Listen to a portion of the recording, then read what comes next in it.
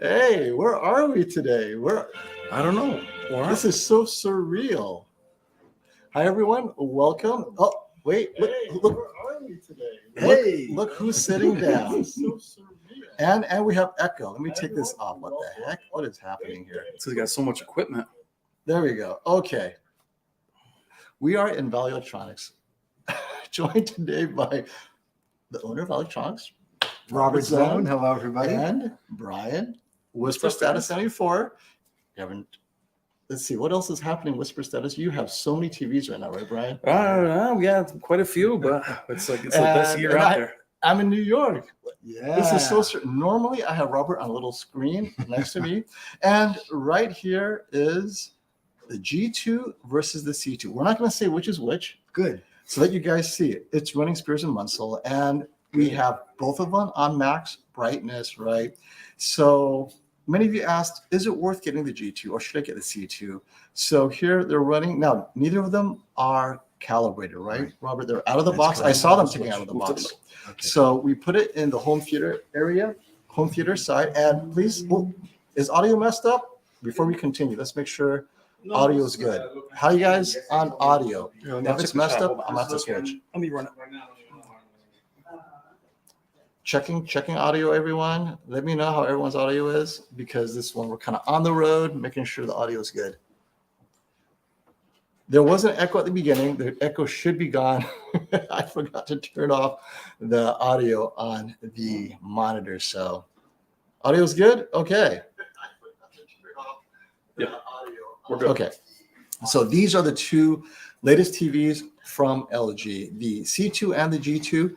The C2 has, well, some of them will have the new EX panel. Yes. Some of them may have last year's latest panel without the EX improvements, but the EX really is adding to or taking away weight, right? Mm-hmm. EX panel's lighter, Mm-hmm. more efficient, Mm-hmm. and they use a different algorithm Mm-hmm. to address automatic brightness limiting, right? That's correct. They're monitoring it differently. It's really to help with production costs and durability, Mm-hmm. but the picture quality isn't changed that much.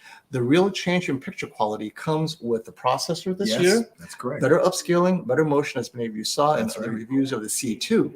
Motion's phenomenal. Yes, it is. Even caught up to the Sony Mini, say, but as well as upscaling, right? Also caught up to the Sony, and they're using their own contrast enhancer similar to the XR. And that applies to all the C2s and all the G2s, not just the EX panel or the non-EX panel. Mm-hmm. That's why LG didn't think it was important to say, oh, it's got EX or non-EX. It's more related to weight, production, thermals. And again, if that's important to you, need to wait near the end of the year to guarantee that you have the latest EX, because LG Electronics has said that after Q2 production, that's when they'll make sure everything is the latest EX panel. But until then, slight panel lottery. As far as I'm concerned, it's not a big deal, because LG does a great job making sure all the TVs are the same. Yeah, they won't let it go wild. That's right.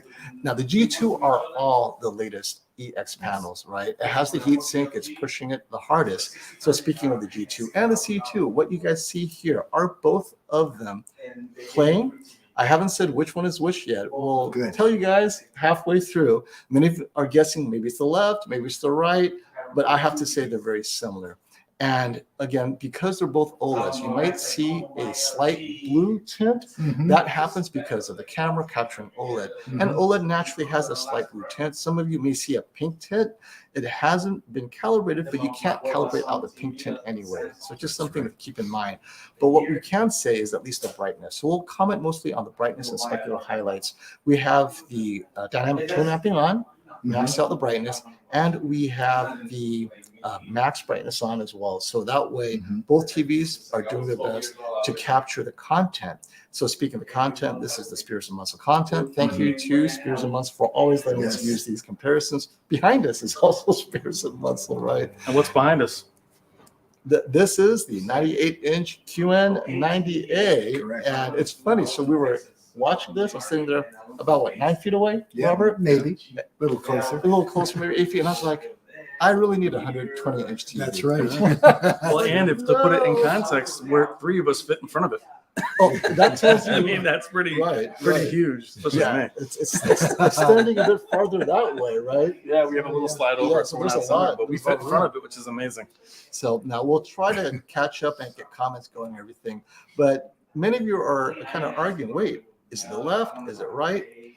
And if I turn DTM off, the problem is, well, I could turn DTM off. Actually, why don't we do that? We will. Yeah, let's, someone say, hey, try turn it off. We'll turn it on. We'll turn it off. No.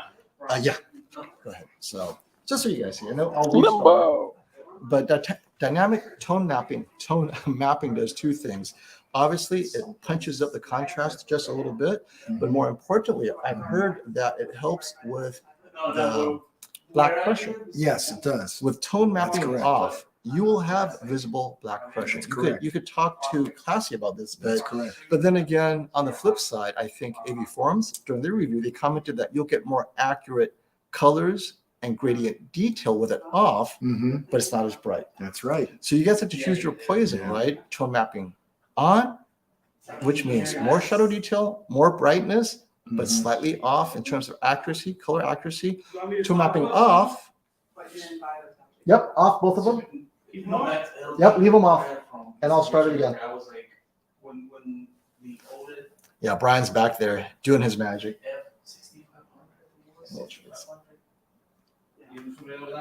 And then we'll try it again. This time we're going to run it with tone mapping off. 2017 or 18. Go. We're at 4,000 BT. Perfect. Very nice. What is it? All right, so this is with tone mapping off. Now with tone mapping off, it should be a touch more accurate, but they're not calibrated, so it doesn't matter.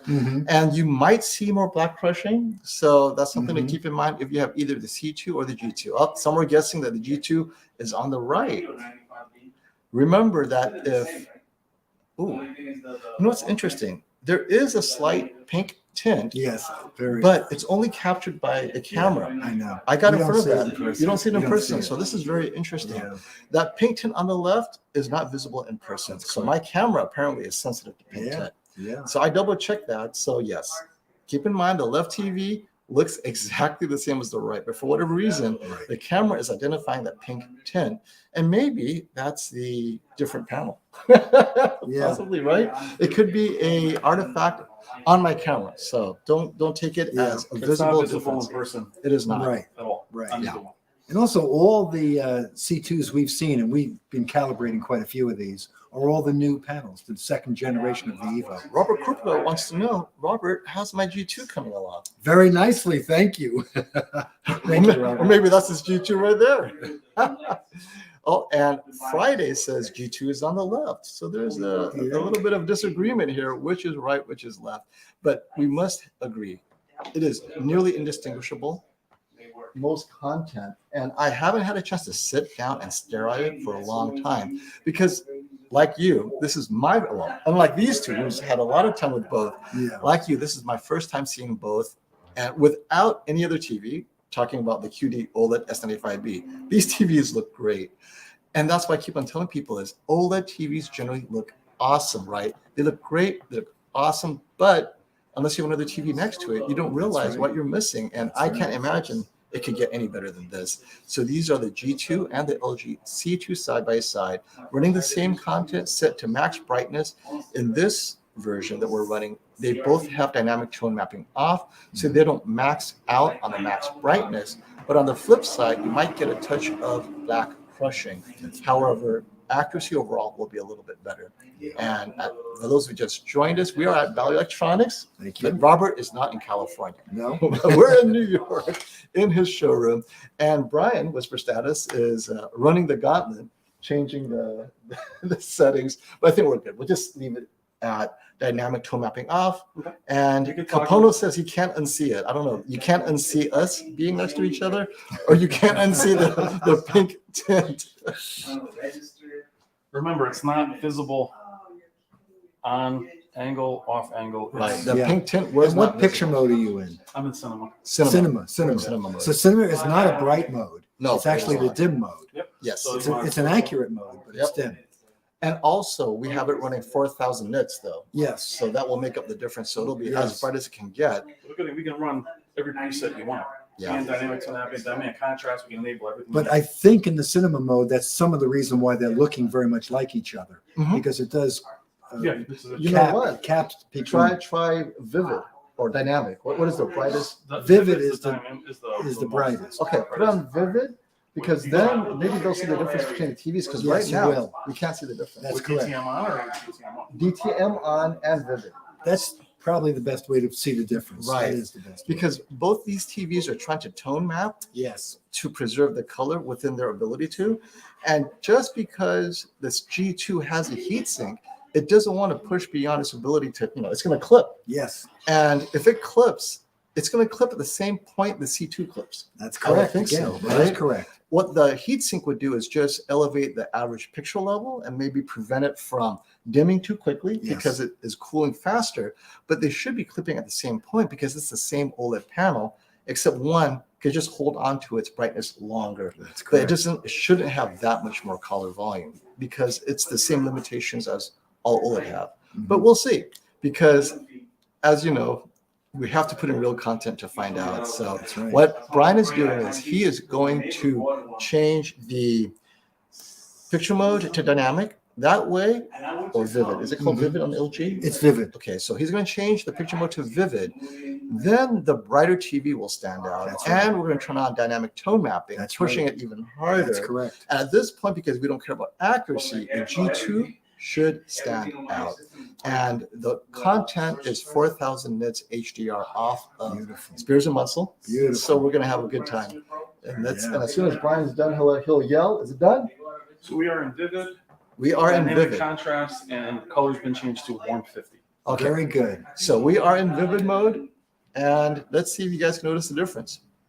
Now we're seeing, let's see, Andrew says now that's in vivid. Let's see, Andrew's saying G2's on the left. Ultra bright colors seem to stand out more. Anyone agree with Andrew that the G2 is on the left? We can pause each scene. Hey, Capono, absolutely. No one should be watching in vivid. This is for the purposes That's of those who want to see. Well, we want to see the difference. What are we getting when we get in the G2 with the heatsink? Right? What are we paying for? We're basically breaking them in as we do it, right? And Yes, we are we breaking are. them in. Yes, we Yeah, are. these are fresh out of the box. So yeah, FOMO, speak to the fact, and Robert, to the fact that we're out of the box, no break-in has happened yet. Yes. Correct. Film is right on, so. These out of the box, no break-in, no That's right. calibration, No right? approval. 65 inches, both of these. Yes. And firmware, just got the firmware updates up and running. They're running in vivid mode. So the one with the brighter capability, the G2 should be brighter. It's, I'm looking down here and it's hard to tell. Yeah. We're Honestly. looking at what, 200 hours to see the TVs fully broken out? 200 hours is what we like. Minimum. Yep. These are just open today for this, so Yeah. there's no hours on them. So when we see the spark scenes, Some are saying the croc on the right is brighter. So another vote for G2 on the left.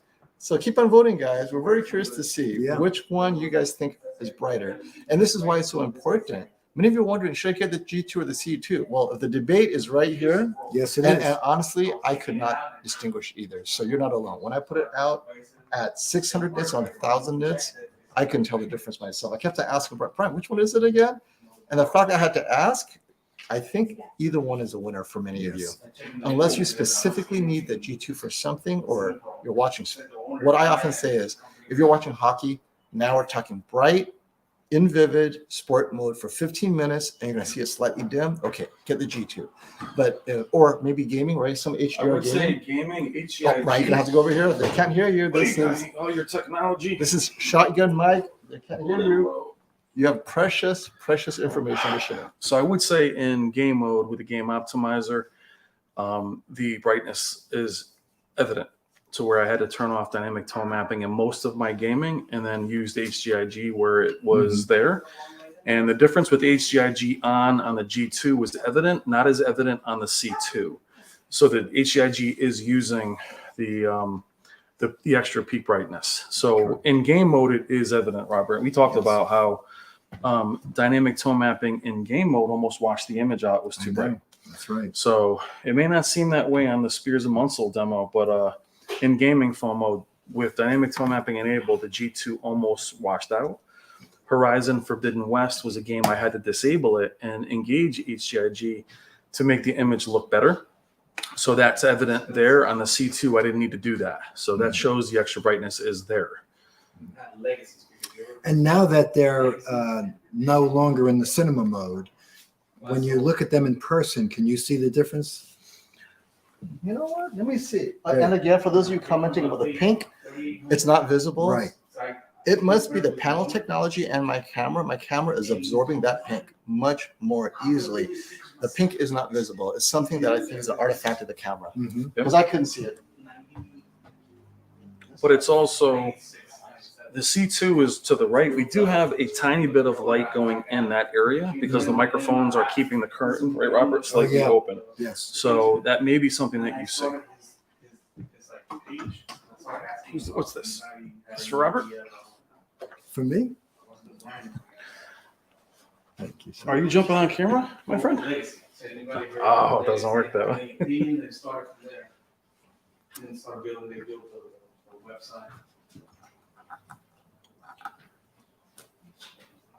What's happening? Cheers. Okay, I'm Cheers. having a hard time seeing the difference. Really? Is that right? Okay.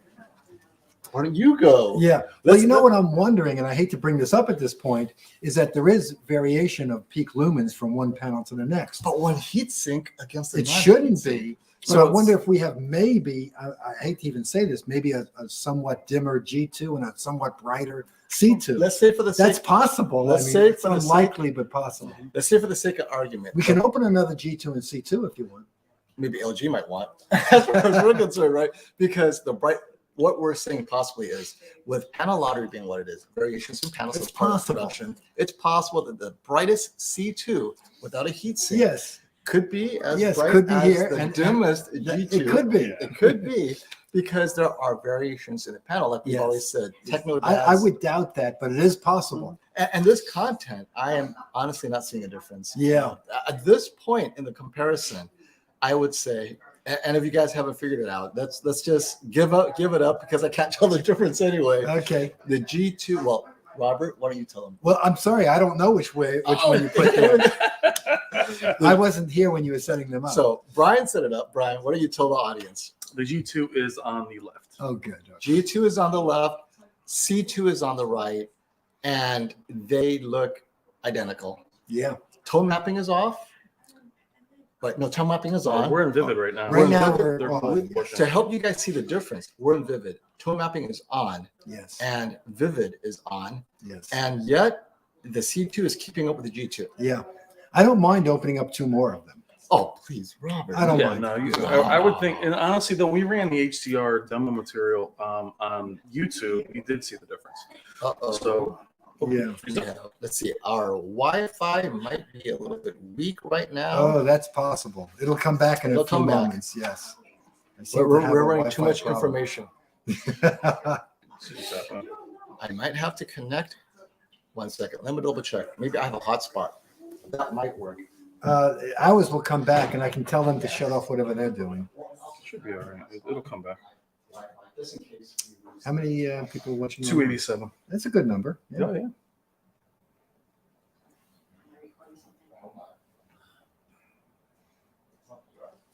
This is delicious. What is it? Freshly squeezed. I think it's orange juice. It's quite good. Scarsdale, baby. All right. We're gonna make sure to have a stable connection. Let's see. No, I my think 5G our- is not much better. Wait, let's back up then, though. I think we're back on now. Back yeah. down. Okay. So, yes, don't forget to smash the like button, folks. Please. Get it out there. We just started the video, Yes. and more people that could enjoy this, the better. Absolutely. So, Brian, are you surprised? Because you've seen the G2 and the C2. I am Yeah, surprised. I am too.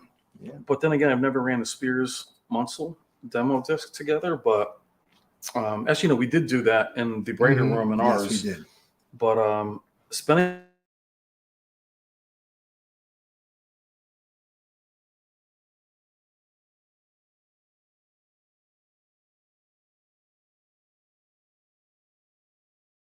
in my library on YouTube, some of the which we will run some of that if you like, is also brighter. So Mhm. it must be content dependent, even though this Mhm. is pushing 4,000 nits. Mhm. I don't know if the C2 is elevating its way up, but I do feel it. I mean, to a point to where I'm getting the 83-inch G2. I wouldn't get that if I already have a TV that's bright And enough. anybody that wants to reserve this unusually bright C2, hurry up and call. This is the one. We've labeled it. Yeah. And we have someone standing right there. Well, who might just end I think up- Techno Dad said that he bought He did. the E8 from you. There's never Was it been E8? one like that It's like ever before. over 800. Yeah. But was it an E8? Yeah, it was well over 800. It's almost He's got the 900. It's unicorn. like blinding. Like, I'm never selling this TV. That's right. And so low to high saying, I wonder if they're calibrated. Out of the box, not only are they not calibrated, we have in vivid mode with dynamic tone Yes. mapping on. That's So right. let's bring it back to cinema mode, Brian, and dynamic tone mapping off so you guys can Or, see what it should be. Maybe filmmaker mode. Oh yeah, put it in filmmaker mode. That's the most accurate. So we're going to put it in filmmaker mode, dynamic tone mapping off. Very good. The reason why dynamic tone mapping is on with Vivid is to hopefully push the G2, give it the use case it was designed for. Yes. Bright, like, you're watching sports, you want the highlights to be That's on, right. the scoreboard, the grass to be fluorescent, the football, the white That's lines of right. football to be seen. You want it in Vivid or sports mode. That's what That's it's on correct. right now. But honestly, I'm looking on the monitor. Yeah. I'm So- turning Let around. me rewind this. They look the same. I will tell you that there's more color on the G2. There is right? more color on the Right. G2, right? More color volume, just Yeah. slightly. Hold on, Yes. if I can rewind. Of course, I knew this coming. Yep. Okay. QD-OLED is. That's something I'm going to look forward to seeing when I get my G2 next week. That's right. It's Next in, week. it's in transit to you It's already. in transit to Yeah. my studio. So as soon as I get the G2, I think you'll have it Monday or Tuesday for sure. oh, I got to get back then. Then we will compare the S95B against the G2 and its That's brightest right. modes, right? Very Everything. good. We're going to have fun with that. Very good. Both of them are still uncalibrated. Right. And so that way you guys can see out of the box what they look like. They will be calibrated sometime in May when I bring Sammy Prescott in to calibrate them. Mhm. But by that time I'll have the A95K as well. That's So right. that way he'll be able to That's correct. calibrate all three, same calibrator, and That's then good. we can make sure it's all on the same white point. And then he'll share his own comments. We'll do a live stream that day as well with him there. And you guys can ask him questions. He'll throw out the measurements as he gets them, because it's important for you guys to see, should I get it calibrated or not? Some people want it perfect color calibrated accuracy, and others, who cares? It's beautiful. Hey, Classy is on. Let's Hey, see, how you what you doing, got to say Classy? here? FOMO, try DTM with AI Picture Pro. If it activates the content, you'll like it. It makes the midtones better and highs brighter. Hey, turn on AI Picture Pro. I can. But So, look here. uh-huh, Well, it would be flipped on the other side. But if you look over to the right of the butterfly, uh-huh. you see the difference. You can just walk over. You can see that there's more picture on the Right. Brett, why don't you Right. come in and comment what you saw? So you may not see all of that on the camera, Yeah. at home, but So you're seeing Yeah. to the right of the, wouldn't be to the right. It's on the left. It's on the G2. To the right of the butterfly. Can you see that, Robert? Right where Yes. this is? yes, There's much more color that's right. on the right of it. So look within the butterfly's wings. It might not show as much that we have here, but you can see there is more color. Mm-hmm. So that's where I think StreamYard is actually hurting us a little bit here, Mm-hmm. but there's definitely more color on the Right, G2. because you can't really see it on our No, monitor. I mean, here. we're looking at it in but you person, see it in person, right? but I'm fairly confident stopping and analyzing each scene, you'll see it. Yeah. Very good. So at least that's what I see looking at the content. So they're both in Filmmaker right now. Right now, they're still But on we're going the. to try what Classy recommended. He got. I want to put AI picture. Yes, yes. Delicious. Thank you. Love it. Thank you. Yes, there's a little bit more on that. But again, would you pay the extra $800? Not based on this, but based on the gaming aspect. Gaming. There you go. Or content that really utilizes it. Okay, so we're making a few setting adjustments thanks to Classy's input. We're going to turn on AI Picture Pro, see what happens. Ooh, thank you. Get my coffee up. Yeah, happy Friday, everyone. Thank you for coming by. We got people from England watching. That is awesome. Thank you. Thank you. And yes, this C2 is a star. Yeah. I mean, Yes, yes. Well, these are beautiful Well, TVs. it's almost as if the heatsink is important. Okay, so either LG is conservative with its heatsink because we Yeah. know that Panasonic pushes their Mhm. heatsink very hard. Mhm. But even last year, Absolutely true. I think with the most recent generation of their heatsink last year, they pulled it back a little bit. A little bit. Everyone noticed, you know what? It was like Yes. 100 nits brighter. Now it's this year, it's just barely 900. That's right. So That's right. maybe the heatsink is just pushing white subpixels, but you're not Mhm. getting more color. Well, this year they actually are driving the red, green, and I guess it's blue. They're driving them very hard when you're raising peak lumens together, not just the white subpixel. So they learned about that. So the color volume is much better right now. Oh, and that's exciting. Yeah. So, Jonathan, this is why we're doing this comparison. That's right. G2 or G1C2, I love the C2 right now. I cannot tell the difference yet. We're going to make some adjustments to see if we can push the G2 harder. You want DTM on or no? What? You want dynamic tone mapping? Yes, dynamic tone mapping on and AI Picture Pro That's on. right. And you want filmmaker mode? Filmmaker mode. We're going to do the trifecta. This is the best picture mode with the best settings selected. Right. Out of the box, you do filmmaker mode. Yes. If you're uncalibrated, that's going to Yes. help. Filmmaker mode for low ambient light viewing and ISF Expert Bright Room. I was just laughing. Rick Shaheen says, hi from Ukraine. I go, "Wait, Rick, what are you doing in Ukraine? Is he a volunteer? Oh, then of course, I think he's responding to someone else. But like, Rick, I thought you were in Ohio. He's a volunteer in the Ukraine. We got Netherlands, welcome. And we started a little early to help our European friends That's right. watch a bit. It's That's too right. bad they cannot order from you. You know that some No, of I'm these sorry, TVs are no. almost twice as much in Europe. Oh my God. So we're ready to rock. You're at the beginning of the disc starting. All right. now. Okay. Filmmaker mode, DTM, AI Picture Pro. All right. So, Anna, 4,000 nits. I believe it's, I didn't change that, so Yep. we should still be. Oh, actually, 10,000 nits. So this is graded at 10,000, this Spears and Munsell test? Yes, we're gonna do Spears and Muscle 10,000 nits. Yeah, for Wow. 10,000. So, because they'll have to tone map. They That's have to right. challenge their tone mapping, That's right? right. Got to So- manually change that, or am I good because No, it's good. Just keep it as is. And then you got Texas here. Very nice. A lot of people all over the world. Hello, Russia. Hello, Austria. Dang, Beautiful. we got an international audience. Beautiful. Click like everyone before we continue, so we can get more people from That's around the world right. to watch. Right? That's I right. don't see Malaysia, so maybe they're asleep. Okay. So what we have here is, and ignore the pink tint on either TVs. It is not. Oh, wow! I can see the pink tint on the C now.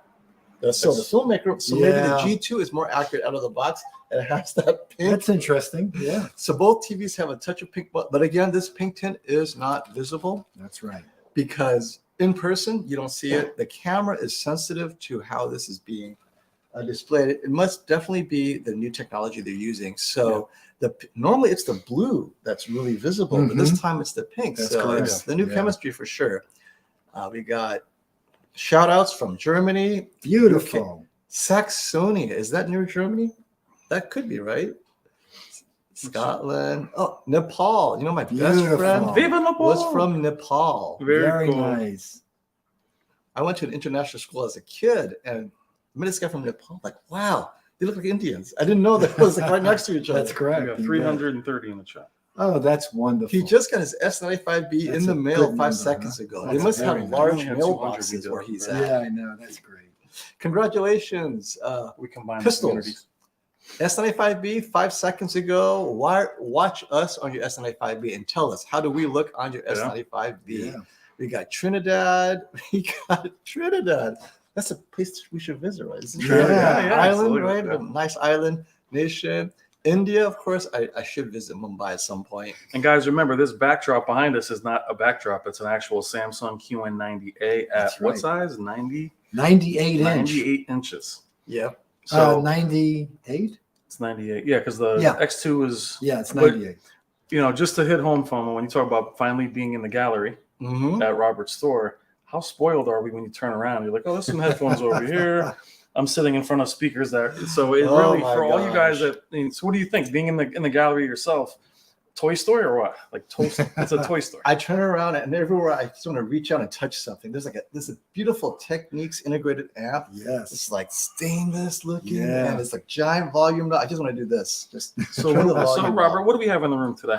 Let's just say what we have in the room today. Well, TV wise, Yeah, I mean, let's do TVs first. Yeah. Just be an interesting conversation. Well, you might know better than me. That's a C2, We have a C2, right? 77 inch. 77 C2. We have an X95J, X95J. Yep. 75, That's a 77 G2, I believe. mounted, This is a 65 A90J, A90J.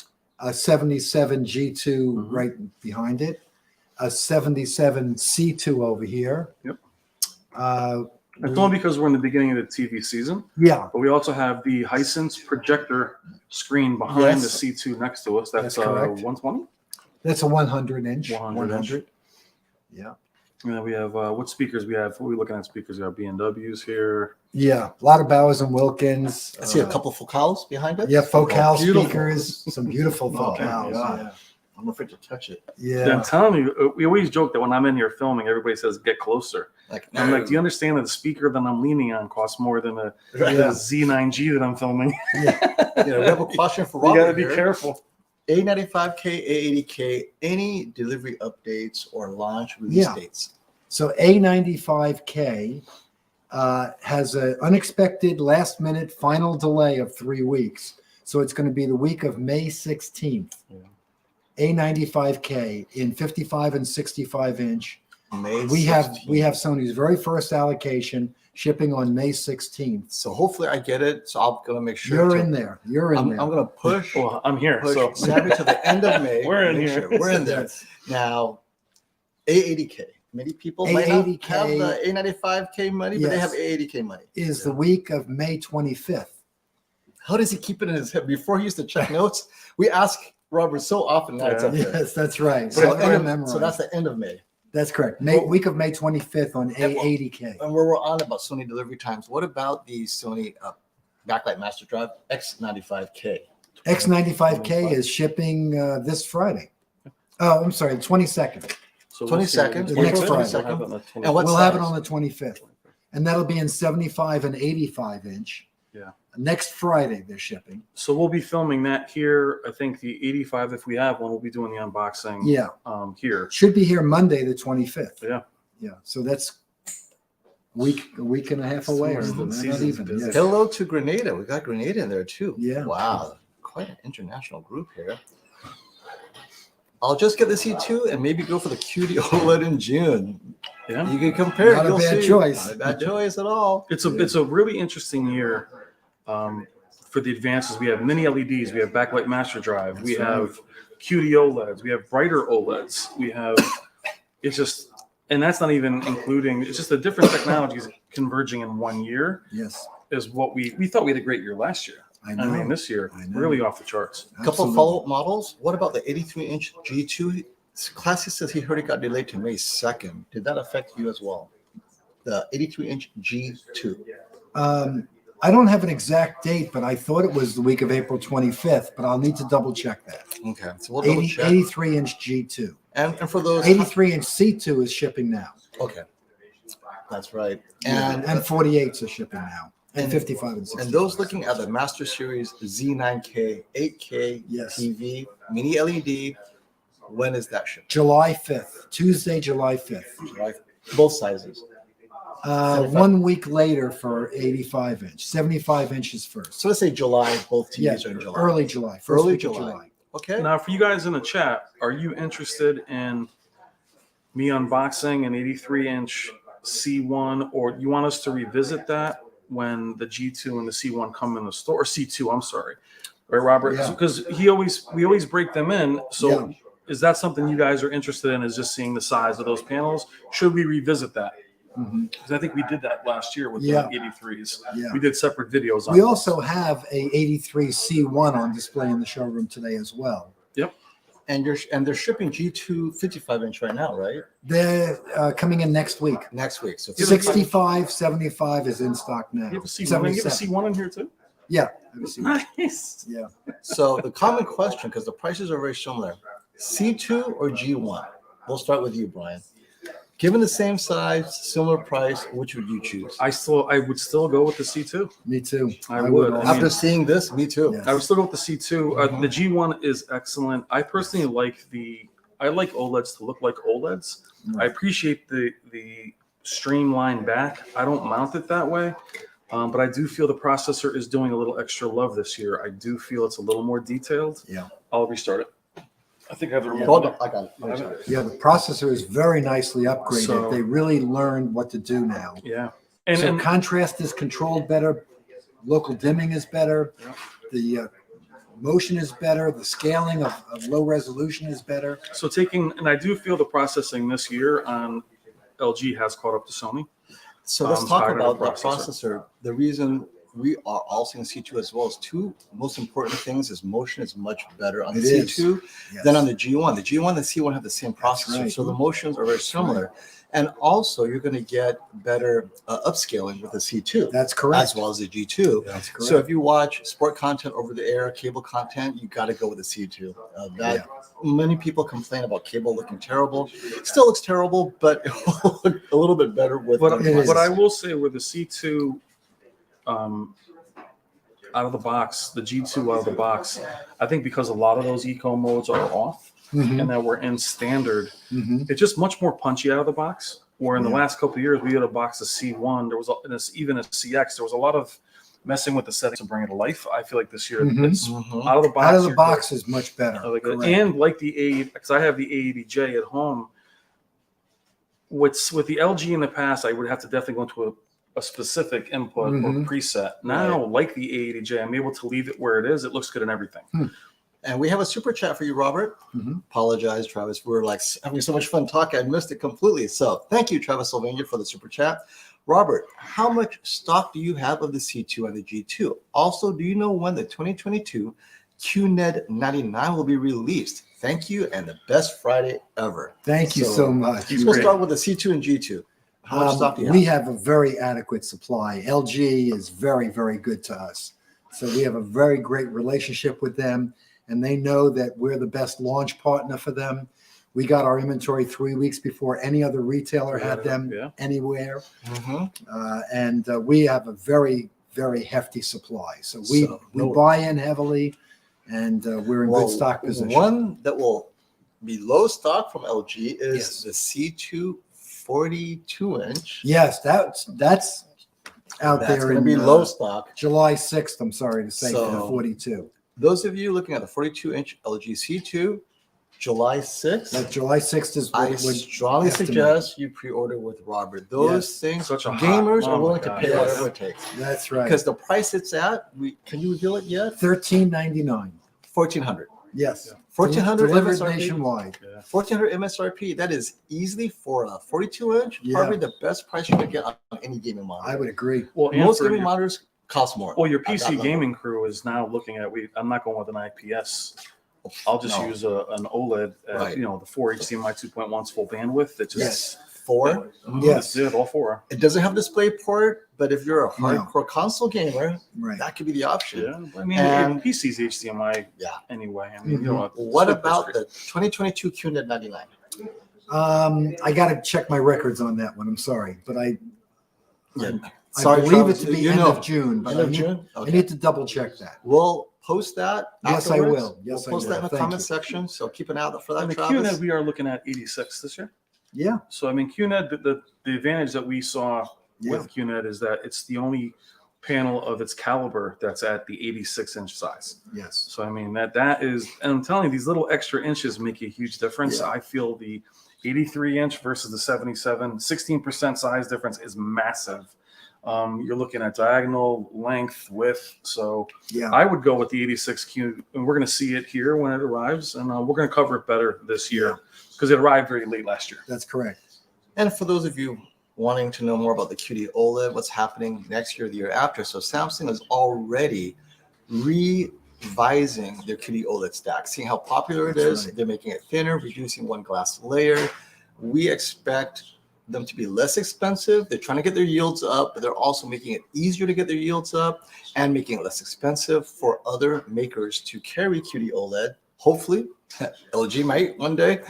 Yeah. But definitely Sony and Samsung will be carrying it moving forward, and hopefully larger sizes. Now, no announcements whether 77 inches are coming next year. I don't think so because their 55 and 65 are still at such low production volumes. Yeah. They want to get that up because those are the That's two right. most popular sizes. That's right. Yeah, yeah. 77 inches, really Americans. That's right. You cannot fit that anywhere Well, else. on this side of on these two chairs, we go 80 and up. Now that's the way to go. I am We so are in the sorry. heavyweight division over here, right, Robert? That's right. Wendy too. It's hard. We cannot go back down. So, And now we have some comments. I am honestly disappointed in the G2. So this is the kind of thing that G2 has a problem. G2 is called the Gallery series. That's right. G2 is not called the Better Movie Series. Sony has the Master Series and the Non-Master. Master is right. specifically image quality. The G2 or the Gallery has never promised to be better image. If anything, it's supposed to be post on your wall, right? That's correct. It's lighter, thinner. It's easier to make look like art. Keep that in mind. Don't get now last year was the rare year where the G2 or the G1 was the better one because it had the Evo panel and the C1 didn't, but that was intentional. yeah, but see, I totally disagree. I LG wanted completely- them to both have Evo. but I completely disagree. Okay, go for it. I Okay. completely disagree. My consoles were both calibrated to the C2 at home. Yes, Had to be recalibrated when I plugged it to the G2, that's right. like a lot. Tell us about the G2. So the G2 in gaming, I had to go into every setting of every game and alter it. Yeah, So it is brighter. It just Yeah. might not be showing up in this specific. yeah, And it's not Stacy's work is unreal, but Of I'm course. telling you on demo material and the and G2 ga- pops. the G2 pops. I mean, it's washed out some of my games. If anything, I have to send you out, buy an Xbox. yep. I was gonna bring it. I was gonna bring it, but I'm telling you guys are familiar with gaming. Forbidden West.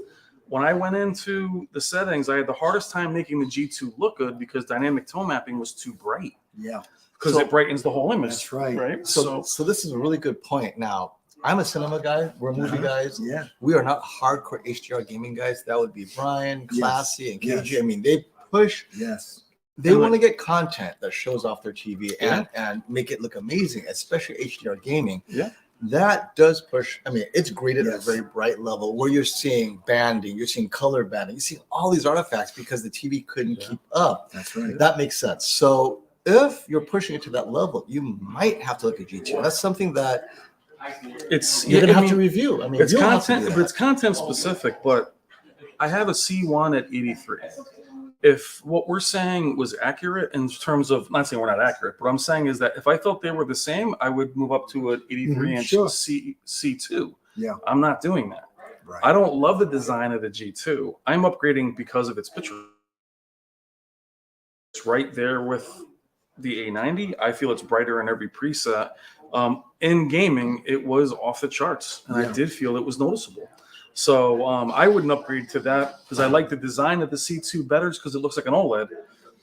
But I would go with the G2 Because of gaming, right? just because that's where its powers show. Mhm. I do feel it's still there. I just feel that not in this specific content, it's not showing itself. But my point is, guys, I would not spend the money for nothing. Right. I It would- would I be would- for gaming. It was specific. Well, I mean, but even for movies, I'm sure specular highlights and films will show up as well. right. Mhm. You know, I'm just saying that in this particular demo material, not I'm showing not it. seeing it. But why would I? I mean, I'm not trying to. It doesn't bother me, which does better. But why would I buy it? It doesn't make any right. sense to So me. Trevor, good comment. Is there a pink tint on actual content? So content doesn't have pink tint, No. and you're not going to see the pink tint. My camera is just sometimes the camera sensor and the TV, whatever the panel technology is a mismatch. Mhm. We do not see that pink tint on either TV. That's right. And in this case, you're seeing more pink on the left TV, which is the G2, than the right. But then when we adjust it to Filmmaker, both TVs showed pink tint. So, It's just like the cameras pick up right. blue.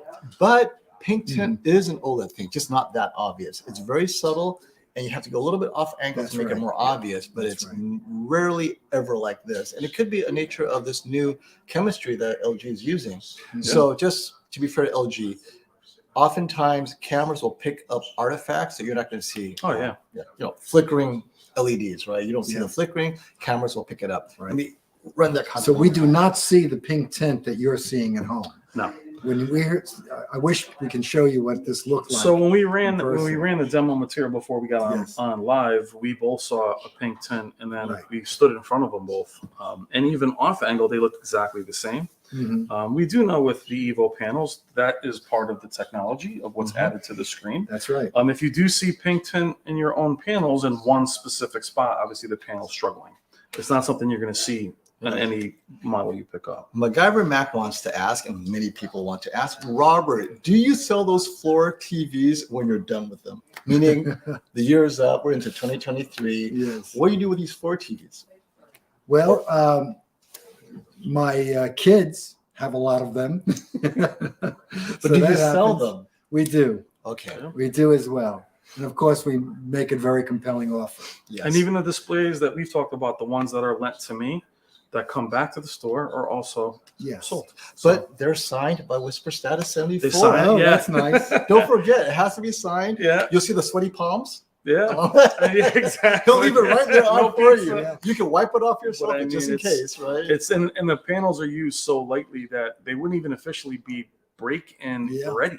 So I mean, I don't spend that many hours on one panel. Now, Baker Tone agrees with you. The color looks richer on the G2. You were commenting a little bit earlier that you noticed on the G2, the TV on the left, you felt there was a bit more color volume. And so just a reminder for all of you, YouTube compression, right? We're running this through my camera with its tint weirdness through Yeah. YouTube compression. You may not see these subtle color changes, and YouTube, down compresses it, probably Rec 709, Yeah. and then onto your TV. Who knows what your TV is doing? So you commented you noticed a color volume difference. Yeah, I do notice it. Again, in other YouTube material that we can run later in the stream. I have my libraries all set up with Jennifer Gala's material, YouTube's material. There are times where it is a good deal brighter, but the color volume, shot by shot, not the owl, but the butterfly that I paused before. Now, is it night and day? Nothing in anything that we discuss.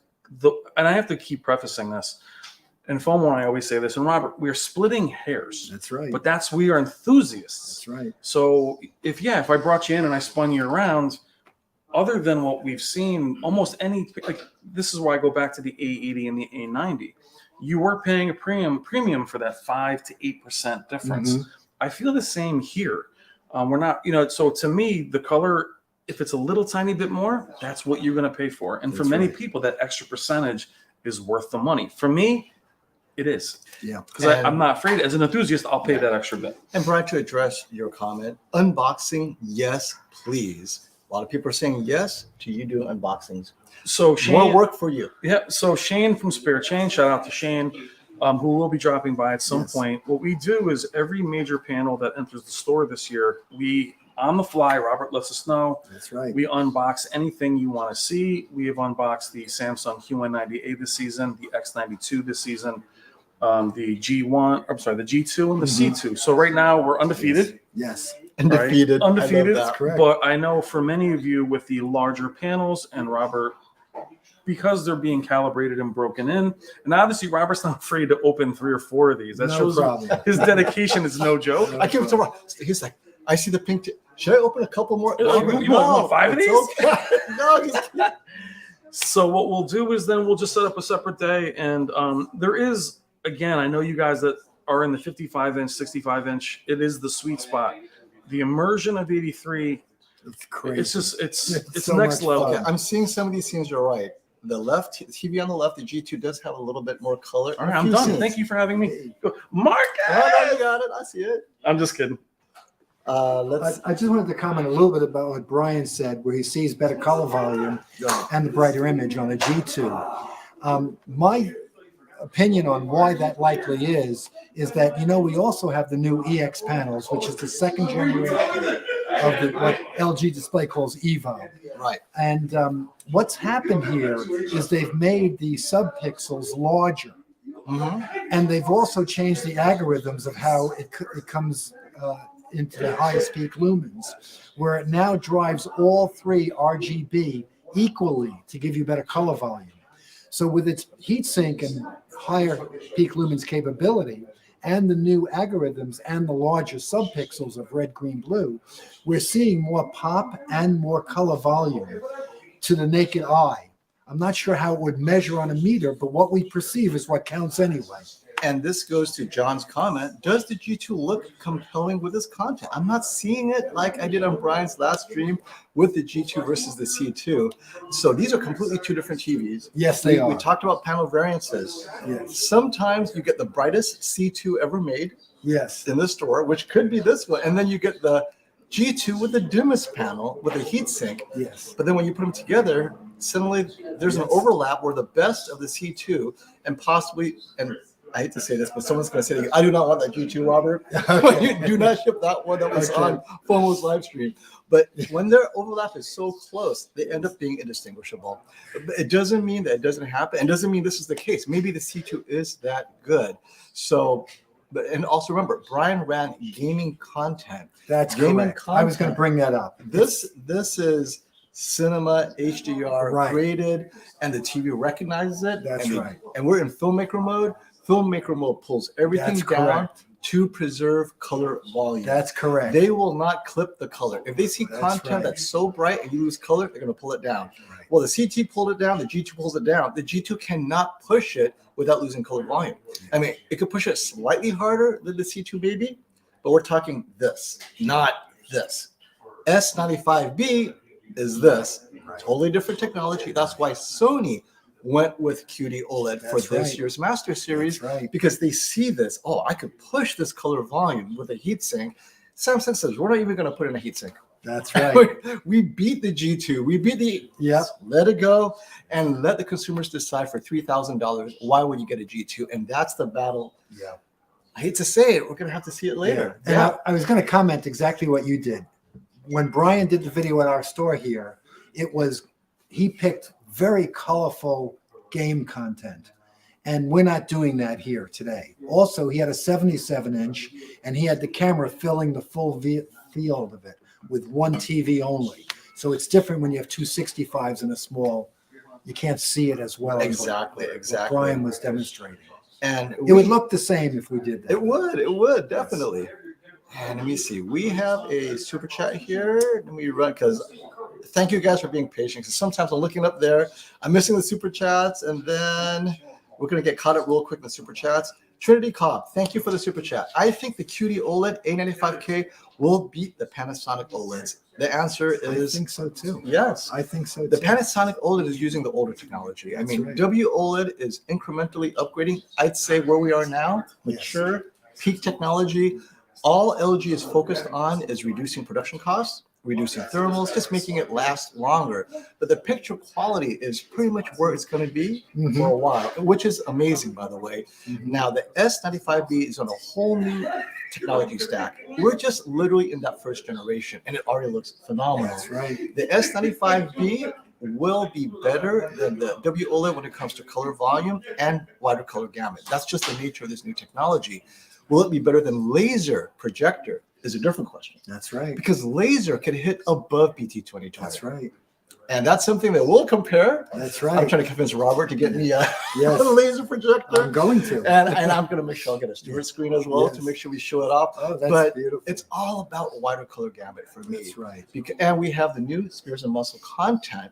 We're going to show it off. Wow. Stacy Spears, thank you, my friend. The future disc that's coming out? The future disc is coming Oh, out. that's great. He's giving us content. We're going to show off what it does differently than this current content that you see right here.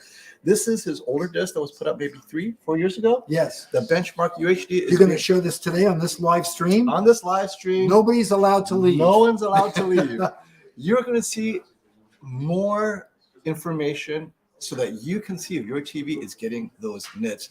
And I spoke to Stacy personally. I said, Stacy, we got to do this. When you update, make sure you include peak luminance, scene by scene, and color Yes. gamut. Yes. And he did it.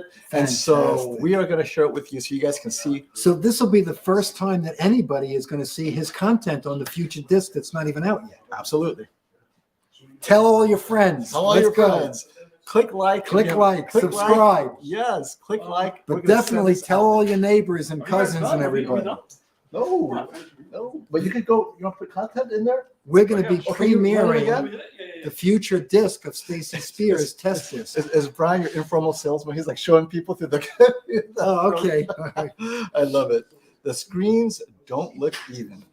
You mean like it's kind of tilted to the side? Yeah. I have to say, All we right, had we'll a take a hard look at time that. putting it next to each other. Okay. They may not be even. Okay. I was happy just to get them to fit in there. So just Yeah. guys let you know, to even get it to fit, I had to use my 14 millimeter Sony G Master Wow. lens. It's That's only an ultra wide angle lens. ultra wide angle. It's Yeah. about barely 8 feet away, so it's not that far. Yeah. I had to put the anti-distortion I see. compensation on it so that the ends don't curve. Yes. We're working hard to make sure you guys get this comparison as it is. And yes, it's the camera should be straight on. If it's at an angle, it's because the TV slightly is at an angle. But as you know, it's not calibrated, so what does it matter, right? At least it's in focus. All right. I mean, there is a super chat here. Let's get caught up. Zach, thank you for the super chat. Been waiting on the 77-inch G2. Might go with the 83-inch C1. That's the size I would go with. Yeah, that is a tough call. That's a tough because it's but larger. I would get the bigger TV. I would get the bigger TV too. Yeah, Because now, if you're sensitive to motion, though, I couldn't do it. I know. The I know. C1's That's why it's a motion- tough. That's a good question. Zach, if you are stutter motion sensitive, okay, if you like soap opera, Right. either one's fine because they That's both right. do interpolation well That's at right. certain soap opera settings. But That's if you need perfectly no said. soap opera and you want like the ultimate and stutter free, you have to go with either the G2 or the C2 because it's better motion. And the Yeah. upscaling is a bit better. So if you watch a lot of OTA cable content, again, the C2 will have better upscaling. And call me so we can make something work for you. Yes, please. Yeah, you can't even get off the phone. I've never seen an owner talk to everyone who calls. I shouldn't say this so loudly. Wendy's going to walk in and say, "Stop that! He needs to get work done." Hey, Kenji, thank you for the super chat. Coming from a 65-inch LG C8, 50/50 PC, PS5 game, and then movies, S95B, G2, or C2. We haven't tested S95B for PC gaming, nor have we tested it for console gaming. Well, I haven't yet. Classy is getting his this weekend, so That's right. definitely he's going to test it. Keep an eye out for his and Brian's content. And I would say it's the C2 and the S95B. I Because agree. if you want to go bright, I agree. S95B. Because the G2 is Right. kind of stuck in the middle. It's the same Right. price as the G2, Right. essentially. Right. So it's really save some money and get 95% of that brightness with a C2, Yes. or just go all in, unless you need a large size at 77-inch G2, G2. but or C2, right? But at 65-inch, S95B or C2, and Yeah. that's something that we'll know. Brian's going to compare that crazy. Yeah. G2 would be the better gaming choice. Yeah, and Kenji, don't wait. You're not stuck at 65-inch because if you went to 77-inch, the question would be answered. C2. That's Because correct. at that size, it's really bright. G2 might be too bright. It's kind of a good point. Yeah. Yeah. And we got some pre-orders here. I'm getting the Sony A95K day one. Can't wait. Thank you, Wolf Schraub. You and many, this is why I'm telling everyone that if you haven't pre-ordered either A95K or S95B, they're not going to last until Black Friday. No, I'm sorry. Maybe, not. maybe Prime Yeah. Day, but not Yeah. Black Friday. So, and I don't think either one will drop the prices Yeah. more than $100. I have most of the first allocation coming. So we stole them all. Yeah. Okay, let's see here. G2 allows 1000 nit HGIG.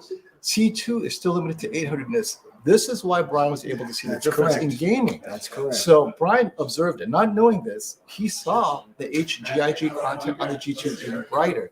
So Classy confirmed that in the G2, it allows up to 1000 nits HGIG. C2 caps it at 800. That's right. And that's what you So notice. classy, I'm doing it by eye. That's The right. eyeball, and that tells you that 200 nits separation from 800 to 1000 is noticeable by eye. It is. But It if it is. was 2200 nits and 2000 nits, you're not going to No. see the difference. But at that low, you can. That's correct. All right. And yes, the panel variance is real between these two Yes, it TVs. is. Yes, it And is. LG is like, ja! The G2 has 1000 nits. I've been seeing 900 in most places. So, Colin, this is definitely panel variance. All calibrators will tell you that. They calibrate 20 TVs. You can go from 850 to 950, just that range, Yeah. back and forth, and everything in the middle. Occasionally, you get that wild TV that hits 1000, That's right. but you cannot bet on it. And you cannot bet that it's always 950. You might get 850. So That's right. you're not going to notice it unless you are a calibrator or unless you're asking specifically and looking for it. But then you'll be changing TVs, getting equipment.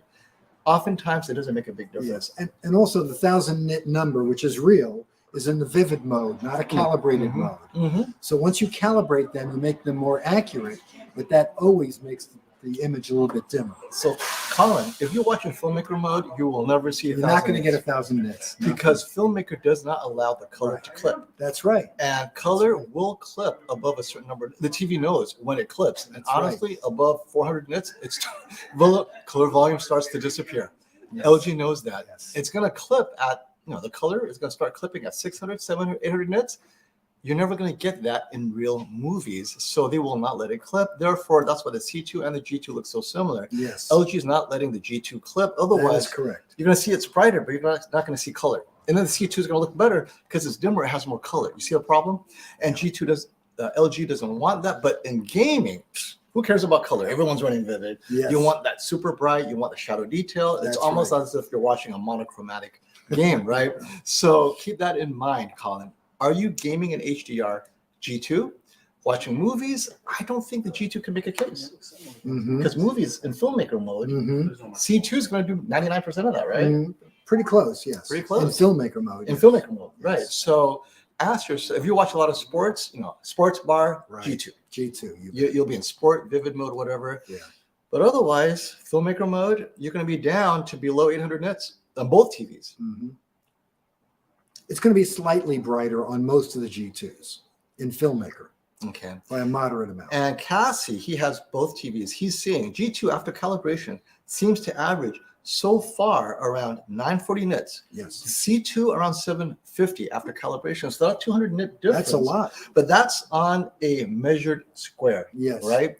So, Classy, when you put it on real content, Spears and Muscle Disc, did you see or do you see that 200 nit difference scene to scene? Mhm. Let us know which scene and stuff so Please that do. others can see, because I know when we run it through calibration, you'll see the raw numbers. Yeah. When you put in content, we sit back and go, how come I'm not seeing this That's right. 200 nit difference? And that's what we're seeing here. So, yeah. That's great. Classy is going to run all these comparisons for you guys. It's going to be Very awesome. good. Very good. Which TV model is better for gaming and why? G2, C2, Sony, Samsung. So Sony gaming, we don't know what it's going to be like this year with the A80K. Yeah. We haven't tested it yet. The C2 and the G2 can run brighter if you do HDR gaming. As we've said, the observation, both eyeball, Brian, and measured, the G2 will hit 1000 nits, HDR gaming, and the C2 is capped at 800 nits. Mhm. So if you play HDR gaming content, especially on any of the Xbox Series X Series X, you're pushing it bright, you're playing bright content, you'll see a difference. If you don't game, it may not make a difference. That's right. But you are gaming. And I get the G2 just because you get to push HDR that brightly. Yeah. Imagine a G2 at 83 inches, Yes. pushing How 1000 fun that nits, is. sunglasses, It's blinding. Yeah. blinding sunglasses. time, Also, my if friend. you're using PS5, there are some special synergies of connecting a new 2022 Sony TV. And I'm going to have to repeat Mary Carlo's comment. Come on, guys. 900 versus 1000 nits is no big deal. Mostly highlights, doesn't translate to Right. mid-scene It's brightness. specular highlights. That's Absolutely. And not only 900 to 1000, DCI had double-blind research test. They compared 300 to 500, then 500 to 800. When it's that close, people can tell the difference. 500 to 800 nits, people didn't say, oh, 800 nits look better. Not that noticeable in movie content. So 900 to 1000 is even less noticeable right. because it's perceptually, it's a logarithmic scale. As the nits go up, 900 to 1000 is closer than 0 to 100. Or let's say 5 nits to 100 nits, you're going to notice a difference. 100 to 200 nits, you'll see notice it. a difference. Right. 200 to 300, slight. 300 to 500, it's slight, but it's so minor. Mhm. 300 to 800, you'll see a difference.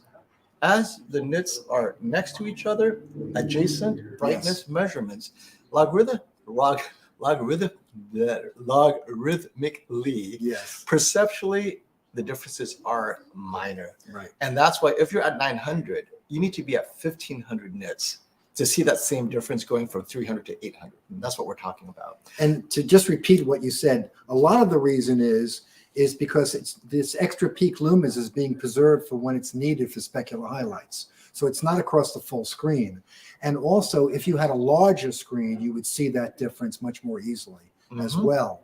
And what Classy said before about the C2 being 750 after calibrated and 950 on a G2, you would see that difference, at least And- modestly anyway. And so it appears the A90J cuts the difference because he was Yes. measuring A90J at around 850, Yes, which is what you've been That's seeing correct. with D-Nice. that's correct. And so that's why we think this year with the G2 and its excellent color accuracy this year, with excellent color volume and A90J not really updating its hardware, the Mhm. G2 will probably beat A90J, but it remains to be seen whether it can beat the A95K. Mhm. So at the shootout, we'll have all Yes, these TVs we lined certainly up. will. So you guys will get to see for yourself. Same group of calibrators will be calibrating all of them, Yes. and they will be perceptually matching all of them. Well, Classy will be there to make Yes. sure it's done right, and we're Thank going to have you. a great time for sure. Very good. And that'll be July 9th and 10th in New York City. And again, it'll be webcast live. And Trevor, you're absolutely right. It feels like the Evo panel has a touch more noticeable pink tint, but all OLED panels have a pink They tint do. from the beginning.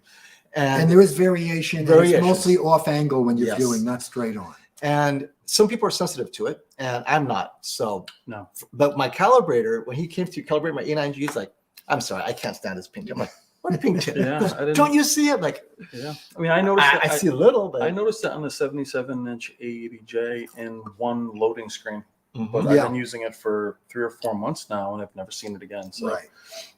I would say if you notice it in one part of the screen, that's most likely a defective panel. If It it's, could be a defective heavy. panel. That's correct. so, I mean, Mhm. I know you guys get stuck on That's that, but it's one not- of the elements that we test for in our QC process. Capona wants to let you know we want the best bang for our buck. Best bang for the buck. C2, G2, A90J, A80J. I mean, all the TVs that are on sale right now. I C1. mean, the A80J is, I would say, the best bang for the buck. And That's very aggressively priced Yeah. right now. The A80J, Yes, A80J, yes. only because Right. the $27.99 for a 77-inch. only because the Yes, A80J That's is very low. That is. a very good out of the box. Yeah. It's a very good everything. Yes. It's good enough with gaming. It's it's excellent in the processing. The XR processor is with world class. yeah. So it's, and also no matter what you're playing, like my A80J stays in one preset. I never Brian, change can you plug this into the power cord? I just realized. Yeah. into the My camera. laptop's running out of batteries. Yeah, just the white one right there. So that would be And my bang for the buck. I would Robert? say A80J. Capona wants to shout out Robert for being so cool, letting me literally take over his story, chasing away sales, so we can be with you guys talking about the amazing TVs, doing this setup here, C2 versus G2, G2 on the left, C2 on the right, and right now the C2 is making a case for itself Yes. as probably the best bang for the buck in 2022. I would say. Yeah. At that price, I Yeah. can't. Yeah. I mean, for movie watchers, I cannot recommend the G2 over it for the premium. Now, you need Yeah. gallery, you need hanging, flat against the wall. I understand, but I mean, I wish we quality- could show you like Pacific Rim or films Well, that are for gaming, very- yeah, No, Pacific- even films that are. Do that you are, have Pacific Rim? I can set it up so that we Maybe. can do it we without. do have some of the films here. Yeah, I we mean, do. Gemini Man. Yeah. That's the kind of stuff. Why that, don't you get Pacific Rim? I don't know if we have it here. I don't know what. Can we movie show it have. on camera? I can do it in the screen capture that will allow us to do it. Okay. You can't show like movie footage, Right. but we can run over and screen capture those scenes. If you already know which scenes, we'll go to those I scenes. mean, it's a and very just- saturated, full Yes. screen. That'd be high good to show. let's high do that. impact. Yeah, let's do that. You know, I mean, Because it's- I need or what's another movie that's Mad Max Fury Road. Fury Road. Yeah, I mean, simply because this footage, as amazing as it is, it's very Mad Max subdued. Fury Road. Do you have Mad Max Fury I'll Road? just see if we We have got to it. check I with don't know. Wendy on that. We'll see what movies we have. Okay, so She's we're gonna in charge check. of We're gonna Blu-ray put discs. Mad Max Fury Road, the guitar, because that one you have a bright sand, and then the guitar gets brighter with the chrome, That's and then the right. fire gets even brighter. That scene forces the TV, the entire APL has to be lifted bright, Yeah. Yeah. and then you have specular highlights that are even brighter on top, I know. and it's graded to 4,000 nits plus. This forces the TV to do what it doesn't want to do, That's correct. especially in OLED. And I already saw on the A90J versus S95B, the A90J could not hold that APL. I know. It came out, I mean, what it did was great. And the S95B took it up another notch. And I was like, Yeah. in this scene, Some of the Heatsink- movies are in that audio tower right Okay, here. I so- don't know where all of them are, but there's a lot of movies. So we're going in to look there. for real content for you guys. We'll go straight to Mad Max Fury Road, to that This guitar one, scene that everyone knows Yeah, and there's where a loves lot so of them are. much. I don't know if Yeah. they're all in there, but and Wendy would have a lot more somewhere. The A90J splits the difference between the C2 and the G2 if you're watching movies. But now the C2 is so good. I don't know. This is hard to say. I have to compare. Yeah. I don't know. Yeah. I mean, this is hard to say because the TVs are so good now that when a movie is calibrated, is graded for movie watching, under 600 nits, the C2 can handle it. Mm-hmm. Unless it's those 5 movies, right? We're talking Mad Max Fury Road, possibly Aquaman. Even then, Aquaman is not graded bright enough because in those scenes where you have those spectral highlights, the rest of the scene is dark. I can see the Sony pushing all the brightness into the bright areas and leaving the rest dark. It was able to keep up with the S95B. That's right. That's why I didn't use Aquaman to separate the two, because really, if you watch Aquaman, the two are so similar. Mm-hmm. See, when you guys watch my review of the S95B versus the A90J, I'm using scenes that make a difference. But as I said, that's 5% of the content you might be watching. The other 95%, they're both phenomenal. That's right. So we're talking about the last 5%, where those of you who are paying that premium, you're like, I want every percentage point for every dollar. Okay, and that's why I show it. But you're going to watch it, and your significant other's like, I don't see a difference. You paid money to upgrade. It looks the same to me. 95% of the time, that's going to be the answer. So keep that in mind if you're looking for the best bang for the buck. The S95B is not the best bang for the buck, but it's fun.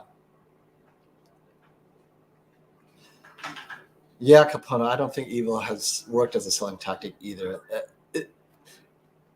OLED is so good. It sure is. I don't need you to say Evo. I just need you to say OLED. I know what to expect. That's right. And the Samsung S95Bs, they're in transit to me now. I'll have them here tomorrow. Sony QD-OLED 895K 65-inch is $4,000, right, Robert? Which one? The A95K 65-inch is $39.99, delivered nationwide. Call Robert. He is the only one that is pre-ordering right now. Best Buy is not pre-ordering. FOMO for your channel, for Whisper Status and Shane as well, we're doing an extra 10% store credit.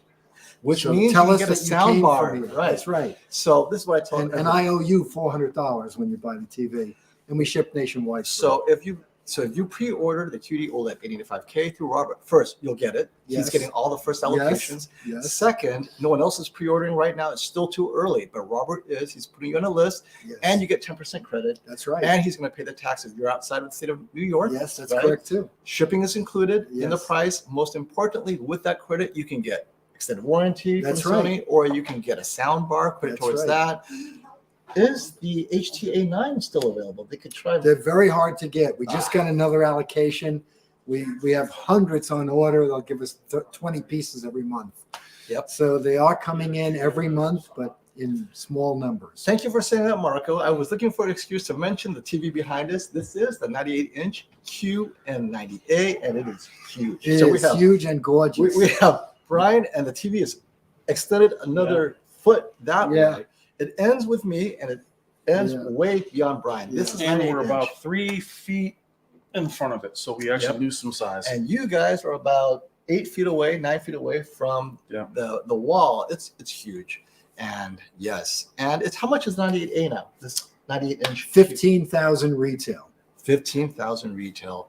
There are currently only 3 98-inch size TVs out, the most expensive being the Sony X92J, then this TV, the QN90A, and then TCL's releasing theirs at under 10,000. That's right. So depending on where you're going. What's our G? With the G? What's the G2 is coming on? For 83 G2. 83. We have a 90. What's the 90? Is that a G? We have a 97-inch G2 that we'll have here on or about July 5th. Yeah, so that'll be. That's the 97-inch OLED G2, week of July 5th. What's the max size of the Z2? We have a. I'm getting the 88-inch one also end of June. 88-inch Z2, and 8K OLED. Christian, thank you for the question. I will have the G2 versus A90J at the end of next week. I'm expecting the G2 early next week. I'll have it set up and everything, and we'll do G2 versus A90J versus S95B. That's correct. Enjoy that. Oh, and thank you, Robert. I'm happy to do it. G2 was sent directly from the distributor because Robert called them and said, "Hey, I'm Robert Zone." They're like, done. Any client, this is why I buy my TV through Robert. The only reason I couldn't buy the S95B through Robert was because Samsung gave him the silent treatment. No, no one gets the S95B except through us for now. Well, That's correct. Samsung treated it like it's when you buy a PlayStation 5. If it ends Yes. up in the bin, like, oh, I got it. So when you Yes. told me you had it, you're like, oh my God, it's here. That's right. So let's address Bruce Carter's comment real quick. No way is this particular G2 hitting 940 nits calibrated unless the C2 is unusually bright. So keep this in mind. The content is movie. This is in Filmmaker mode. In Filmmaker mode, they tone map everything down That's so that the correct. TV can show it. OLED cannot handle 950 nits with color. You're going to get 950 nits and there's going to be no color. All these colors that you see, the reason why the C2 and the G2 look identical, G2 had to bring it down so you can see all the color. That's right. That's the limitation of OLED. When you're watching movies, it can only go as high as the color allows. And OLED, WOLED from LG, this is Sony, the Panasonic, and the LG C2 and G2. It hits a point where any further up, any brighter, you're losing color. G2 is like, I don't need to get brighter because I'm going to lose color. And it ends up being very close to where the C2 is. That's the limitation of the panel technology. Both C2 and G2 use the same panel technology, except the G2 has a heatsink to get it brighter for gaming, but this is not gaming. This is Filmmaker mode. I'm not in game mode. In game mode, you'll probably get brighter, but what Yes. happens, you're going to lose all this stuff, right? So actually, can we put it in game mode? Yeah. Let's try that. We're going to put this in game mode. And the other one to try would be ISF Expert Bright. Oh, I'll have to be out of HDR for that, Oh, okay. I think. So- take it out of HDR. here's our experiment. We're going to Okay. put both TVs in game. Well, actually, That's just good. yeah, put both TVs in game mode. That's good. And we'll see if we can push it above their rated Now, limits. one thing game mode does is it shuts off most of the video processing. Yes. And that's how it helps improve the input lag time to be faster when the processing is shut off. That's So you're not another going to have thing. the same color fidelity and Yep. Good point. scaling. There's a compromise, right? That's the reason why there's no perfect TV. That's right. Every use case That's right. has their objective. You That's can't right. take this objective and put it here. And this is why many people say that G2, C2 is the best gaming TV. It has the least compromises, but there are still compromises. That's correct. So That's just keep well that in mind, said. everyone. Hey, John, thanks for the super chat. I joined late, so forgive me if this has been discussed. G2 versus A90J, which is better? Okay, what's your use case? Gaming, G2 is better. Yes. G2, if you go just calibrated brightness, G2 will be about 100 nits brighter. In real content, well, that's what a shootout's for. We'll Yes. see. The A90J is about priced the same as the G2 right now. Let's see. A95J, what size? A90J. A90J and Let's say 65 inch. the 65 inch is $29.99. And the G2 and the 65 is 28, or is it? Yeah. Or is it 3,000? Somebody has to check me. I think it's 31. Well, ask Wendy. I think it's Wendy, 31. Wendy. 31.99. Is the G2 65 inch 1D? 31.99. It's 65 inch. 29.99. Okay. So they're they're priced the same. They're the same. Okay, so given the A90J and G2 is currently the same, Yes. which is better? The G2 appears to have caught up Yeah. in many ways. And so the question isn't, is it better? But rather, if you waited until Prime Day, the G2 will be less expensive. Mm-hmm. You wait until Black Friday, less expensive still. Mm-hmm. A90J may be at the limits of its discount. Yeah. So Yeah. the G2 will be the better buy come Black Friday. I think that's Yeah. the best way to put it. One thing about the discounts in the future, they will be lower. They will be. Mhm. But everything is dependent upon supply and demand, what the competitors do. But also, they launched much lower this year. Mhm. And all three brands told me that they're not going to have a big price drop throughout the year. You're going to have modest price drops. So the first price drop we're going to see is a maximum of $200, maximum down the road. And Black Friday is not for going all to be the much brands, lower. for all the brands. I can't confirm it with Samsung as much, but Okay. with Sony and LG, we're going to see modest price drops as the year moves on, but they're not going to be like they were in previous years. That makes sense. You want 10,000 nits? You want HDR? And I'm going to go on a bathroom break. I'll be right Oh, back. please, Robert. Just Thank you. Walk in and out Thanks. as you You please. bet. Okay, you thank want you. For, HDIG? You want 10,000 nits? HGIG, yes. You want 10,000? 10,000 nits, yes. Let's push them both. Dynamic tone mapping, yeah, Yeah, we're in HDIG. HGIG, yep. Let's see what happens. $1 million question. Should someone buy the G2 or A90J for movie viewing only? right now, I'm leaning towards the G2, mostly because the G2 has the latest panel technology, and the A90J is using last year's panel technology. I want to just maintain the best that LG Display has in terms of OLED. But the two are so close that I'd go with a less expensive one if there's a price difference. But ultimately, with gaming, if you throw that in, it's always the G2. If it's movies only, I don't know if you can tell the difference in most movies. Like we're talking The Greatest Showman and movies like that. It's hard.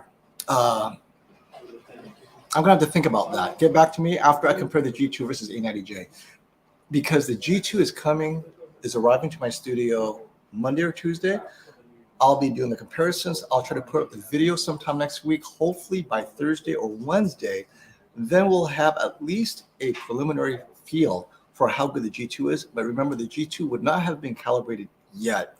Hopefully, it's not crazy out of the box, but I'll put it in its most accurate movie mode, filmmaker mode, to see what it looks like versus the A90J.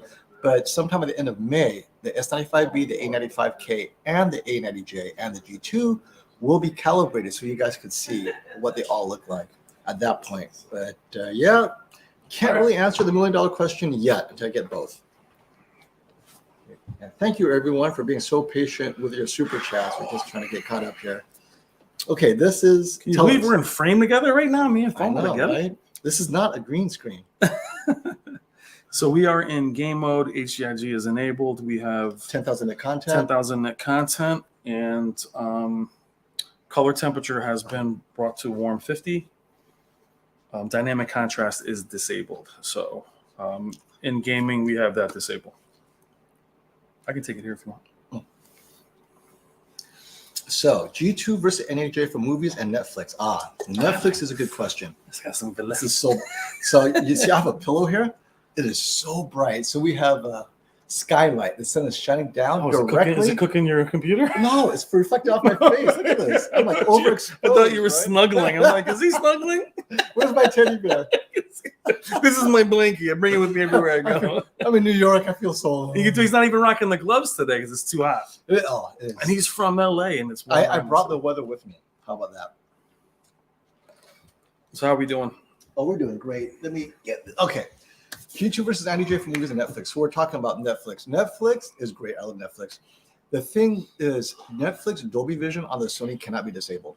If you watch internal app Sony, it's Netflix Dolby Vision. And the problem is that Dolby Vision, and this applies to LG as well. Yeah. So both of them are getting this inconsistent Dolby Vision. Some Netflix content, Dolby Vision looks phenomenal, sweet tooth. And then some, it's just all over the place. And right? where that was unforgivable was the 900F years ago had added Dolby Vision via firmware update, and it was really dark, and you couldn't disable it. Remember, it was like you were stuck with it. So yeah. Now, for sports, I'd go with the G2. The G2 is designed to push the sport mode very bright, and you're not going to have any kind of slow dimming over time. They both have Heatsink. So in your case, again, not having the G2, I'm saying my guess is the G2 would be better, but I will have the G2 next week. We'll see. Yeah, definitively.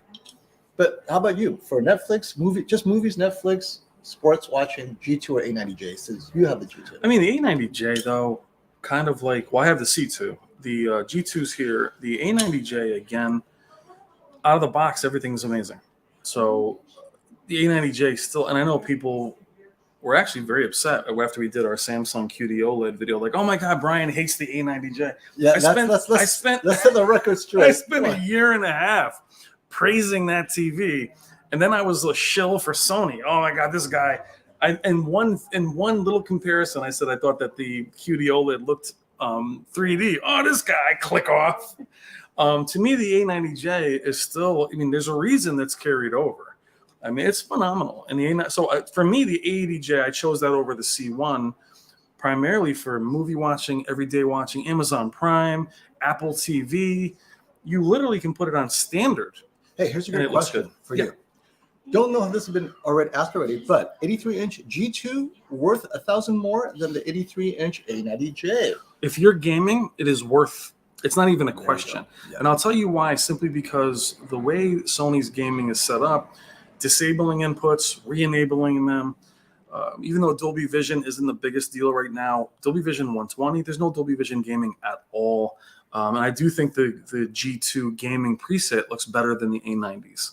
So we have a question for Robert. If Robert can hear this question. Robert, can you gauge your excitement? Your excitement for the X95K. Wait backlight till you master see drive. his smile. We're gonna switch around. Based on anything, hey, so Wait till you see his smile. you haven't received it yet, but you've seen it. I Based on anything you know. So can you gauge your excitement for the X95K based on anything you haven't revealed to us yet? it's above reaching the moon and back. Told you. Now, you've I seen am crazy about that TV. You've seen the Q98, which I thought Yes. was one of the best, if not the best, LCD Yes. TV from last year. Yes. How does it compare to the Q98? Well, the QN90B is a nice upgrade too, but I Mhm. haven't spent time with that yet. So I can't, they're in transit to me also right now. So I have to reserve my position on that. And I don't love comparing different model years unless we're specifically doing that. The X95K is a huge advancement in multiple levels of display technology. I know everybody knows that it's a mini LED. What you don't know is it's a new 2022 mini LED that is much blacker and much brighter than any mini LED we've ever seen before in 2021. And I cannot wait to get it. I am so excited. You're on top of the list. 65-inch comes later. Yeah, This it's week? 3 weeks later. This Right. week we're getting the 75s and 85s. So first thing I'll do is compare it to the Q98. Last year's Yes, technology. I want you to do that. Yes, Yes, definitely. And Yes. then later the Q90B. Yes. And then when is the Samsung QM900B coming out? Because I definitely want to see that. The 900B is less than 2 weeks away. From The today? the 800Bs of shipping, Okay. 90Bs So- of shipping, 95B is end of June. So 900B, Yes. 65-inch. I would like that one as well. Okay, good. But have it calibrated here. Oh, very good. Yeah, because there's no rush for that one. Okay, don't, good. no one's holding You're their breath. gonna run for into a 8K. bottleneck. So we'll So- do the QC. We'll do the QC break-in and Yeah, calibration. because Samsung QC is important. You know, you can't stop me on the X95K without Well, adding yeah, a so couple of continue. more That's words. Go, You continue. left out the best word of all. Okay, Yeah. go. X95K. Well, it's also got the Sony's very well-respected backlight master drive is back again. And with the extra brightness and minimum luminance level, the extra mini LED zones and mini LEDs in the new panel, the new second generation of the XR processor that's more powerful and has been retuned to take full advantage of the improved dynamic tonal range. This thing is really gorgeous. It's different than what you've ever seen before. So be prepared to be very impressed and very happy. And we haven't seen the backlight master drive since the Z9G. That's right. So we had a couple years off, Z9J and Z8H. Does And not then- have it. So we have what's our TV? Z9D and Z9G. That's it. Yeah. So having it on the Yeah. X95, huge for us, Yes. and the Z9K. Yes. It's really a beautiful TV in 65, 75, and 85-inch screen sizes and launching next week in 75 and 85. So I know a question we get a lot is the Z9K, is it only an 8K X95K, or is the Z9K you think have substantially more zones, brighter? It's more than just an 8K version of the X95. That's correct. So I That's think also a a good lot of point. you guys think that the Z9K is only an 8K version of the X95. I don't think that's the case. Well, first of all, because it has 4 times more pixels in it, it's brighter. The pixels are denser, more packed more densely. The pixels are smaller. All these things, the higher peak lumens really adds to the overall picture quality of a more dynamic looking image. And it looks more naturally 3D. So the Z9K, I didn't bring it out. Thank you for bringing it out. Is because it is a very expensive TV Yep. and it's not for everybody's budget. Yep. But it's real luxury premium first Yeah. class. And this year, what we're going to have, unlike years past, is once the Z9K is here and the QN900B is here, Yes. we are going to have those side by side. We'll be We doing a lot certainly more will. content like this. Yes. And we'll obviously, if FOMO, who lives in LA, we'll be sharing that information with him as Of well. course. But it's, those are going to be amazing. So it comments here, whenever Robert talks about the X95K, they get excited. Yeah, me too. So, I can't stop mean, myself. it's- That is really beautiful. Let's see what else we got here. But Robert, honestly, this year, the differences in technology, the things that we're seeing, I mean, it's from all angles. And QD-OLED. What do you think about the Z2? What are you thinking that the special sauce you think LG is really going to put into? Because we felt that the ZX, even though in theory wasn't doing anything different, we felt that it was a much richer image. Yes, So it is. Z2, It you is. think you'll It see is. that again? Yes, again we will. And we'll have them week of July 5th, the 88-inch Z2, along with the 97-inch G2, will both be here early July. The Z2, again, has the new processor retuned. It is a new panel this year. They're not calling it EVO or EX, but they've taken a lot of the advantages of the larger subpixels. All of that's integrated into the Z2 as well. I did see them. Now this year, the 88-inch Z2, you can separate it from the pedestal stand that it comes with. Okay. So you can wall mount that ultra-thin panel. And what's great, guys, is also it's the only 8K OLED. That's correct. So we've seen 77 and 88-inch, and it is the only 8K only OLED. 8K OLED. The only brand is LG. Yeah. Yeah. Now, Robert, it's a little bit in the chat, but we talk about where we're going with 4K having such a strong, not resurgence, it didn't go anywhere, but 8K is looming. Yes. We really are in a weird spot where all the resources are going towards 4K, QD-OLED, mini LED. 8K is still in the picture. I know a lot of us don't feel, but it's always an interesting discussion on when 8K is going to really become something. And well, Samsung is very strong again this year in 8K as well. With still the there. 800 and 900B series, they've made a nice enhancement as well. Yeah. This is a big upgrade year for all premium brands, all models, even when you go down to lower end.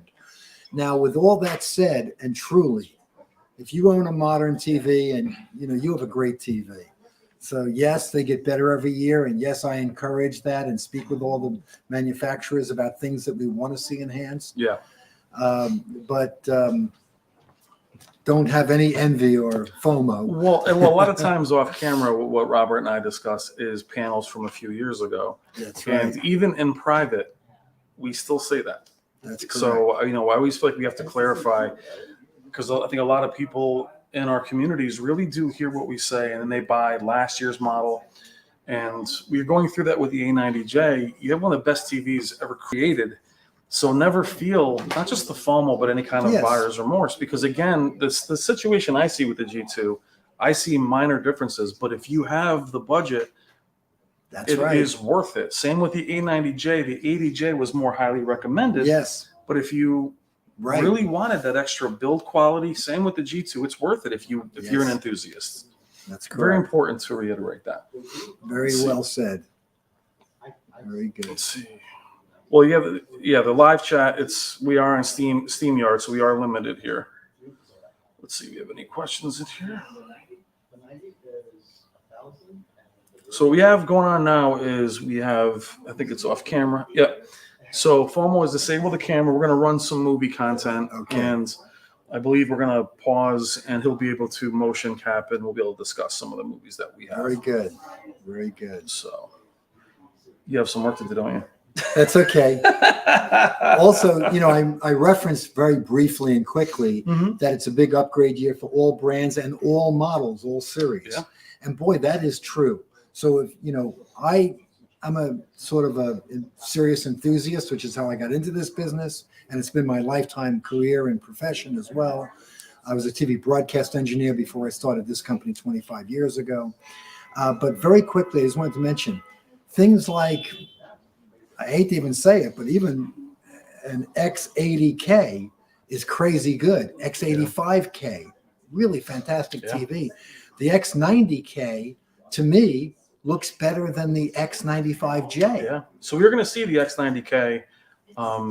Yes. In the 25th Yes. in store, we're going to have the unboxing of the X95. That's correct. And Robert, you prefer unboxing the larger panels, don't you?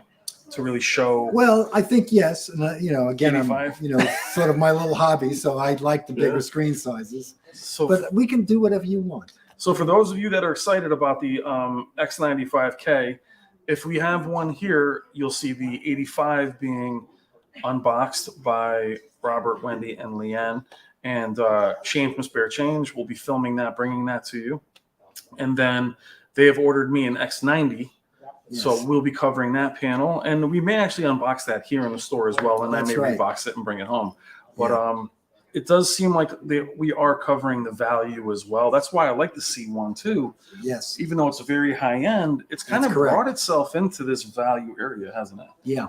The last number of years. One more very significant upgrade we're doing in our showroom here, our main video showroom, is we've upgraded our distribution system with AV Pro's very high end native 48 gigabits per second matrix switch for HDMI. Yeah. So it'll have 8 inputs, 8 outputs at 48 gigabits per second. It'll pass 4K 120 hertz. It'll pass 8K 60 hertz across our entire showroom. Yep. So that'll be installed early next week. So if you want to do gaming here at 8K 60 or 4K 120, and you can just demonstrate on every single TV in the showroom. Nice. But this is also another switch that you were talking about. This is a new system that we're just putting into our showroom. What was the one that you said was for purchase? Was it Marantz that has one for purchase? Oh, that's really cool. So that's for you guys that struggle, because we talked about the A90s Yes. and only 2 HDMI. Speak about the Marantz. That's not an issue anymore. But that'd be great for those of you that have the Sony panels that have more HDMI inputs. So if you have limited amount of HDMI 2.1 inputs, Marantz and Denon have a 3 input, 1 output HDMI switch. That's the full 48 gigabits per second. So you can have 3 extra HDMI inputs. Would actually net you 2 extra ones because you're going to be using one of the inputs on the TV. Yeah. So you'd have 3 inputs, all 8K 60 hertz capable, 4K 120. That would have 1 output to your television. And that way you can use the eARC as it's intended. You don't lose the eARC. That's the problem with Sony's. That's correct as well. They're all eARC capable. That's right. Let's see. So that's a good solution. And there's no more reason to concern yourself with any brand that doesn't have 4 HDMI inputs if you need that many. Yeah, so we're getting some compression because we're on Wi-Fi and we have about 30 devices on it. I would say. Hopefully it'll improve because we're a little choppy. So let's see.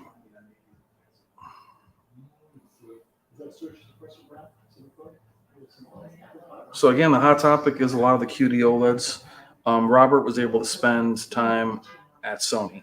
I sure did. Speak a little bit about that. When did you see it the first time? Well, the first time I saw it was back in September of 2021 when Sony invited me to their headquarters in San Diego for a meeting of what they call the council.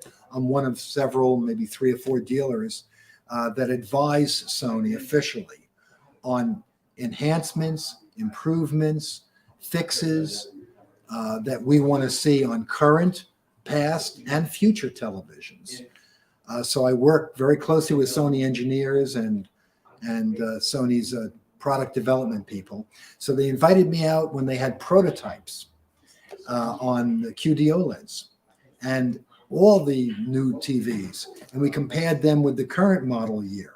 So we had X90Js, X95J, X95K, brought up against each other. We had X80Ks, 85Ks, X90K, A95K. We had all the new TVs and we had all the current models, and we were able to see what the differences were. We spoke directly with the development engineers on exactly what did they do with the processor, what's different about the panels. So we got a tremendous technical knowledge. They invited me back 1 week later with what they called the Diamond Power dealers, and I was back there a week later. And then I was at the New York City press conference for Sony, which was about 3 weeks ago, maybe a month ago, where we saw the TVs again for our 3rd time with all the product trainers and engineers. So I've spent a lot of time with the 2020 TVs and 22 TVs and all the top technical people. LG has done the same thing for me. I've been to headquarters here in New Jersey with all the engineers and management, and we reviewed the 2022 line back in October and November of this year at their brand new, beautiful headquarters. So I've spent a lot of time hands-on with the TVs, with top development engineers, asking all the possible technical questions and getting their orientation. So I am fully up to speed on these TVs. Well, it's interesting too. You'll be one of the only people that is going to see the Samsung after the Sony. Yes. So you'll be seeing the Samsung till tomorrow. The Samsung QD-OLEDs will arrive tomorrow. So am I driving up here tomorrow? I hope so. So cancel your stay, plans. Stay overnight with us. Cancel your plans for tomorrow night, Stay everybody. here. Stay here. I can sleep in these home theater chairs. Very, very exciting. What do you think, honestly, would you say that the difference with Sony QD OLEDs and then Samsung's, like, you got the Heatsink and Dolby Vision, and then the processor. It's going to be interesting seeing the Samsung processor versus the Sony's kind of. Take care. Nice meeting Thanks, you. Ivan. You bet. Okay. Awesome. Very good. All the Very best. cool. See you Take later. care, buddy. Okay. You as well. Just real quick, we're running Matrix. I'm trying to find the brightest scene to separate them. Yeah. And guys, I couldn't. Yeah. The C2 is keeping up with the G2. I mean, this is the best I could do because I thought there were some bright highlights. Yeah. And the C2 on the right, the G2 on the left.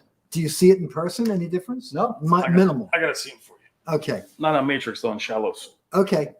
And maybe we should open up a couple of new ones. I mean, you're seeing it here, right? Yeah, So I know. I do. we're running. No, we don't have HD Fury. That's why. So I know Brian's going to start looking through that. He's going to use the shallows as an example. So, let me address this real quick. Thanks for the super chat. Anyone who's been super chatting, apologize. A little delayed here, but streaming 720p content on these TVs, if the blurry is bad, 720p is really low. Yeah. So I'd go with the Sony. Sony is That processor is world class for, Right. for exactly scaling now. like that. None of us really go in there and upscale 720p, but 720p is similar to 720i cable, Yes. and Sony has been known to do that very well with cable content. So if you Yes. do 720p and your TV is large, like a 65-inch, you're going to see that pixelation, Yeah. the macro blocking and stuff. So definitely, just generally speaking, two TVs the same price. One of them is a Sony with an XR processor. Yes. Go with that one, right? Yes. And by the way, for cable content for broadcast, it's ESPN and I believe it's ABC are the only two channels, and I'm pretty sure they're 720p, not 720i, and everything else is 1080i.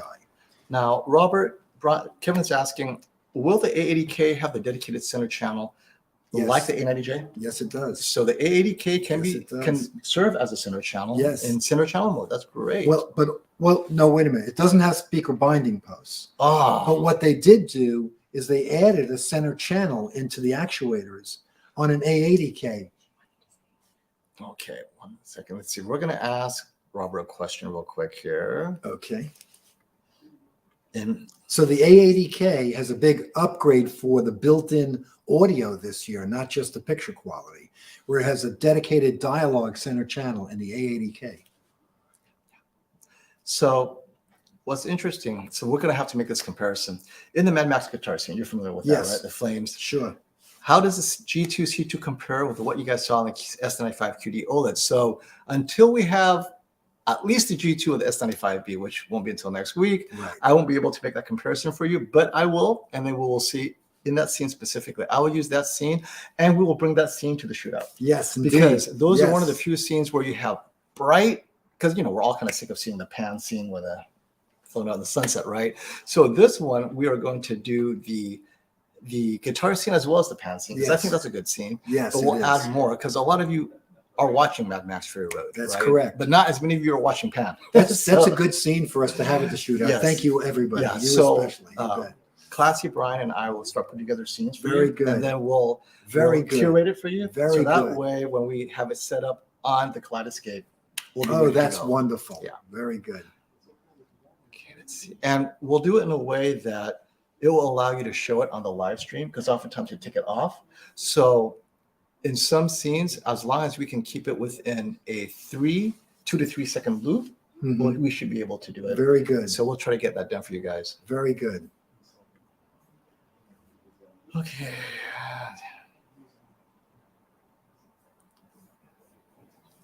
Going Can I get caught up? Oh, here's a super chat right here. Cricky, thank you for the super chat. Robert, could the 10% discount go towards the calibration package? You know, I'm sorry, not. What we do with the calibration package is we take stock from our store stock here. We go through them until we find one that we fall in love with to go into QC. And then we have the famous calibrated D-Nice Dwayne Davis, tune them up to the best ability. And then we have to pack it and ship it and build a pallet for it. Because we're a small company, our shipping rates are very high. So we have a smaller profit, although I welcome every order, when we calibrate and charge the $650. So you're basically calibrating at cost.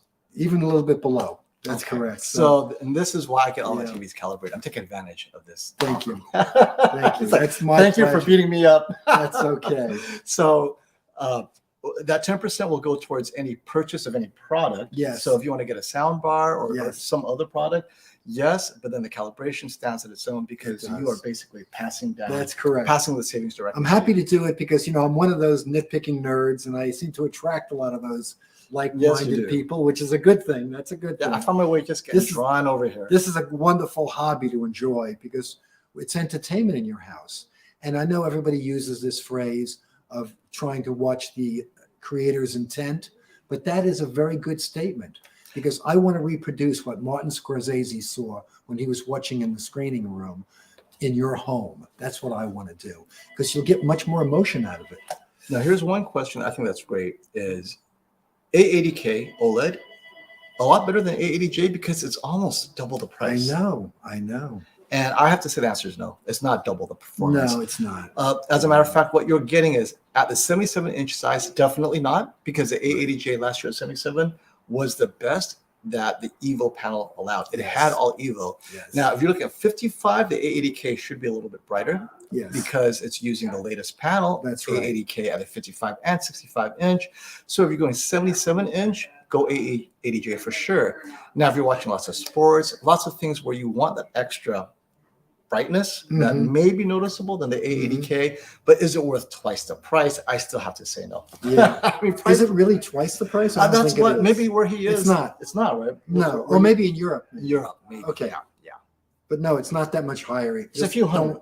It's a few hundred. That's Few all it hundred. is. You bet. Because they're launching very reasonably this year. They are. As Yeah. a matter of fact, the Very A80K aggressively. was a lot lower Yeah, based on the awards pricing. That That's it's correct. actually lower than the C2. that's correct. The 80K is a few $100s or That's maybe correct. $100 less C2. Normally, it's a few hundred more. That's right. So Sony's like, you know They're what? doing a very aggressive launch this Very. year And on all their products. It's you and know. it's partially they recognize that they don't have two HDMI 2.1s. Yeah, They're saying, well. look, we have a few for gamers, but we still think we should be Yeah. more competitive in price. So this year, you don't You have know- the Sony tax on the 80K. That's right. It does bring up a good point with Sony having two HDMI ports. Again, remember the Matrix switch that we have from Marantz that'll be $200. And I got them in stock, 3 inputs, 1 out, full 2.1. So the Sony issue of not having enough inputs for serious gamers is a non-issue.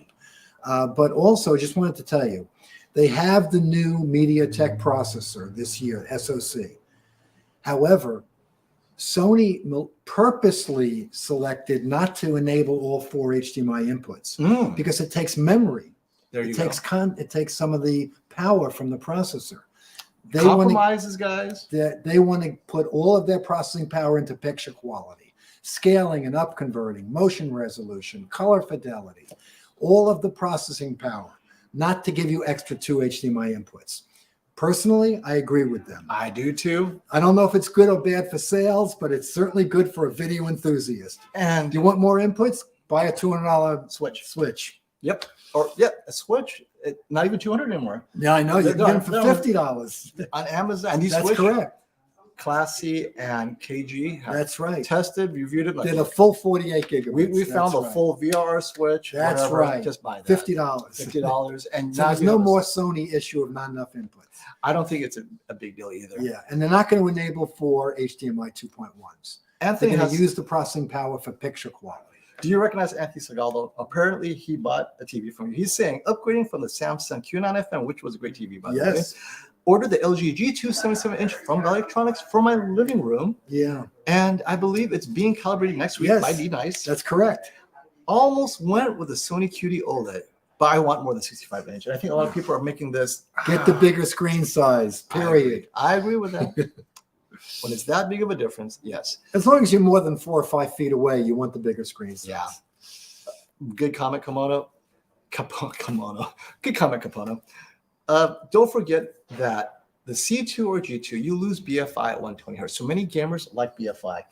And speaking of BFI, I tried the BFI on the S95B. I noticed, for me, the flickering on the S95B was noticeable to me. On any white screen, it was noticeable, so I had to turn it off. Now, as far as brightness, it was SDR level brightness. Some Right. people might find that not bright enough. So I see. I still see the BFI on the Samsung S95B, for me, is not usable. Now, gaming, would it be different for some of you? Maybe, but I found it, I mean, it's bright enough, but for HDR, you don't get that impact. I haven't seen the menu yet. It's adjustable though. You don't have Yeah, to just yeah. turn it on and off. It's on off. There's no BFI adjustment on the S95. Oh, that's it's bad. just I That's- think clarity on or off, right? So I didn't know that. it's a So, toggle, Yeah. and which is very similar. I think isn't LG doing that this year as well? It's a toggle on off. It's I not- hope not. Is it? We should look at that now. Yeah, Yeah. because You don't want it just on and off. That's what it looks Yeah. like with the S95B this year. Yeah. So it'll And dim the image too much. It'll give you flicker. so just so you guys are BFI diehards, Yeah. S95B, if you notice that flicker or you're sensitive to it, may not be for you. No. I had Well, just don't turn it on. yeah. Yeah. If you need BFI for gaming, a lot of people want Yeah. that motion resolution that I BFI know. gives. I know. I know. So Samsung, Okay, I maybe think we next got to look year. into that. We have to check on these samples Yeah. here too. I haven't believe that looked is at the yet. case. And maybe we can answer that on these samples here before. Yeah, yeah, we'll definitely. Hey, Yeah. Brian, are you back there? Totally dove into the content over there. Yeah, I see that. Hey, Brian, quick question. I got it. BFI, it's on or off, or is it adjustable or is it all on or off? In film? Yeah. Can we go like low, Yeah, medium, fine. high, or a scale? If it's just on off, I would be quite surprised. For BF for For motion. many people who game, they like BFI to be on, but like the C1, that was probably the best BFI implementation ever Yeah. for Yeah. LG, but then they may have Yeah. taken a step back. Well, let's I think see. it's just on and off. Oh, that's bad. Yeah, so it looks like BFI is just all or nothing now. Yeah. Sorry to learn this just now, but It's makes like for makes it gamers, what they give it, they barely take it. usable. I Right. know. And it's really is unique to gamers. They really want the BFI. For film watchers, I would never use BFI. I think the motion, Yeah. There's also Anti-judder? frame interpolation other than BFI. right, and that would give you that soap It's under opera. it's under True Motion, correct? Yes, Yes. it is. Yes, it Under is. motion. It is called user selection. It's either off or user selection. OLED motion, yep, it's either on, yep, that's it right Wait a there. minute, but user selection sounds like it's variable. No, it's on off. That's it? That's it. User selection takes you to OLED motion, and that's the toggle. And that's Oh, okay. Oh, actually, no, let's put it up right now so they can see it. There we go. You guys can see that. But see, is, see, are see we, Robert right there? yeah, but are we adjusting frame interpolation or inserting black frames? Black frames. Are you sure that's the menu he's in? I'm in That's True Motion. true. It's under True Motion. It's under clarity. It's under clarity. Okay. What's the Let's- other setting that would be the, Smooth gradation. Frame interpolation. no? It's under clarity. It's under and clarity. tell me what the adjustments are there, please. Typically, it's under clarity. If it supports Color doesn't have controls those items. Sorry about that. This is it. Okay. Live, playing with the settings for you guys. Yep. As Brian's doing that, let me go through some of these questions for you all. I agree, XBL. The ultimate comparison is A95K, S95B versus Oh, yeah. the G2. You got to include that. And then the Z9K and X95K. A lot of people are asking about Yes. that. So Yes. these are Sony's two mini LED TVs. That's right. Z9K, X95K. That's right. Have you seen them side by side when you went to I Sony? have indeed. Yes, Okay. I have. Are you able to share what you feel the differences are? Because So- one is obviously a lot more expensive, but what are they Yes. getting? with Well, the Z9K it's Master brighter. Okay. The Z9K is brighter because it has more LEDs. It has more depth. It looks naturally three-dimensional. So there is a difference in the overall picture quality. Nothing to do with resolution, but the extra pixels and the density of the pixels add other elements of attributes of picture quality that go beyond resolution. Right. So it does give you a better picture. We'll have to see them side by side. We'll be doing that July 5th. Speaking of questions about X95K, maybe only you can answer this. Does it have a 3.5 millimeter headphone jack? I paid less attention to that. Please forgive me. That wasn't a feature he was being asked to look for. I have the PDF on our website. Oh yeah, So we can probably guys, see it on the on the spec spec sheet. sheet. It will show. Yes. Look at audio output. It will show whether it has Yeah. headphone out. So it's right on Value Electronics website, the PDF spec sheets. So in the phone, we got really smooth radiation. Oh, that smooth gradation is for color gradient, so that's not it. So the only one is clear. That's still in the clarity tab.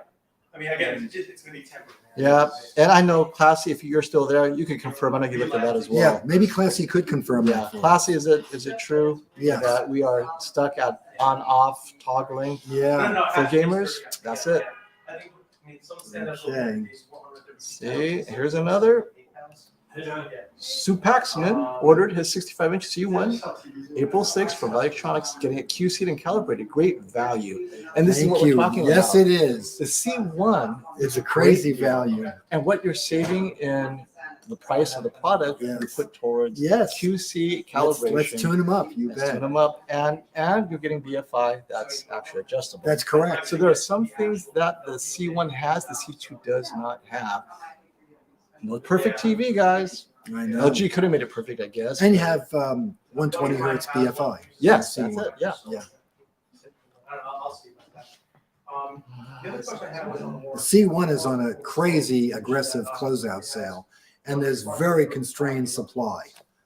So anybody that thinks they want to grab one of these at a bargain, no matter where you want to buy it, and hopefully it's us, but time is of the essence because they're Right. just about out now. Which one? The C1 in all sizes. Okay, we Very gotta stop. constrained Let's supply. stop.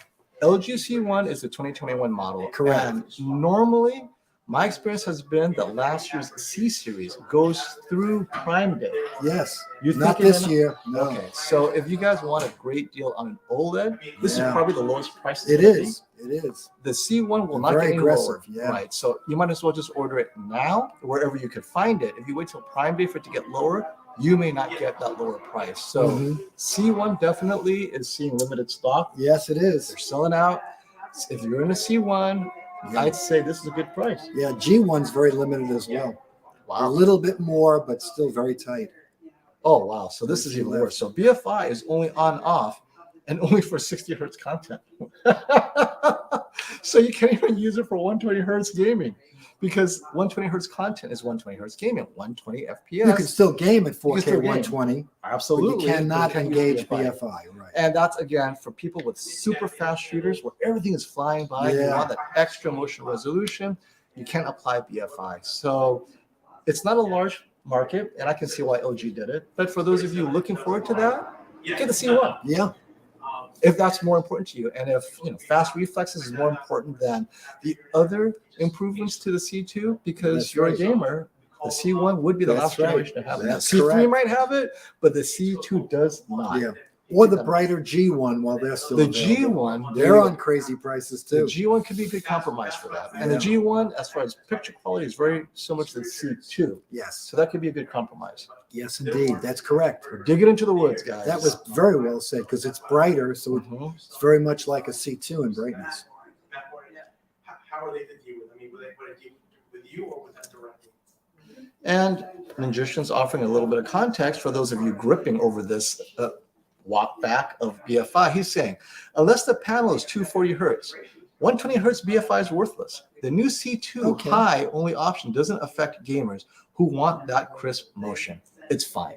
Okay. So maybe it's just a numbers thing, Okay. and LG figured it out. So Yeah, it really that's doesn't very matter. good. Thank you for that good comment. You bet. Many people are commenting, I just want QD-OLED, but come on, 75-inch plus. When is it coming?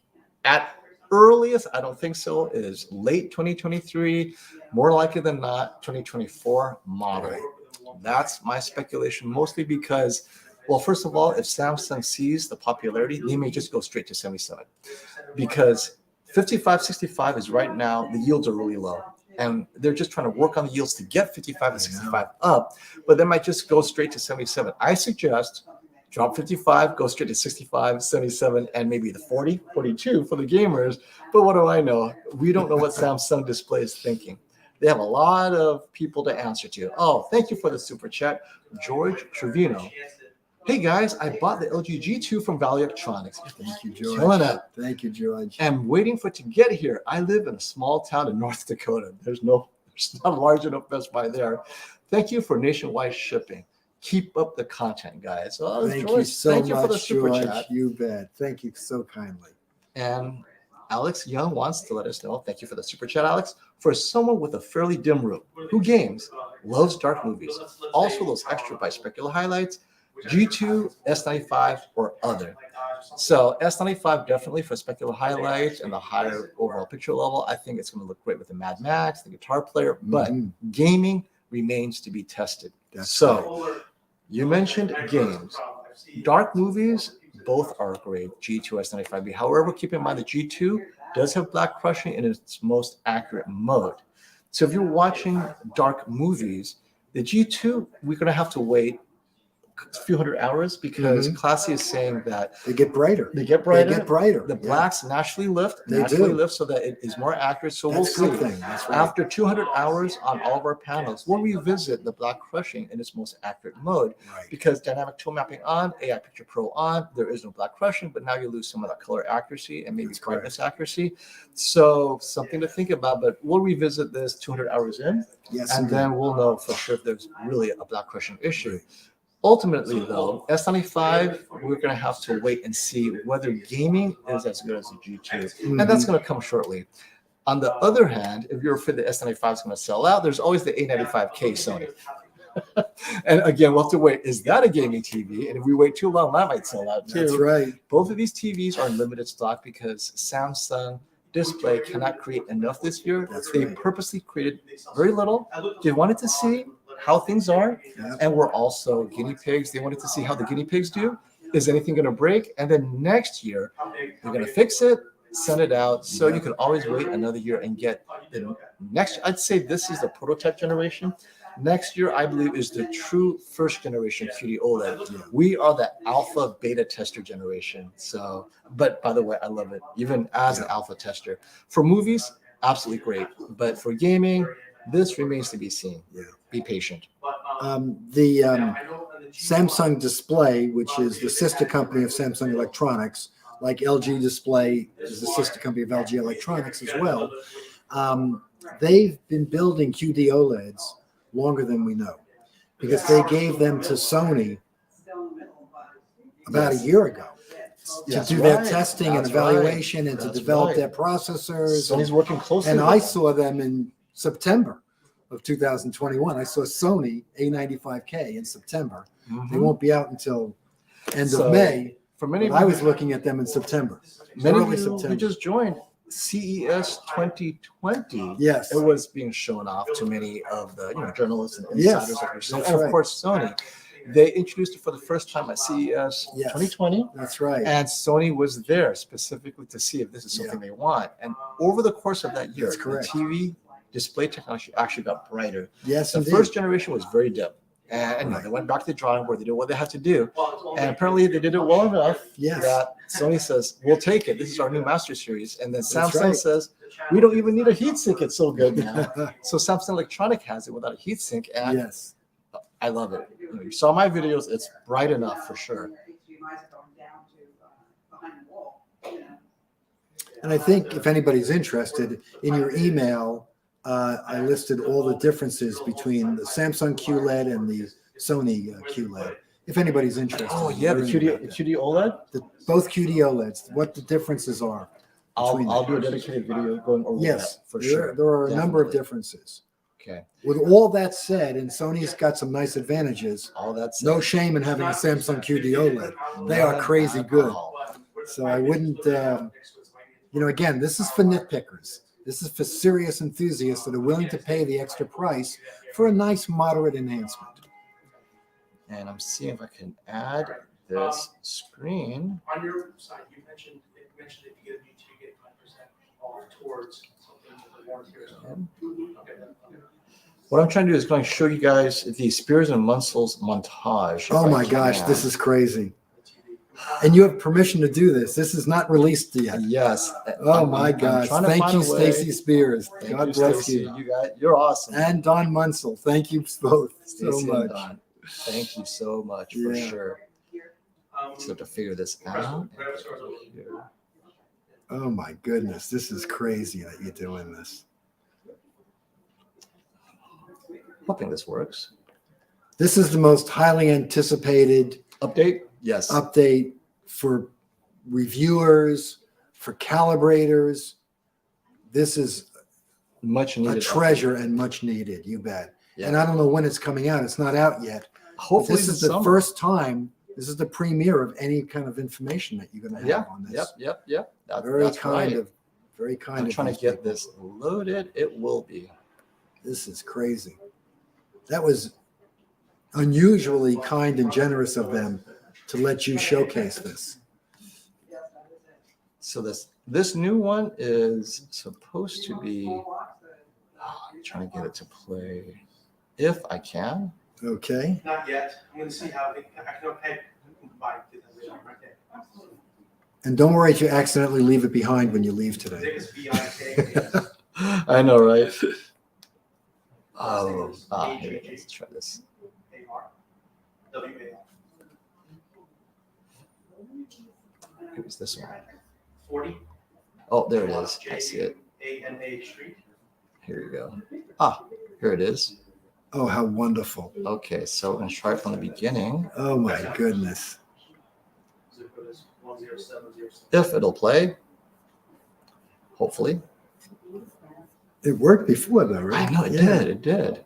Trying to get to work again. 914-714. Okay, it's working now. All right, guys.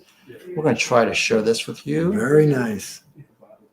Wow, this is crazy. GG AR 01 at Gmail. Window. Is it this? I think.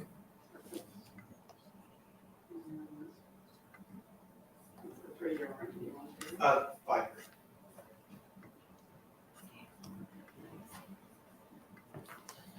I apologize. This craziness. It is not happening. Lose the screen. Huh? Oh, you got it? Oh, is that the brightest one you got? Yeah. What is this? Okay. So let's share that. Which one is that? This is the shallows. Oh, the shallows. Okay. And the TV. Okay. Can you show us how to avoid copyright? Sometimes I get lucky. Trailers, you cannot avoid copyright. You have to limit your videos to less than 2 seconds. Basically, that's my rule. That means that you are doing you're doing samples and you're doing it for what is allowed, which is for what we do, educational purposes. That's right. But if you go more than 2 seconds, you're going to risk copyright calls. That's what I do. I just keep it to 2 seconds or less. Now, even then, some people get called out. So, but if you stick to the 2 second rule or frozen screen capture, which is most of what I do, you should be okay. And with frozen screen with still image, you can leave it on as long as you like. Yep. That's Except for good. one purpose. Oh, I see. Okay. They'll get you with the menu. Can you go through here and answer some of those questions real quick, Brian? So are you- Oh no, coffees, no. No worries. That's nothing. Are you gonna I'll grab the top. Are you gonna run it? You want to pause the camera and then run it on your Under rest.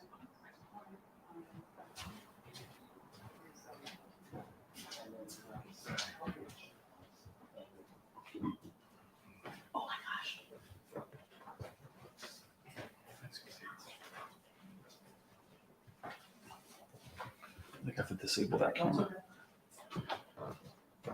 You want me to disable that camera? You can run it.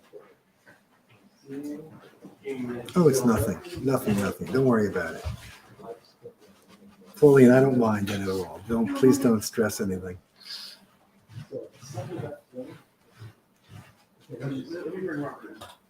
Hey Robert, Yep. you want Sure. to come see the content? Yes, I do. If you want, while you guys Yeah. Answer the questions and talk. So let me grab the, here's the remote. So now we're in a different preset. We're out of the filming remote. Okay, that's fine. We're in Vivid. That's okay. Yeah, yeah, let's do that.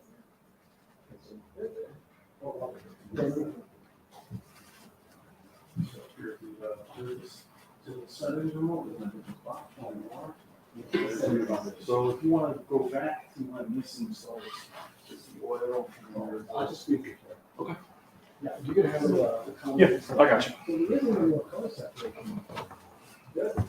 little bit, just a little bit. I mean, you know, get this thing here.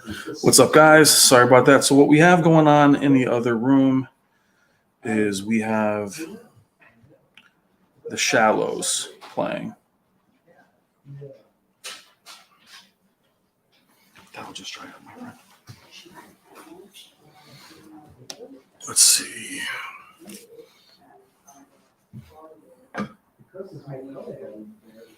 Let's see. How do we get the? How do you pan with an apple, my friend? Yeah, just. Yeah. Down the comments. It's just dragging. You don't need the detail.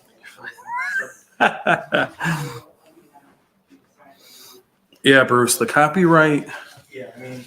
for it's so funny. The copyright is I think 4 seconds, and then what ends up happening.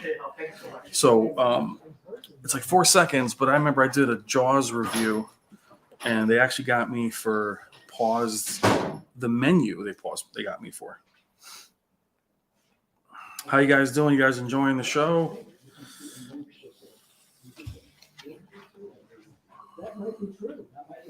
So what we have now is right now we have a Revon player running through a splitter, and we have the Shallows playing in the background.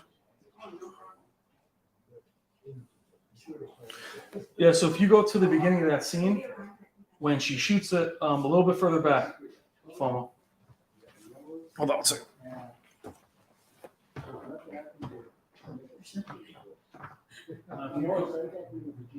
If you back up a little bit when it first hits.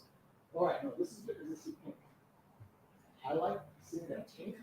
Yeah. I want to see other colors. If you go back to the original, when she first shoots, when she first hits. So the largest scripts are sort of So that scene is the one when we're watching the MV, when it first hits.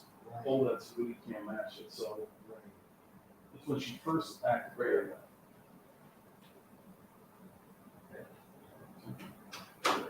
So no one is first.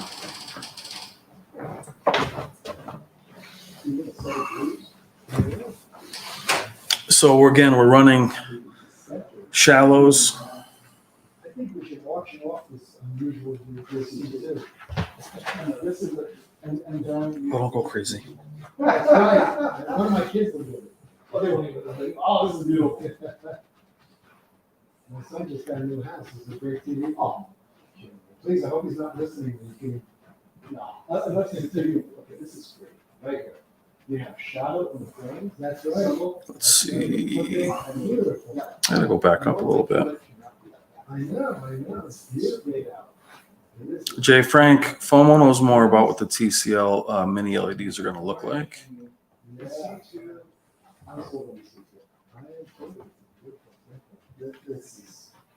think this is a great place to get Hey, Wendy, here's a question for you. What do we have any thoughts on the A90J? What's the price of A90J now for 83? We know what it is. So the E90J Julio right now is All right. $54.99. We are ready to comes- share our conclusions. All right. Let's see if I made it better or worse. Okay. Well, we'll let Robert start off with his conclusion. And oh, good. The sun is no longer the sun is shining. It's like, but now it's gone. We're good. I don't need my cuddle pillow anymore. Okay, so we'll start with you, Robert. What you guys see is what we saw. Yes. In vivid mode, pushing the brightness as hard as we could. They're virtually indistinguishable. Yeah. But Robert, tell us, what are your thoughts on this? Well, from what we saw here today, and we opened brand new factory sealed boxes just this morning, just for this, I don't see hardly any difference between the C2 and G2. I do see a little better color saturation on the G2. And I mean, I've looked at C2 and G2s before, and I did see appreciable peak lumens benefits, but I don't see that today. So I think we'll open up the bidding. The highest bidder gets this premium C2. Just kidding, of course. This C2, and we're hoping all the C2s are like this. Yeah. Because even though on the measurements and on everything similar where you have patterns, on these patterns where it's a white box, we keep on reminding you, That's correct. these are stimulus white boxes. The G2 can push that white box brighter than the C2. That's correct. And then when you have real content where there is color, not white, Right. the G2 is pulled down to what the OLED panel is capable of. Because you can push the white bright, you cannot push yellow beyond a certain nits level, or else it won't be yellow, it'll be white. And the G2 knows that now, so it's not clipping like it would before. Let's say Technodad's OLED, the E8, goes 850 nits, you Right. push it to 850, guess what? The yellow's gone. There is That's no yellow. right. That's is not true. going to happen with the G2. Right. And which is what A90J and A80J, Sony has always done it that way. That's correct. This is why Sonys are notoriously dimmer. They never want to clip the colors. They don't care. If they don't get brighter, they don't get brighter. And so everyone's getting the C series from LG thinking they are getting a brighter TV, but you're losing that color volume because you pushed it bright. Great, you got your brightness. But now everything is very contrasty. The color's not there. And when you bring it down to what the color should be, it ends up looking just like the A9G. Yeah. Which is what I think this is what we're seeing here today with the C2 and the G2 in movies, right? So this is in vivid mode, by the way. We're trying to push it into vivid. Oh, wait, I think I may see. Can you pause right there, Brian? Try to find it. Oh, no, just pause right there because there's a bright APL scene right there. That's a good one. Yeah, hold it right there. Let's just let that one hold. All right. So this is a fairly bright scene overall. And keep it in vivid mode with dynamic tone mapping on, Brian. And we'll see if the C2 starts to dim because this is high APL scene, right? This is a very bright scene. If you guys have this movie, That's a good thing to do. Shallows. Yeah. So in Shallows, this Right. movie, a lot of bright scenes, a lot of HDR content, and the G2 and the C2 right now look very similar, but I want to hold on to it. Right. Already I'm seeing the C2 dimming. So on the right, on the left, you see the G2. Oh, Brian, when you sit here, I'm going to adjust my camera so that we can capture this and you guys can see the differences in Right. brightness. So what we're going to adjust is the exposure, which is primarily the lens aperture. Yeah, so we are in vivid, dynamic tone mapping is enabled, and dynamic contrast is also enabled. Very good. So we're flooring it right now. Isn't this fun? Yes, it is. Yes, it is.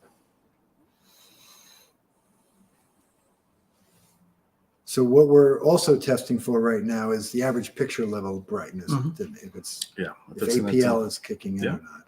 Though I'll say the experience I've had with the C2, your C2 at home, it's not an issue. Right. I don't It's have not an problems issue. with it. So That's right. They beefed up the power supply this year, and the panel being more electrically efficient, drawing less current, and being brighter as well, is more stable and doesn't draw as much current, so they don't have to.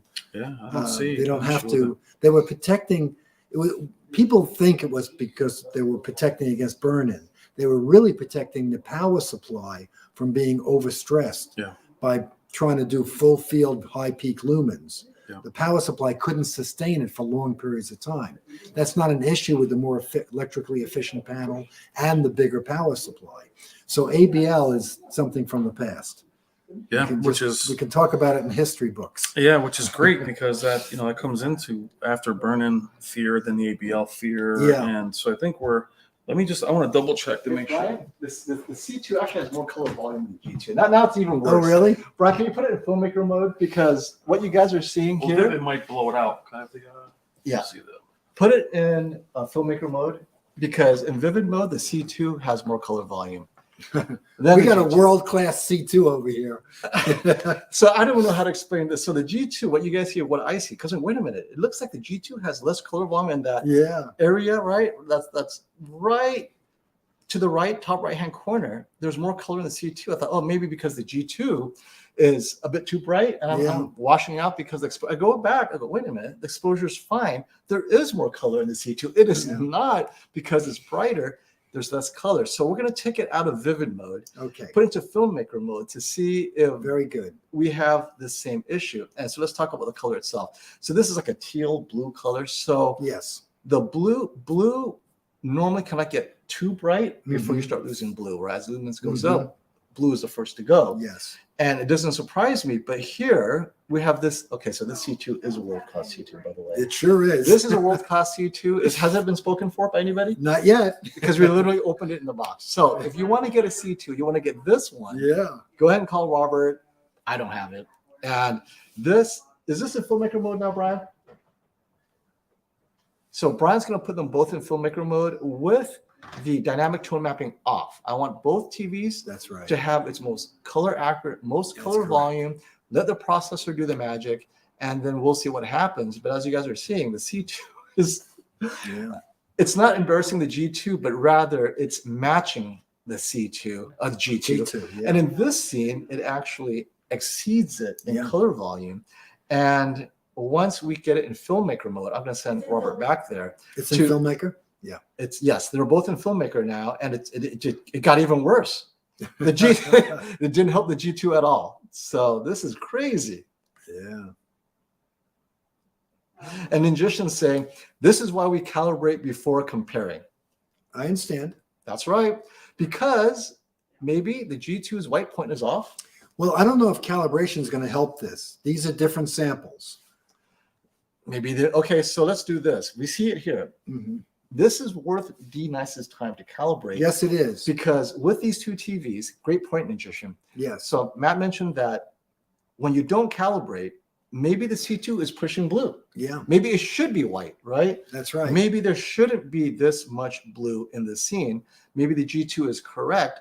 And so the brightness, though, luminance is the same, or it's so subtly different that the G2 does not make a case for its heat sink in terms of brightness, but in terms of color, we won't comment too much until it's calibrated. But this is filmmaker mode. Yeah, it's up the same. Okay, so they're pretty similar, Yeah.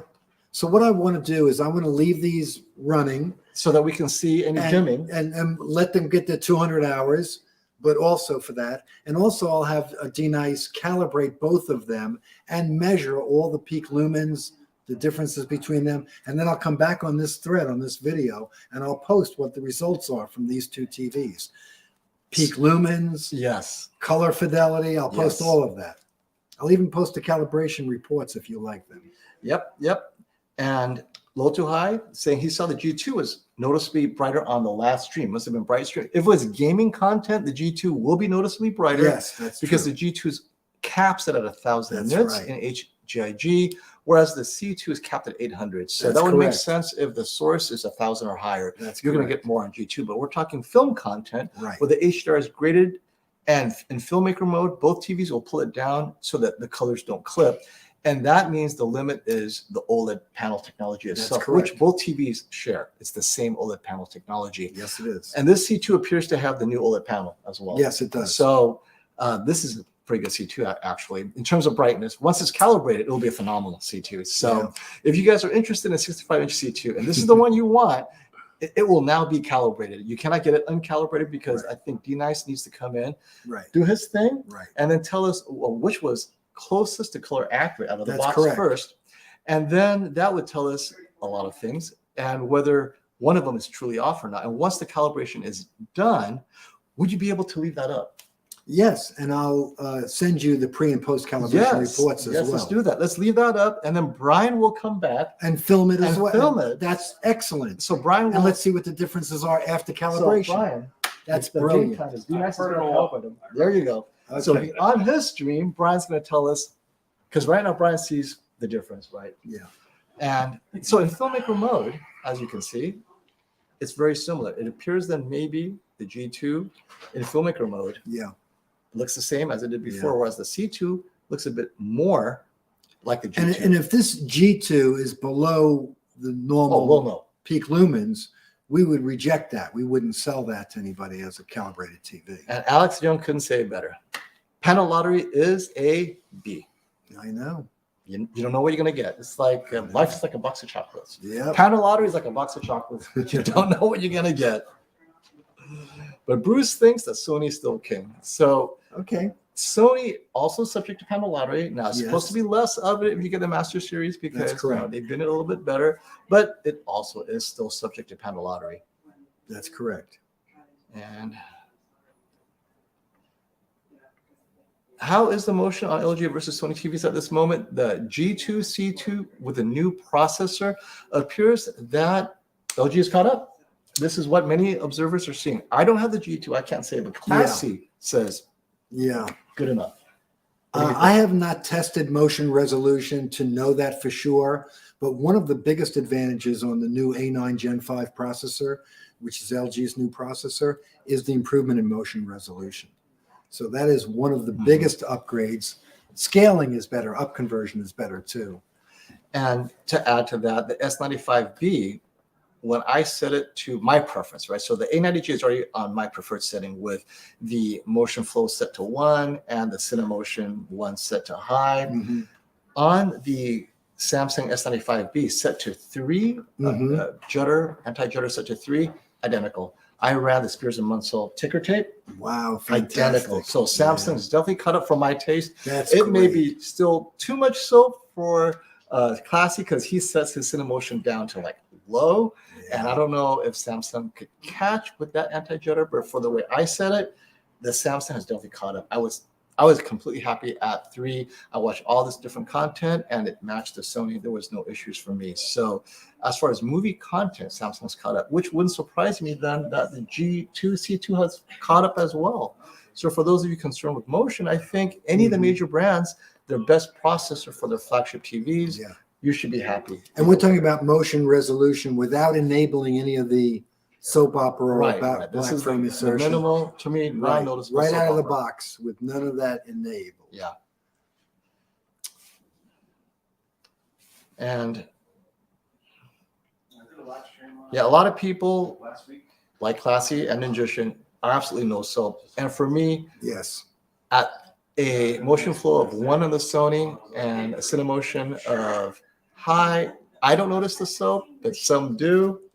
I don't have to be absolutely dirty because for me, judder, even micro judder, is more annoying. So you have to know where you lie, right? If you're closer to me, then watch my review motion, or if you're closer to Classy and Ninjushin, Yes. they're super anti-soap and would prefer a little bit of that micro stutter over any soap at all. Yeah.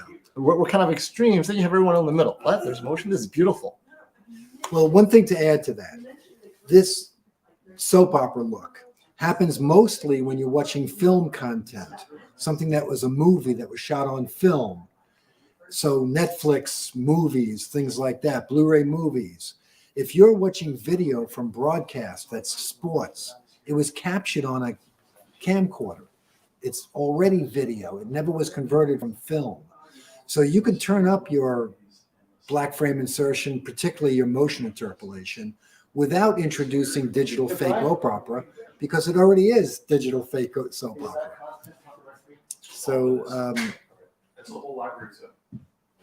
All right. Just wanted to make sure that the content won't get us into That is my personal Copyright. library. that is Brian's personal content selection. So okay, very good. It's we'll all make, LG, Samsung, and Jennifer Gala. okay.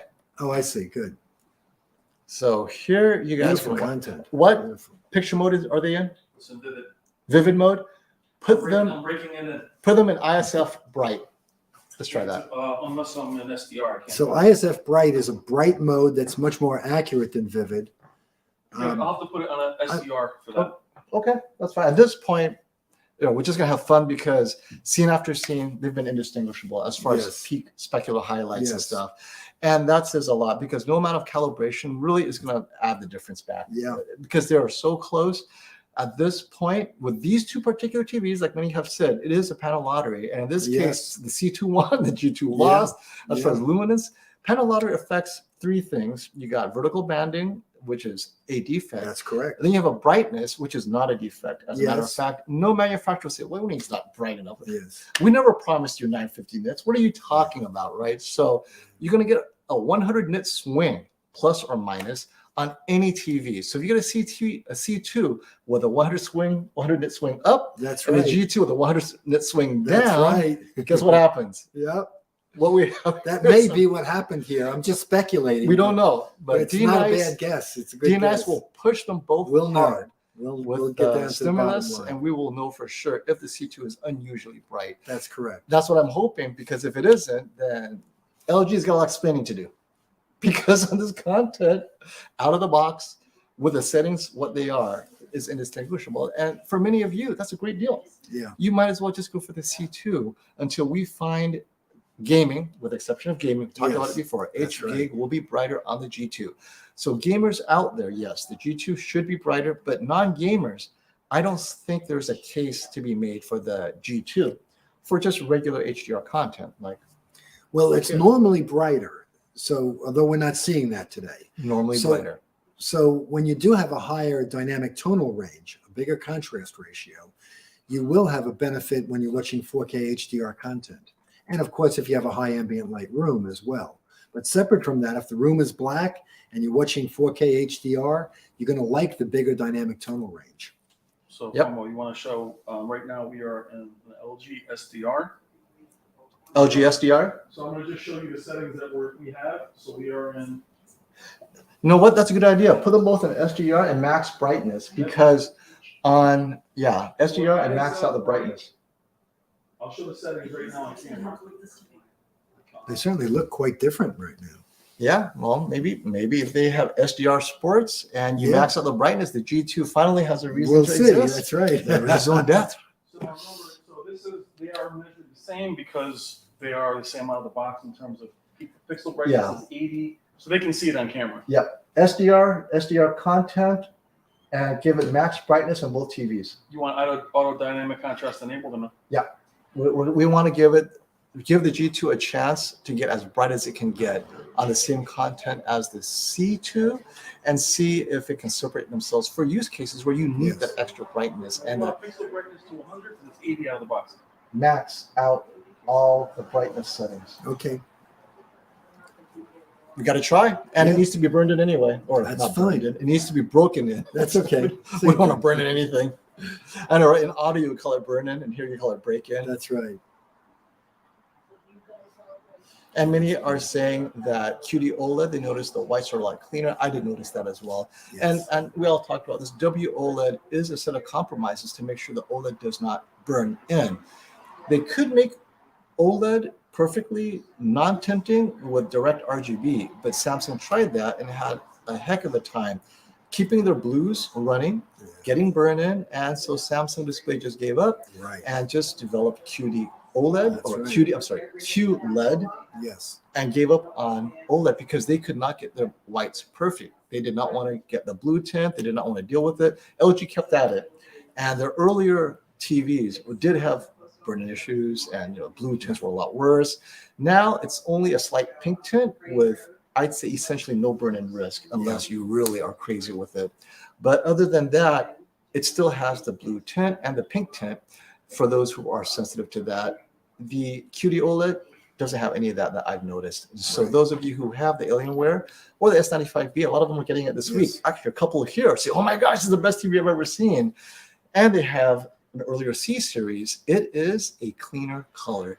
There is no tint. It's straight out of the box. I Yeah. can tell. When you put it in warm 2, I have my S95B at warm 2. Warm 2 is Samsung's most accurate movie mode. Yes. Looks phenomenal. Yes. It's out of the box. It looks so close to the A90J that is calibrated. It's like, wow, I can't wait to see how close is it to deviation from from full reference, because it's pretty close.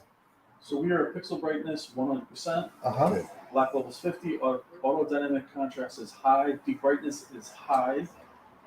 Gamma is at 2.2, so that's where we'll stay bright. without Yeah, watching 2.2 is That's good right. for your dark room. That's Yep. So we have everything is enabled. So let's go. Okay, let's do it. Let's see what it looks like. All you have to do is sync the content and we'll see. So both TVs are in their brightest modes. the brightness equivalent modes, and they're going to get SDR content. Then we'll see if, and the left TV is the G2, the Yes. right is the C2, and you guys can see it for yourself. Color aside, neither of them are calibrated. Whether out of the box, one, I see that the G2 already is a little bit brighter. It is a little bit, yes. Actually, can you pause it on that blue? I know, bro. Yeah, she's on He is DJ. hand syncing this. So go back to when the blue sky, the G2 It was brighter. looked brighter. I want you Yeah. to hold it back on the blue sky that was probably 3 scenes in.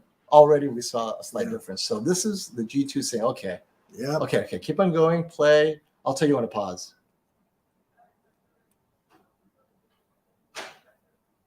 Right there.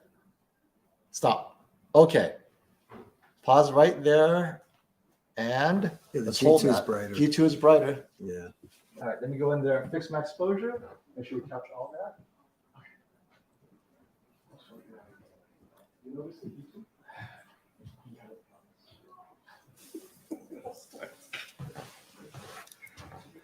Let's see, Robert, what do we got in here?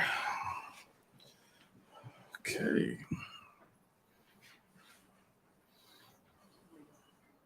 Is the G2 worth it over the G1? Robert, that's all Well, you. I believe it is. You know, there'll be a fair difference in peak lumens, and you do have better built-in audio if you care about that. You also have that slim, less than an inch thick, comes with the no gap wall mount included, built in with it. But the main advantage would be that it's brighter.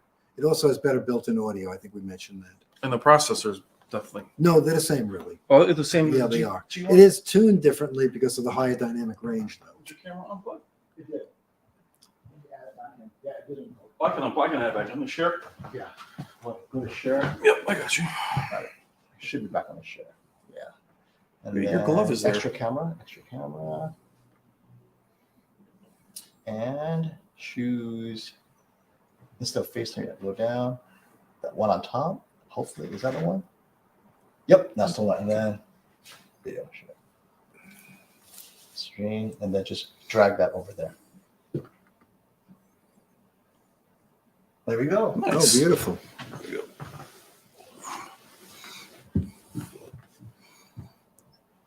And I do think the heat sink makes a difference, Yeah. and it will in the long term as well. Yes. Well, it also benefits by cooling the panel, which helps reduce the threat of burn-in. And somebody brought up burn-in before. I just wanted everybody to know that starting with the model year of 2018, both LG and Sony have built-in technologies to reduce the threat of burn-in. So if you have a 2017 or older, you don't have any of those protections, and they very easily burn in. Every year thereafter, 2019, 2020, and forward, they've enhanced the technologies and added more technologies to reduce the threat of burn-in. So it's very, very, very difficult to damage these screens on the 2022 models especially. So burn-in, it's really a non-issue, and it's very difficult to do. It is possible, but you'd have to watch the same static images every day, repeatedly the same static images. And then an OLED is not for you. But if you change your content and occasionally 2-3 hours a day you're gaming with static images, that's fine. Absolutely. There's no burn-in issue. No, I mean it's. I think you're saying what after probably after the C8. C8. Yeah, starting with the C8 was the So first year that they started, but they've improved it every They've year improved thereafter. And you know, It's very hard to damage these panels. Very, very, very hard. and for those of you guys that are nervous about it, what I do is even the YouTube library you're seeing on screen right now, add as many demos as you can, full screen color. Yes, if you're that's right. nervous, and to me, it's just if you're nervous and you run the same game every day or even news every day, Yep. take a few minutes, go into YouTube, hit your demo material, right. and let it run. That's right. Get those pixels moving, and you're going to be fine. I game very hard on the last 3 generations, no problems. Yeah. So, and the 80J, no problems. The 80J does have image retention, which happens pretty quickly, but it's not burning. It goes right away. It goes away. It goes away quickly.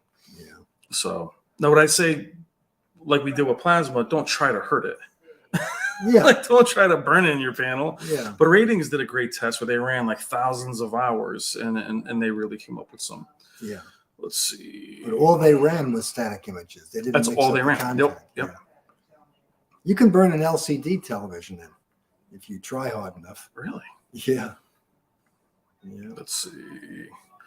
I know I saw a super chat. I'll have FOMO address that when he comes back in.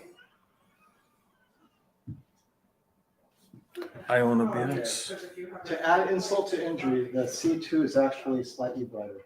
Okay. And SDR. what to say. So come back. I thought I noticed that as You notice well. that? Okay, Yeah. So so it was a super chat that was there and isn't there. So just follow up on that. hey guys, we must have missed a super chat. Let us know what it was. So as you guys can see, despite my best efforts to make the G2 as bright as it can be, now the C2 actually looks brighter. SDR. Yeah. So on the C2 on the right, the wall is brighter, and well, I mean, let's just forget any kind of. It's possible that if you calibrate EOTF, it's possible that the C2 is not following EOTF. So let's talk about Yep. when does calibration count. If the C2 is not properly following EOTF curve, and which is the brightness curve for HDR, but this is SDR. Mm-hmm. That's correct. Doesn't matter. Maybe those of your calibrators in there, let us know, because this is SDR mode, SDR content. The C2 is brighter. We're not going to comment on color accuracy because we're just talking about the brightness overall.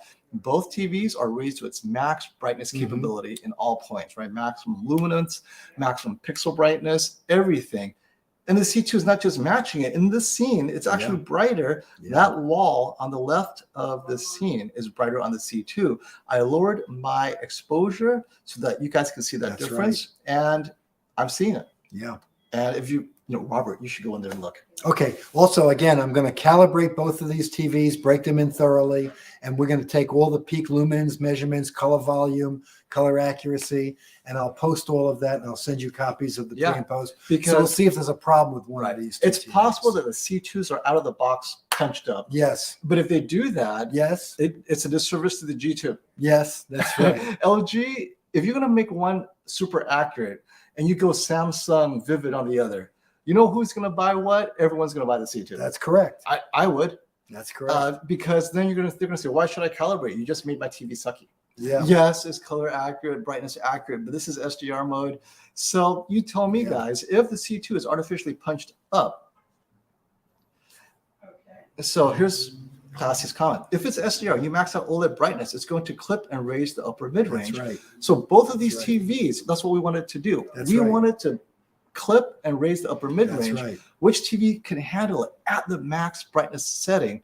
And the C2 not only was able to get brighter, Yeah. but it didn't clip before the G2. That's right. The G2 wasn't as bright.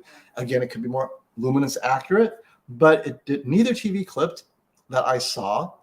They both share the exact same image. And if anything, the G2, where they're supposed to be blue, it was more white, and that could be a calibration issue, right? Yes. Maybe the blue isn't supposed to be there. So either way, if we're just talking brightness, the C2 is not noticeably behind for sure. And if anything, it's a match, and sometimes it may exceed it. And so that's what we're talking.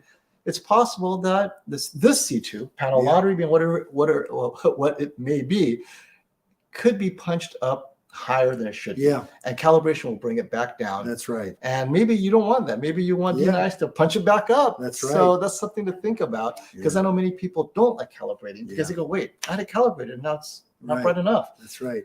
Calibration. I'm happy to open up another C2 65. Maybe before we leave after. I mean, do you want, it's up to you. Do you want to? I'm happy to. Okay, I think we should answer this question. let's do it. I Yeah. mean, if this next C2, it could just be a bad G2. It could be. But it could be a really good C2. Yes, Right? it could be. So, Robert is going to. So we'll Are you open up okay? another Can one. we Yeah, let- yeah, okay. absolutely. Yeah, let's do that. So, Let me run over there and get something going. where am I going? I have all day with you guys. So Robert and his team will open up another 65-inch LG C2, because this C2 is unusually bright out of the box, and it could be because panel lottery being what it is, as we talked about, this C2 just could be punched up when it shouldn't be, or it won the panel lottery. It has an unusually bright OLED panel. The one that should have been binned for a Sony A90J is actually on a C2 today. So we'll see what that brings to the table. But great point. Thanks for that, Classy. What is this guy? I ordered one S95B. Yes, I know, and many people are. It will not last. I keep on telling everyone, if you want an S95B, make sure you order it before Prime Day. I don't think it'll last until Prime Day, honestly. There's not a lot of them out there. So here's some context. And Robert, this is a great point. Good point, Classy. What Classy is saying is that the C2 is way too blue out of the box, which raises the brightness. Once Classy brought it down to calibration, it lost 8% of its brightness. I think that's what we're seeing. And I think that's what, and it had more blue. You saw that, right? Yeah. So this is what happens when you calibrate the C2. So you guys can think about this.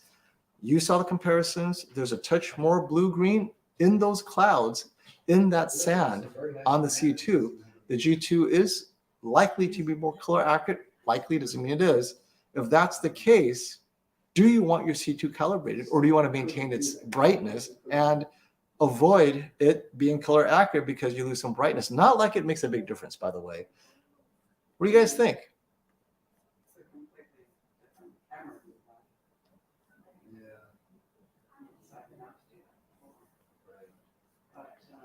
The C2 is indeed much lighter. We were 2 fingers were just lifting. Me on one side of the TV and Brian on the other. We're just lifting 2 fingers. Oh my gosh, the C2 is so light. Wouldn't be able to do that without straining with the C1. At 77-inch is definitely even lighter as a percentage of weight compared to the C1 for sure. Thanks for the super chat, Sean. Hi, everyone. Hope all is well. Waiting for the QD-OLED 85-inch. When will it be available to review at Val Electronics? The QD-OLED is cut. Let's see. I'll be getting the QD-OLED in a few weeks. I think it comes out at the end of May. So Val Electronics will have it here in a few weeks. It'll be calibrated. Mine will be calibrated here with Robert.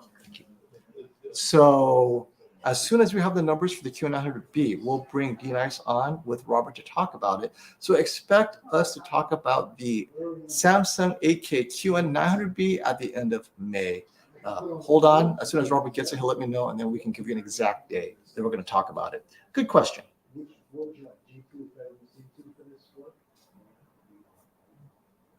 And this is something that I remind everybody. What is trust? S95B is definitely better than the G2 or any of the older WOLEDs. The problem is it's too new to be able to trust it. So what does that really mean? It means durability. Is it going to last 6 months, 12 months, 18 months, 5 years? We don't know until 5 years have passed, obviously, but at least we'll know in the first 12 months if there are any 12-month issues. But some things you have to own it for those years before you find out. So until a year, 2 or 3 years have passed, you won't know if it's going to last the 3 years. So those who are buying the S95B, they're going on faith it's going to last. What I suggest is if you want it to last for 2 years for sure, get it through Best Buy, Geek Squad, the Total Tech Support. If you're already a member, they're going to cover it for full 2 years that you own the TV from the purchase date or from delivery date, right? All the way for 2 years. If anything happens, they'll replace it. They'll fix it, whatever, as part of that Total Tech Support. Totally worth it. Go for it. It's part of the purchase price. Membership in Total Tech is like 200 something, I think. That will take care of the 2 year. Now, will it last beyond 2 years?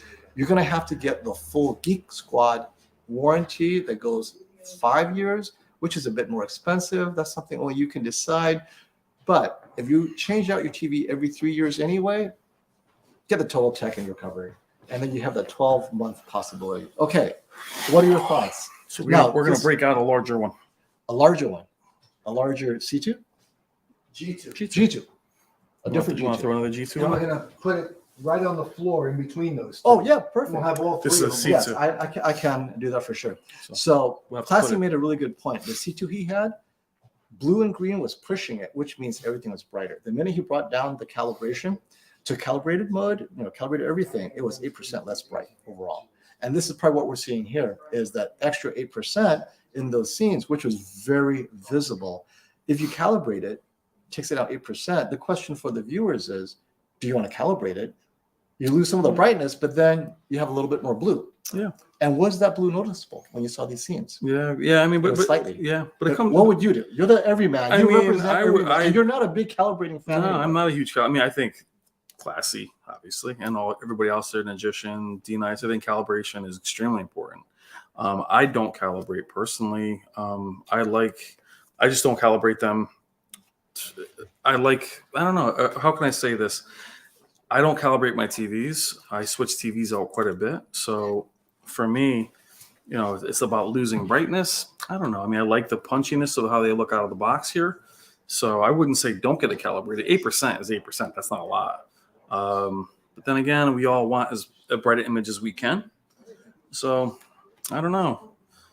I don't know why the G2 seems, hold on a second.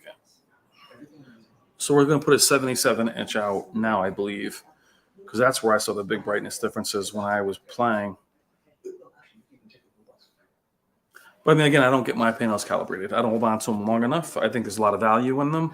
But I wouldn't say don't calibrate your TVs to keep the 8%, because to Classy's point and everyone's point, if the image is more accurate, that's why you're calibrating it, right? So I would say the 8% sacrifice is worth it, almost, if you're going to be accurate. Yeah, it's worth it. Right? It's worth it. If you're going to be, if you want as accurate an image as possible, 8% is not a huge loss. From the cloud. So here's something I want to comment. The brighter LG, the cloud was too blue. We saw that in that one scene with the clouds. It was a bit too blue. You're losing white detail. It shouldn't be that white, and that's probably part of the problem. More likely than not, if we calibrated the C2, but here's the thing though, how close is the G2 to the C2? Let's say we pull it down by 8%. All it did is take the bright clouds away. You end up looking like the G2. Is the G2 that much brighter? Now you saw it because you're gaming. We're talking because this is movies. Yeah, right? movie content. Right, I mean, because I know gaming, they're capping the C2 800. And by the way, 800 nits is pretty bright, but one is 1,000 nits, the other is 800 nits. Yeah. But in movie content, do you need the G2? But you know what's funny is that in our initial comparison that Shane and I did here, it was less about how the G2 looked less and how much better the C2 is than it was. Yes. So it feels like we're kicking the G2 a little bit, but reality, it's really how much the C2 has improved. It's a gallery series, and you've mentioned this. The C2 is so improved. That tech, quick answer. How heavy is S95B compared to the others? S95 is pretty heavy. Not super heavy. So it's super thin. The actual OLED is thin, like all OLEDs. So the back is heavy. The back is heavy. It's heavier than the C2. You and I were lifting it with a finger. Oh, the C2 is, yeah. I could not lift the S95. But even the 77-inch next to us, the 77-inch G1, which is being brought into the showroom now, is pretty heavy, but not as heavy. But at 65 inch, it's manageable. It's not crazy. But the C2 is unusually light, actually. So that's a better comparison. The S95B is typical weight for an OLED, but the C2 is unusually light with its new graphite polymer that they're using. You guys got it? How about the weight difference between the G2 and the C2? Because the G2 has a heatsink. Did you see a weight difference? The weight difference with the G2 is its build quality. It's the same thickness all the way down. I think it's an inch, but it's all the way down. It's built, it's metal. So it's heavier. It's heavier. Just in general. It's not because of the heatsink. It has nothing to do with it. Okay. The G2 is, Robert, the G2 is lighter than the G1, even with the heatsink. That's correct. But the C2 is super light, lighter than the G2. It's 50. It's Wait, almost 50%. The G2 is lighter. Than the C2. No. No. The G2 is still heavier, but it's because of how thick it is and its build quality. Yes. It's glass, it's metal, Yes. but the C2, even at 77-inch, is much lighter. For those of you that Much have had, lighter. because the C8, C9, the base is so heavy. Yeah. We don't have that here. So Princeton has a great comment. Context. I hear more people crying for brightness than color accuracy. People aren't yelling, give me color accuracy, give me brightness. And that's what the C2 did. It, as Classy observed, LG purposely pumped up the blue and the green to give people the brightness, and maybe they won't notice that it's inaccurate. Unless I had it next to a G2, you wouldn't have known there's a bit more blue. But that's what we talked about, even with Robert, correct me if I'm wrong, we talked about QD-OLEDs. Talking about them being more bright wasn't what we were looking forward to. That's right. It was the vibrancy was due to the more color. Right. So I'm going to go help them in there. Yes, Robert, you want yes. to switch? Okay. Yeah, come on now, Robert. Or wherever you want them And they got the 77 set up now. Oh, yes. G2. There you go. So what you guys see down there, the center TV is a 77-inch G2. So let's see what it can do. Now, This is you'll- just random out of the box G2 and a And- 77-inch. and Brian will definitely get the 77-inch synced with the other three TVs. Yes. Syncing 2 is hard enough. Syncing 3 I know. without a splitter. He's I hand know. syncing each YouTube I frame by frame. So it's great. Now, so some people are saying, oh, wait, let me answer this. Do I have a blue light filter in my glasses? No, I don't. Isn't that amazing? I don't have any filter at all. Okay. So the question was, most people are crying for brightness. They want that HDR pop. They're not crying for color accuracy. As a matter of fact, I would have to agree that the color accuracy crowd, me, you, enthusiasts, we want it brighter and color accurate, Yes. which is what the G2 is trying to do. The C2 crowd don't care about color. They want to push the brightness, and LG is responding. We see it because Classy said that his TV out of the box had too much blue-green, which Mhm. raised brightness by 8%. Yes. When he calibrated, it was like, yeah, I lost 8% of brightness, Yeah. which is the difference we're seeing Yes. here. That These may be scenes the whole consistently difference. Yeah. seem to Did see. Classy calibrate a G2 as well yet? Are the G2s arriving this week? Probably not. Yeah. Okay, so Well, Classy, G277 we've had for almost a Oh. month. so Classy, let us know if you calibrated. Are you seeing clear brightness? And that leads to the HDR pop. I'd say the common man, and we've seen this in research over and over, better brightness or more brightness is always preferred. This Yes. is how Samsung sold their TV. That's right. The Q9FN, 8FN, why did it sell? No one say, oh, you know what's so inaccurate? Let me go get that Sony X900H or G or whatever, right? Uh-huh. No, they got the Samsung because it seared their eyeballs. That's And right. LG is like, we're just, for the C2, we'll play the Samsung game. Yep. We will elevate the brightness with a little blue green, push those pixels a bit harder. And what you're getting is the brightness. And we Yeah. saw it here. Like, wow, it's so, oh, the G2 is disappointing. The G2 is accurate. Mm-hmm. That's what we're seeing. Mm-hmm. And many people might end up after this video going, maybe I do prefer brightness overall. But Well, tell the us. G2 should be brighter. Yes, once some- calibrated. Yeah, It there's will. something funny about our two samples here. There's something funny about our two, and this is why the 77 inches there. Yes. Hey, Tony, thanks for the super chat. When is the A95K releasing? Let's Sony's see. QD-OLED Master. It's May, April, no, April. end of April? I'm sorry, it got moved to May, early May. Hey, Leanne, what's the date on the A95K? May 16th? Right. So It's now delayed May 6th. 3 It's weeks. delayed 3 weeks. So May the 16th. A95K, both sizes, 55, Both sizes. May is delayed 16th. until mid-May. Right. Mid-May, we'll see the release, but it appears that no one's taking pre-orders except for you. We are, yeah. So if you guys want to pre-order, And we let Robert know. grabbed them all, so we're in good shape. That's another reason. And so the difference between the S95B, QD Yes. OLED also, but no heatsink, Yes. and the A95K, maybe what we're seeing with the G2C2, which is in most content, you're not going to see a difference, but in the content that pushes the brightness, maybe Yes. the A95K can get brighter, but only time will tell. We'll push it and we'll see. But we expect it to be. Not to change the subject, but because we mentioned that we are accepting pre-orders right now, there's no deposit or payment required Yes. until we ship the TV. That's very So important. you just email us, put in the subject line what you're interested in, email your name, address, phone number, and we'll reach out to you a few days before they arrive to see if you want to do it. But we'll reserve it. So we're obligated to you, and you're not obligated to us or anything else. And this is a great question. So this goes to the Samsung S95B. FOMO, did you ever figure out the brightness on the S95B, or are purchasers just condemned to change the brightness depending on the content? Right now, unless there's a firmware update, while I was traveling, you have to adjust the brightness downward to get accurate brightness. It comes out of the box super bright. Even in this most accurate movie mode, it stays super bright. And that means that content that deserves to be super bright, like Mad Max, Mhm. spot on. It's Beautiful. accurate. But then you go to something like Alita, which is graded lower, Sure. it stays super bright. It Yeah. stays at 50. It doesn't self-adjust down. I have to bring it down to 31. Oh. So on Alita, if you want it to be, so the A90J represents brightness accuracy as well. in the Mad Max, of course, it can keep up, but Alita, I know it could handle that brightness. The S95B was so much brighter. That's wrong. Alita is not that bright. Mhm. And so when I adjusted it to match the A90J, it was at 31, 30, maybe Yeah. even 29, depending on your panel. But between 29 and 31, the S95B then matched the A90J in terms of luminance, Beautiful. and that applied to the Greatest Showman as well. What you're getting is that if you want it to be light, accurate overall, depending on the content, you're constantly adjusting. And in SDR, it doesn't adjust for sure. Sony has been adjusting within itself, so I don't have to touch anything. The Sony's constantly giving me accurate brightness as the creator intended. Beautiful. The Samsung did not. Right. It just blasts your eyeballs on everything from SDR. So in SDR, I'm down to a 7. Wow. I didn't Wow. always say. Now I'm matching the Sony SDR. I see. And Sony Interesting. automatically just adjusts it up and down. I see. Right? So no, I could take the Sony Super Bright, by the way.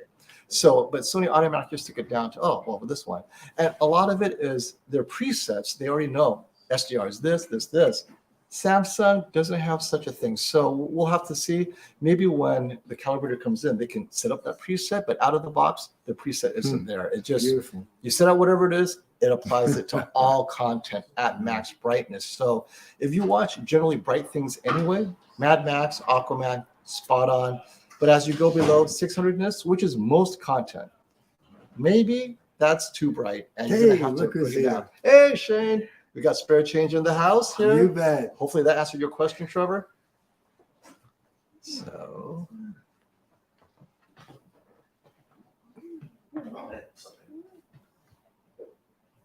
to check, Don has a great comment. Yes. To check if the C2 is more blue, put up a grayscale test pattern video. That's right. YouTube has a bunch of those. That's Should right. be able to notice the difference in whites between them if it's there. You know what? Thank you. Hey, Brian, That's can very you run good. a Thank you. grayscale, like a 5% grayscale, and see if there's a blue? You're going to see pink too, by the way. On the On the YouTube, just run a YouTube channel, a 5% or a white, a near white, and then we'll see if one runs more blue than the other. Yeah, something brighter. 77 hooked up now, though. Oh, perfect. So I Yeah, can run that slide- in the same I can thing. slide it Yeah, Oh, yeah, run- let's see how that looks. Yeah, Give us run- your opinions in person, please. Yeah, run all three on a white, near white. 5% is good. How are you doing today? I just wanted to borrow that for an hour or two. You can take Oh, that that's back okay. with you. Hey, there's room for you. Come on in, buddy. So we're a spare change, making a guest appearance. Absolutely. No, come on. We got a new celebrity We here. got a superstar YouTuber making, everyone lives are. here except me. Right? I have to fly down here. So if you haven't caught Spare Change's channel, he does all these great projector reviews, short throw, long throw. You throw it, he's got it. So it's I'm excited to see these laser TVs coming out because I hear it's a wider color gamut than QD-OLED was saying, right? We got one right here. Yeah, we brought you. Oh. You brought one that has Dolby Vision upgrade on. Which one is this one? That's the P1. The P1, the Hisense? P1? PX1 Pro. PX1. Yeah, Well, Hisense. can't wait to see it. Well, one That day is we a will beautiful know. piece, If you guys like wide color gamut, you might have to get a laser TV and it can blast it on 120 inch. Yeah, 120 on that one. Is it bright enough for you? Yeah, super bright. Yeah. Very bright. Yeah. Yeah. It's right there with the JVC. Yeah, it is, isn't it? I know. Isn't that amazing? that's scary. I know. Yeah. With the Which- JVC which- laser, the new laser projector. Yeah, it's not as crisp as the JVC. No, Right, but right. it's bright. It's pretty, but it's very bright. Though. And for the guy on a budget, what, 4,000 plus a screen? Or how? I don't know, I was gonna say 3,000, 32. Yeah. But And how's the blacks? Yeah, compared to the JVC. well, the Dolby Vision update, it could use some work. Okay. Ah. Well, you're going to be advising them in headquarters. Yeah. You're on the Wait, VIP which list. headquarter? Hisense? Hisense. Oh, Yeah, no, but it looks good. It looks good with regular HDR10 content. Yeah. all Impressive. right. I mean, you saw the other one, the L9. that one was too bright. So Yeah. I spoke to Hisense and Yeah. they're like, that's made for bright rooms. So we had Yeah. to push this, that, the other. I know. Whereas this is made for you. Dark Yes, room, dark Yeah, rooms, dark room. right. color gradient, Yeah. everything's accurate. So those who are in a bright room, nothing touches the L9 is super bright. But Yeah. if you have light control, it's know. P1, PX, was it? PX1 Pro. PX1. Yeah. But it's great that for 1/3 the price, 1/5 the Yeah. price. Awesome Yeah. little projector. Yeah, for sure. Yeah, it's a tiny little thing. Sure Yeah, is. Dolby yeah. Vision on Netflix, and How fun that is. I think that's it. Yeah. Very cool. And Yeah, so Shane got elevated to be on the consulting group for Hisense headquarters. So we'll be doing a video is it conference. Hisense in New Jersey? or the No, headquarters is well, in China. in China? Oh, I'm Right. saying in America, the USA headquarters, is it here? I East think it's Coast? Atlanta, It's Georgia. Atlanta. Okay. I think it is. Well, it's Atlanta. closer to you than me. Obviously, you don't want to drive there, but Yeah. Zoom call for me. all right. Well, thank you so much, Shane, for dropping. I don't want to hold you, but hang out with us. Yeah, I got some bet. stuff. I got to get the car. Yeah, Very he's good. he's You- parked in the no parking zone. Okay, very good. And check out Spare Change, his channel. Amazing projector reviews that I'm Thank you. like, who sets up projector reviews? It's crazy. It's Well, awesome. you're in that business now too. We're gonna start Trying sending to. you projectors. I know, I'm right? sending them to you. Like it or not, you're gonna get them. I'm gonna like it. Okay. Hey, PH Gamer, thanks for that super chat. I don't like inaccurate when skin tones look like zombies. Me I could not too. agree more. Me too. It's all about the skin tones, or they look blue, right? Everyone looks like a Smurf. Yeah. That may be what happens with the LG C2 if you don't calibrate it. Pale looking women don't just look pale. It looks like they climbed out of the snow and Yeah. they're like dying. Yeah. So I don't like skin tones like zombies or weird shade of brown. Agreed. Right. But if I can get bright and my red looks, that's good. Looks good enough. Okay, so this is why the S95B I thought was so phenomenal. Phenomenal. It made the Sony look pale. Yep. So when I had the Alita, which I love for Yes. skin tones, everything is a little exaggerated, but also because it's exaggerated, when someone looks pale, you're wondering, are they supposed to look pale? I know. On the S95B, solid skin palette. Yes. The Asian faces, which normally can look a bit pale, look so good on the S95B. That's And on the right. Sony, look, wow, they do look a little pale. For one second. Take it out? All right, got it. That's all true. So S95B, well, put that aside because it's not calibrated. The A95K Right. should be color accurate out of the box, more color accurate out of the box. That being the case, I cannot wait to compare it side by side with the S95B. How close are they out of the box? Because I found there was so much color in the S95B that, like the Yeah. C2, I'm afraid, is it pushing red? But I know it wasn't pushing red because in those scenes where there is red, the A90K actually had the touch punchier red. Mm-hmm. If anything, the S95B was pulling back the red for some reason. So I'm just Hmm. trying to resolve in skin tones, if it's not really pushing red, it must be that the QD-OLED just has the wider color space. So, but we'll see. Once everything is calibrated properly, we'll definitely have those head-to-heads for you guys. But yeah, skin tones, I'm very sensitive to bad skin tones. Me too. No bueno. Me too. Thank you.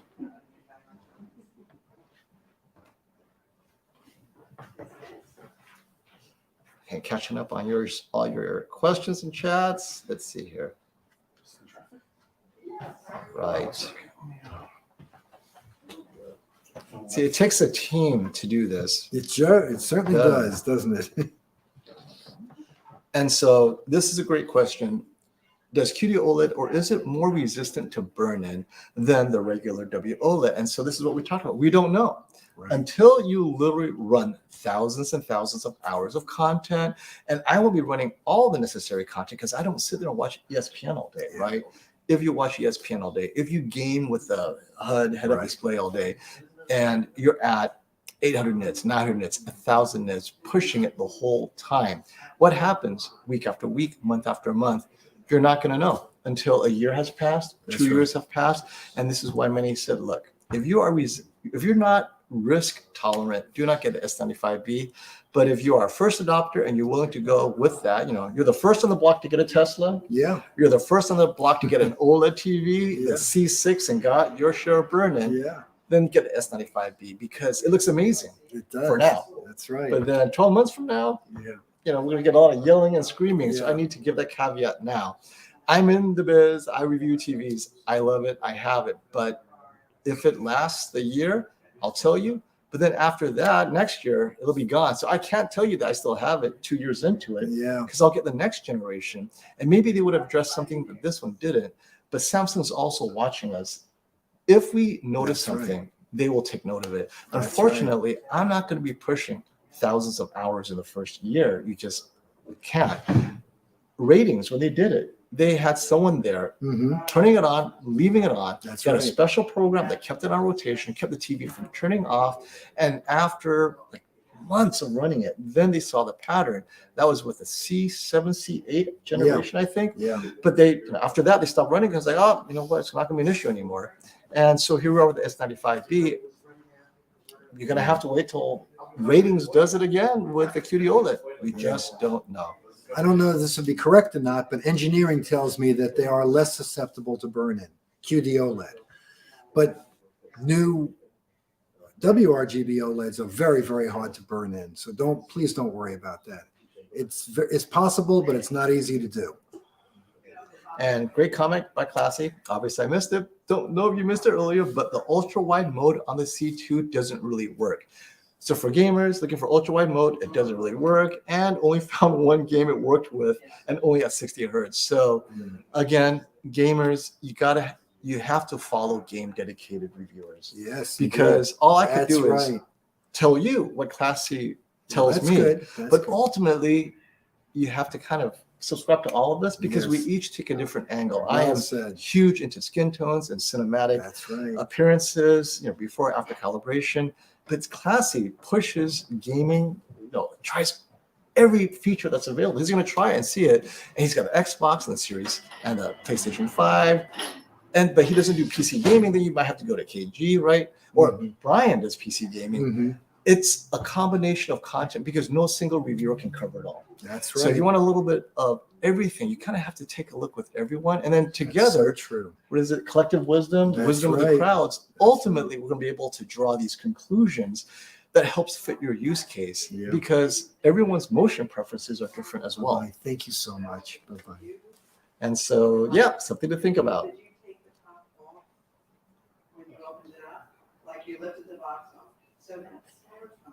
That's in the top of the box. FOMO, do you think Samsung could have benefited from a heatsink? No. Because at $3,000, why? Mhm. Maybe the Sony could get a lot brighter, but then you're paying $1,000 for 3,000 or less. It's $29.99, which I expect to be $29 and $28 at some point if there's enough of them to last until Black Friday. You look at the price. At that price, no. You add a heatsink, you're up to $3,700. That's what the Sony A95K is for us. So I don't want companies doing the exact same thing when I can spread out the cost That's so that a you very have good people. point. Because I saw for movie watching, I was completely satisfied with the S95B. So I'm so excited to see what the A95K does. Can it satisfy me more?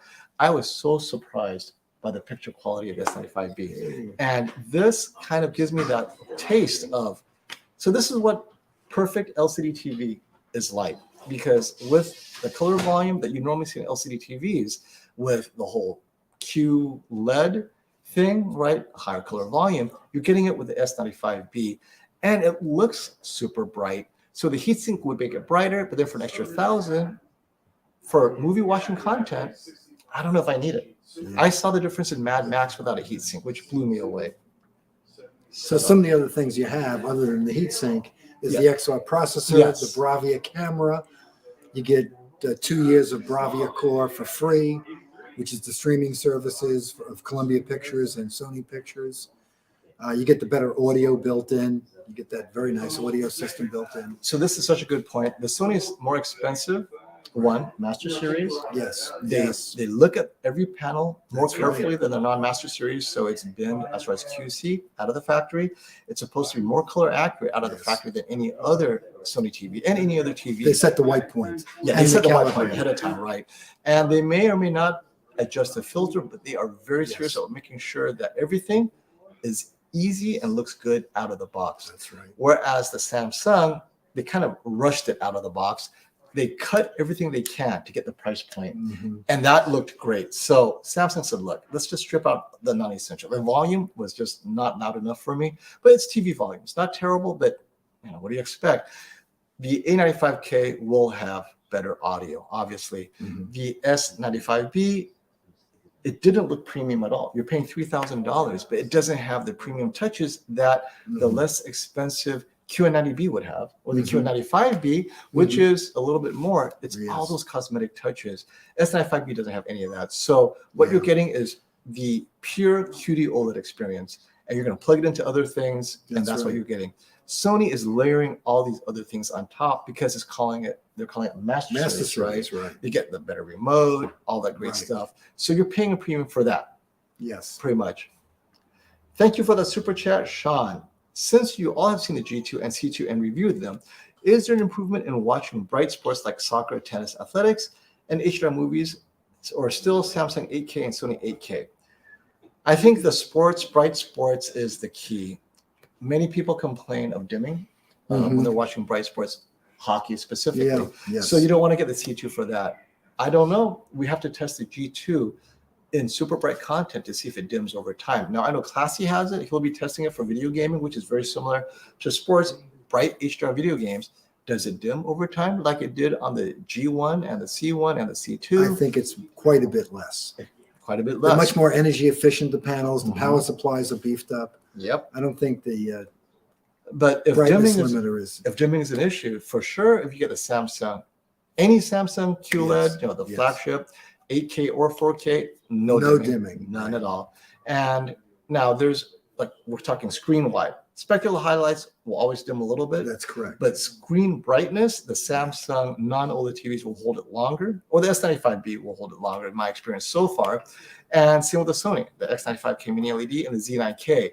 For sports, I would choose those TVs. I agree. Because you don't need I agree. perfect blacks. You I just agree. need shadow detail. I agree. Shadow detail, great color, great motion.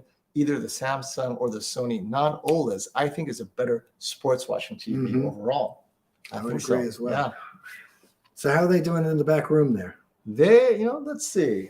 They are still matching and syncing. Okay. Enable it. Let's give you guys a quick update so you can see what's happening over here. We're almost getting there. I'll come in there and I'll adjust the levels and everything. So make sure that I'll capture them all. But yeah, looking good, Brian. Okay. All right. So slowly but surely, what we have is 77-inch G2 on the bottom, 65-inch on top, and the 65-inch C2 also on top. We want to see if this extra size make a difference, and also in brightness. Are you in the process of syncing them? They're synced. Oh, they're synced? All right. So here, why don't you take over my comments section real quick? We'll finish this super chat. 83-inch A90J or G2 83-inch or the X95K 85-inch.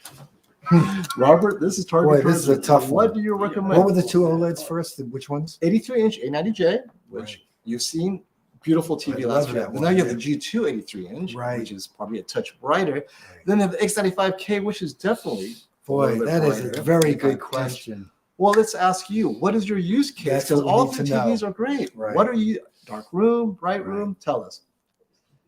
And we don't know when, Sony doesn't tell us whether an A90J has the EX panel. You will never know. We cannot know.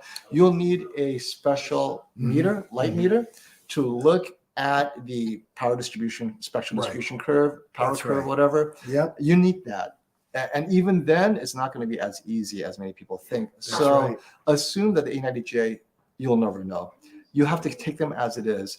The G2 83-inch will have the new panel Yes. because it's Yes. G2, and the X95K is super bright, mini LED, Yeah. backlight master drive. We need to see that Sports. X95K So to he's- answer this So gentleman. he's doing everything: sports, movies, and streaming. I see. So multi-use, but no gaming. I'd say if sports is important, I'd take the X95K 85-inch. I would say for sports, I would as well. But then there's That's a gaming. clear answer. Wait, those are all gaming. But then there's movies and streaming shows.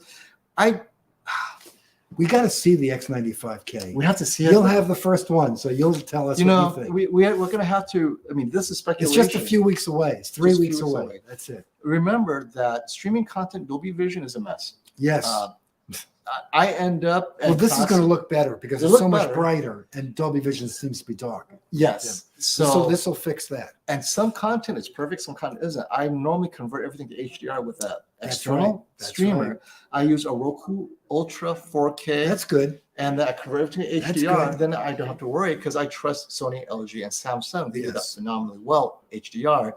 But some people, they take it as it is. You're going to have an inconsistent experience. I have a lot of viewers complaining, I know. you know what, it looks I know. terrible in streaming. I'm like, I hey, know. take I off the know. internal app, go out there and get a $50 Roku That's Ultra right. 4K HDR That's stick, right. convert everything to HDR, disable Dolby Vision, it'll look phenomenal. So we'll see. We'll see for sure. I got some Here's a great question. That shows how much confusion there is. Stanley asked, does the Samsung use the new LG panel to create QD-OLED? No. QD-OLED is a Samsung invention, That's creation. correct.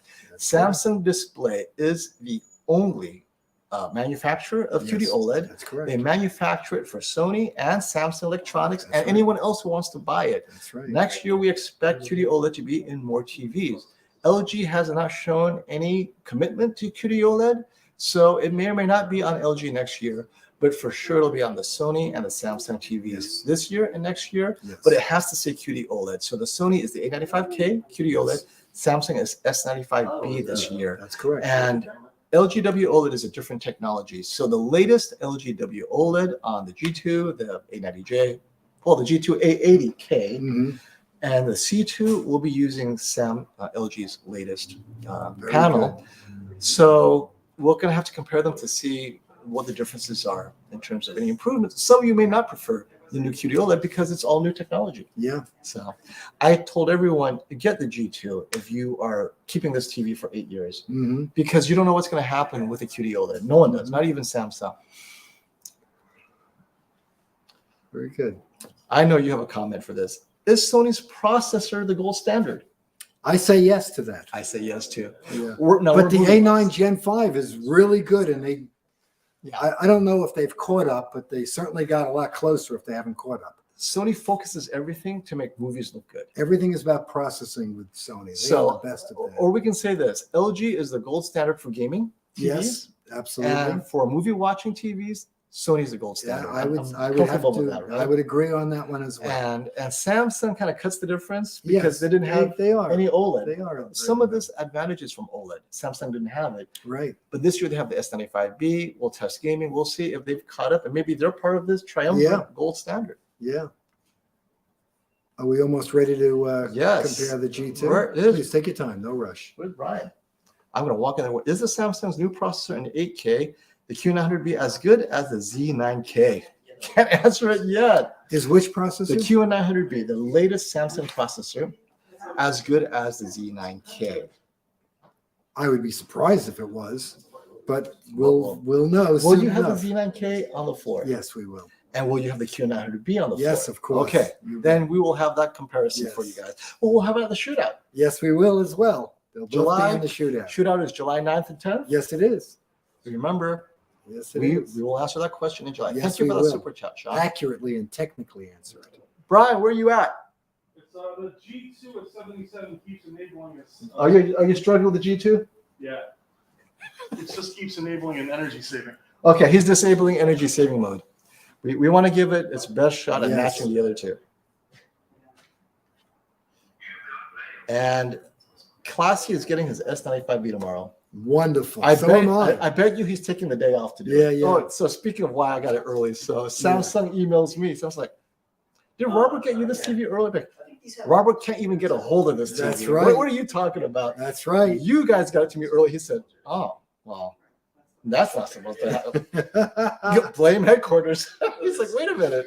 And so he said, you're the first S95B owner we know. That's right. And they're Samsung. That's right. No one got this TV early. So sometimes That's you get right. lucky. That's good. And the irony was, I got it on Friday. Yeah. On Monday, I get an email from Samsung. Congratulations on your delivery today.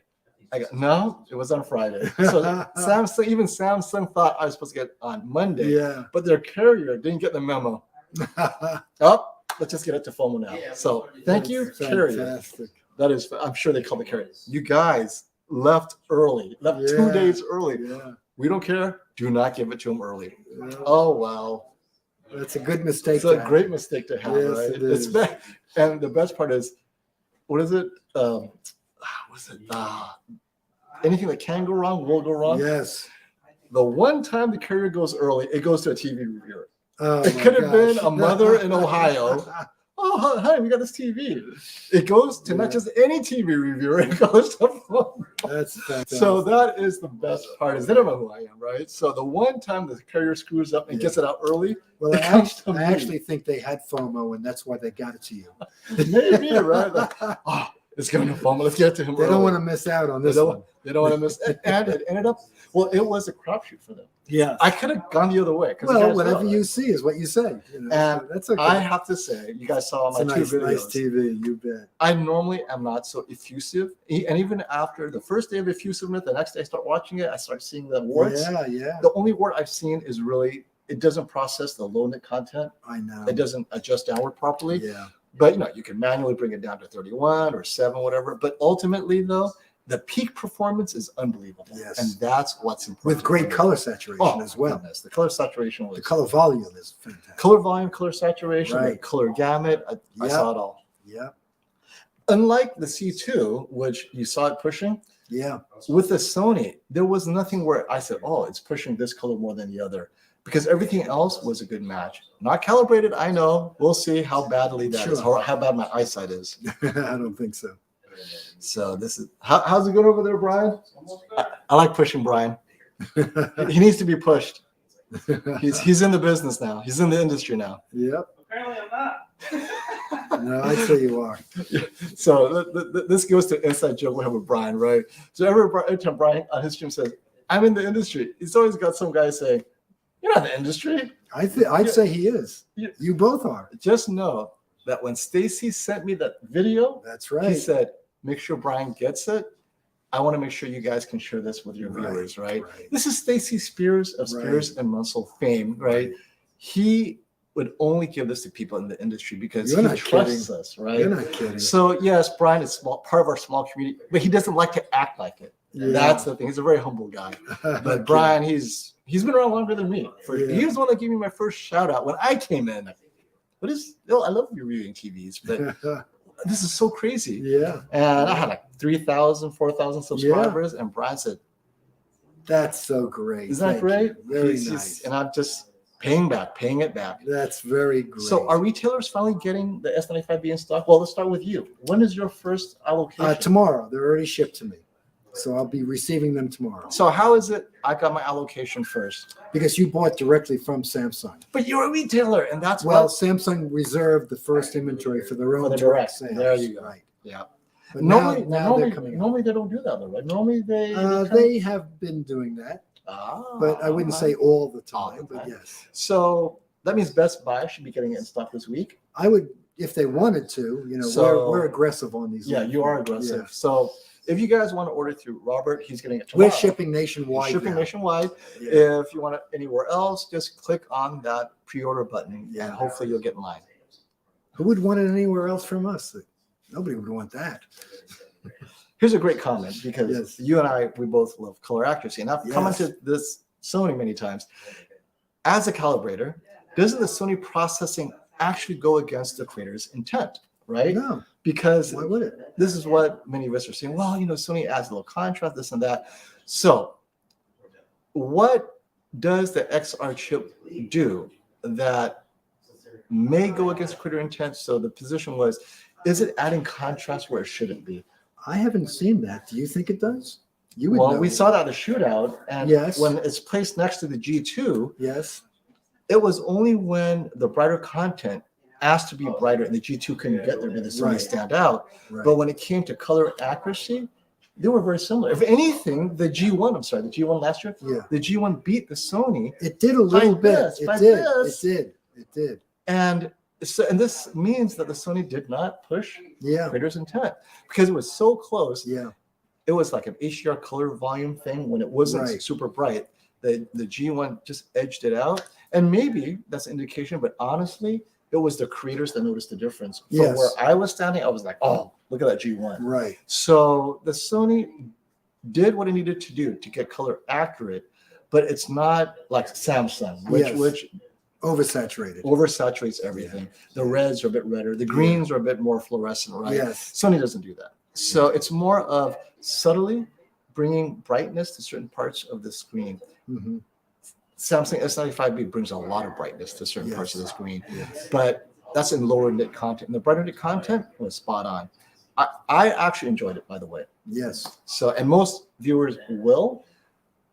Color graders, people in the industry, that's their content. They get upset. They I spend know. months working on color grading, and here you are brightening things that should be dark. That's right. But viewers who don't know the difference, it's not going to make a big difference to you. It's not that drastic of a difference. No, it's right? very minimal if it's even there. Yeah. Oh, we got a super chat. Engage the camera. I mean, I got 3 TVs. Hey, Sean, thanks for the super chat. Q900B is also going to be a lottery in terms of DSC. Yes. LCD TVs, always a lottery because that's just how it is. If yes, that's very sad. After having the Q900A for a month, I had to return it due to DSC. No TV is looking as good. So I'm waiting for the Q900B and the Z9K.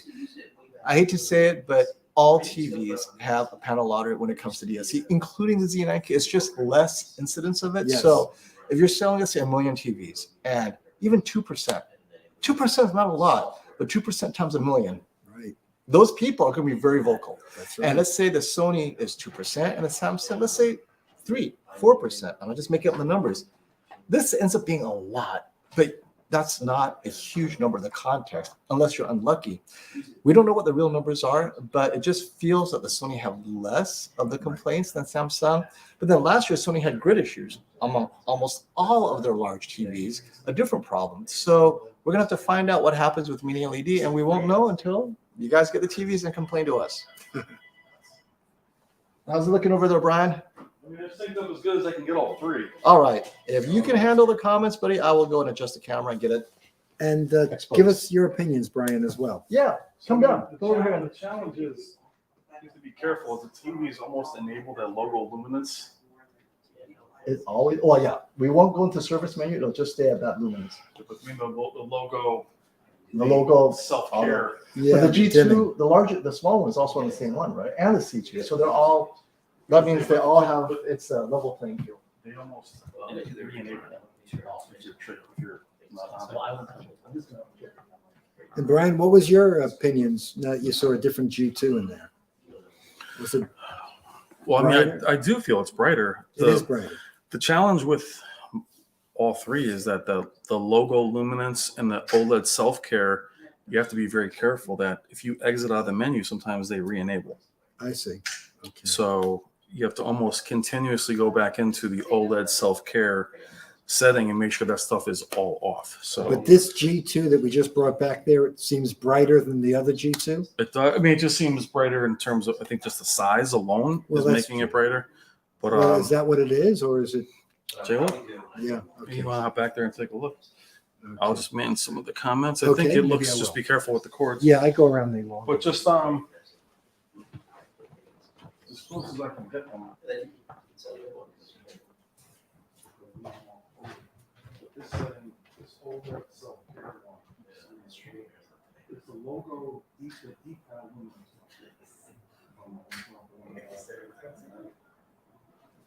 That would make it brighter.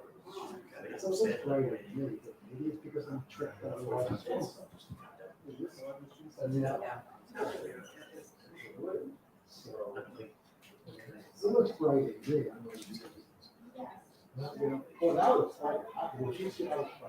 This one, give us 65. Yes. I know, what happened Here's there? the thing with the 65. Oh, did it? 65 is this OLED decal luminance. So here, I don't know when it did in our stream, but. Oh, so that's why it was. So, but it could It be. doesn't even make sense. Okay. So the G2 was the G2 the whole time. No, it's called, it's this. Have that feature. It's this one. It's just hard to find. I Yeah, mean, so here it's an OLED here. Oh, you know. So what we have is we have. whatever anybody wants. It's just do whatever. This one, Okay, that's all. I don't know. this was, low. Okay, take it off. It's just crazy. But we had it off, but it renamed. I know. Well, I don't know if the logo, it's still bright. I know. It would, but the brightness history is. So that was re-enabled on this one. It's not much, you know. okay, let's take it all off. We're left with. Oh, yeah. But it's all off.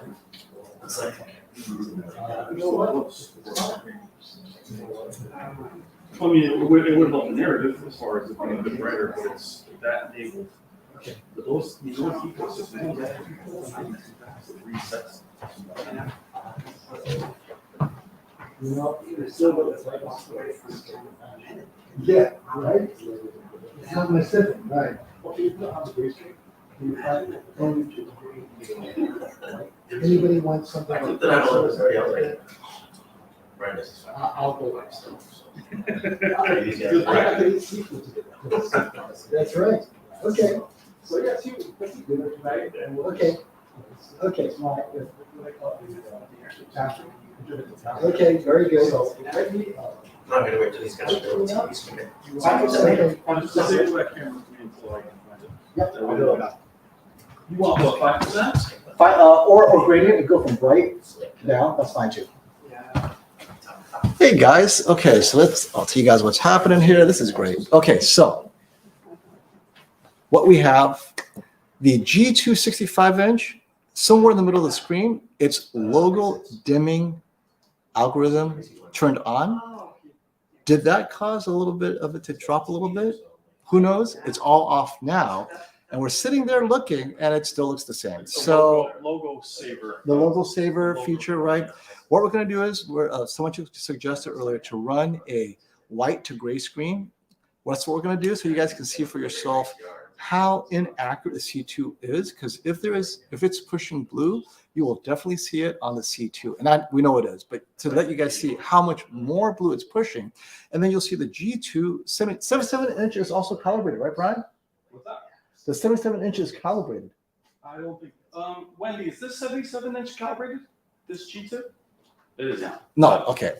So the 77-inch G2 is out of the box, uncalibrated. The 65 is also out of the box, uncalibrated, and the C2 is uncalibrated. But we know the C2 pushes blue-green, and we're going to see how this affects your white, the appearance of white and gray. We're going to put that on now. That's what Brian is doing. You're welcome, Frank. Thank you for that super chat.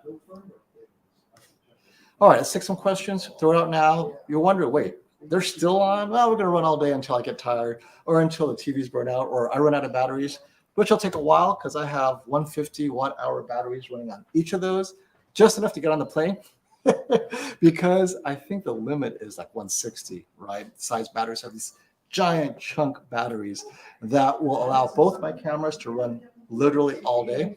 So this is kind of cool. Which is better, the QD-OLED Samsung or Sony? When's the Sony coming out? So the Sony's coming out in mid-May. It's been delayed. The Sony A95K. The Samsung, well, let's go. Which is better? We don't know. The Sony on paper should be better. It has a heatsink. That means you could push it even harder. But the Samsung is so good right now. It, to me, is a step up from the A90J. Two things: peak brightness, average picture level, and the color gamut. But those are three very specific things. Motion is a match. It's not better. It's not worse for how I watch movies. But this is just movie HDR content. The Sony is a mature product, the A90J, and it has a heatsink. The S95B doesn't. The question is whether the A95K, how much better can it be? The fact that it has the XR processor gives me a lot of hope that it should be better in upscaling low bitrate content. I don't know how good the Samsung is in upscaling, let's say 720i content. We're going to have to, well, I can't test it, but maybe Classy can. I don't have a cable box, right? That's 720i. But normally speaking, 1080p looks great generally on all TVs now. So that's not worth comparing. It's if you're coming from DVD content, which doesn't make sense. You have a $4,000, $3,000 TV and a DVD player. I'm not going to test that. I've tried it before. It just doesn't look good all around. It's really hard to make conclusions there. So yeah, great question. Right now, I can't say definitively the Sony is better, but on paper, it's supposed to be, it should be brighter. But we'll see. We'll have to test that next week. Hey, Tech KG, Tech with KG is in the house. How you doing, buddy?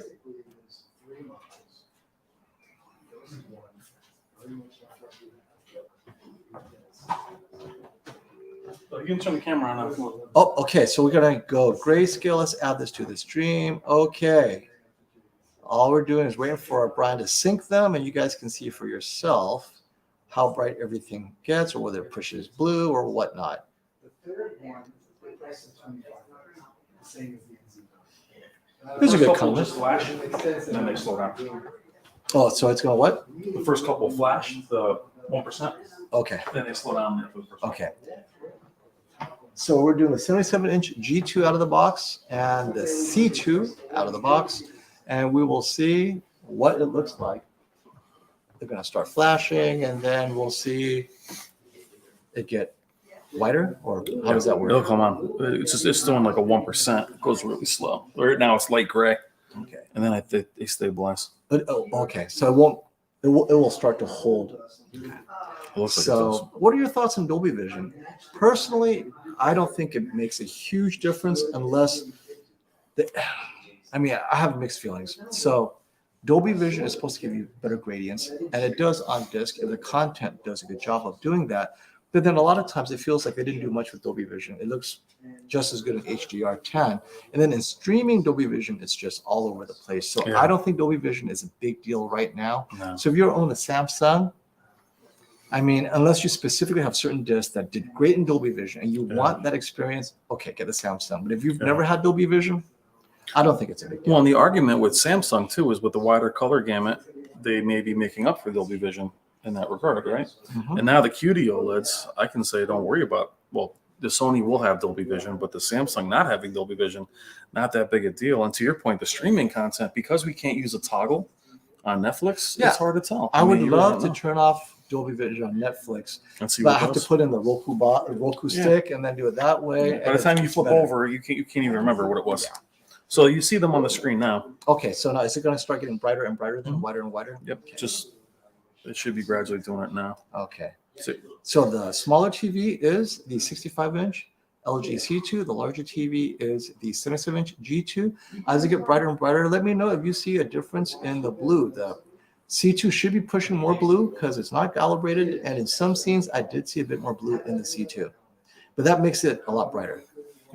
and the smaller G2 is now being updated. The other C2 Wendy updated about a half an hour ago. Okay. So that's why the other one's black.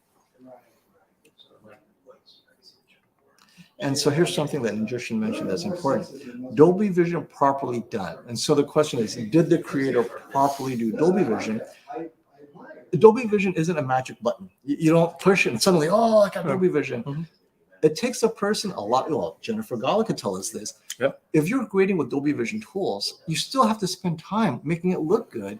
But if Yeah. you spend the same time with HDR, it's going to look good in HDR, and then you go and do it in Yeah. Dolby Vision, and you don't have to, oh, you know what? I don't get paid by the hour. I'm going to be Yeah. off the clock in 2 hours, and then suddenly your Dolby Vision looks crap. And that was a problem with HDR when it first came out. They just tacked it on. 3D, they tacked it on, and you're like, well, it's 3D, but it was bad 3D or bad HDR. Yep. Same with when we have true 12-bit panels. We're going to be happy to have them, and then here, oh, it's not in 12-bit. Like, so it's always going to be the issue with content. Yeah. Because now when So you they're- buy a TV, do you make So they they should be. You know what? Let me turn up the exposure. So go ahead and take over the camera. Go around.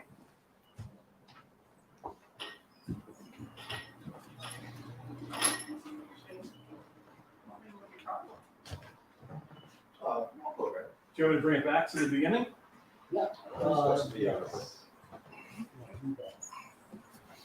Hold on one second, guys.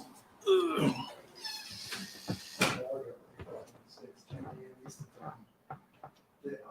Leanne might go sit down as anyone will go crazy agreement.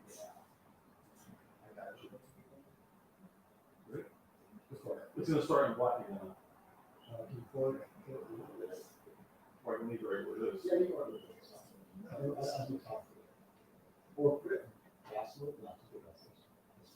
That needs only 4 more seconds. Well, here's if you want to see it.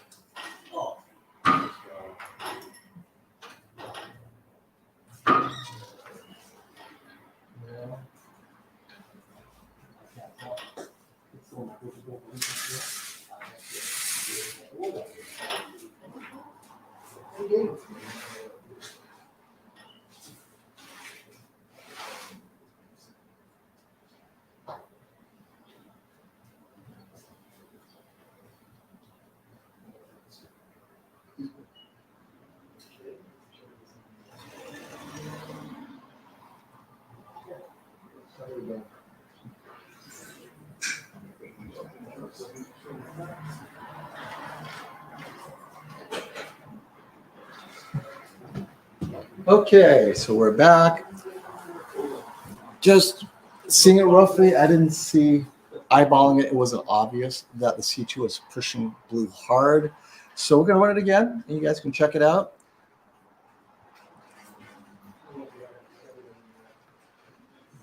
Is there a 65-inch 8090J to put next to the 65-inch G2? Actually, Brian, here's a good idea. Can we bring this? The 8090J is calibrated, right? No. 8090J is not calibrated, so might as well not do it. So we have an 8090J here, but it's not calibrated. So at this point, these are all uncalibrated TVs.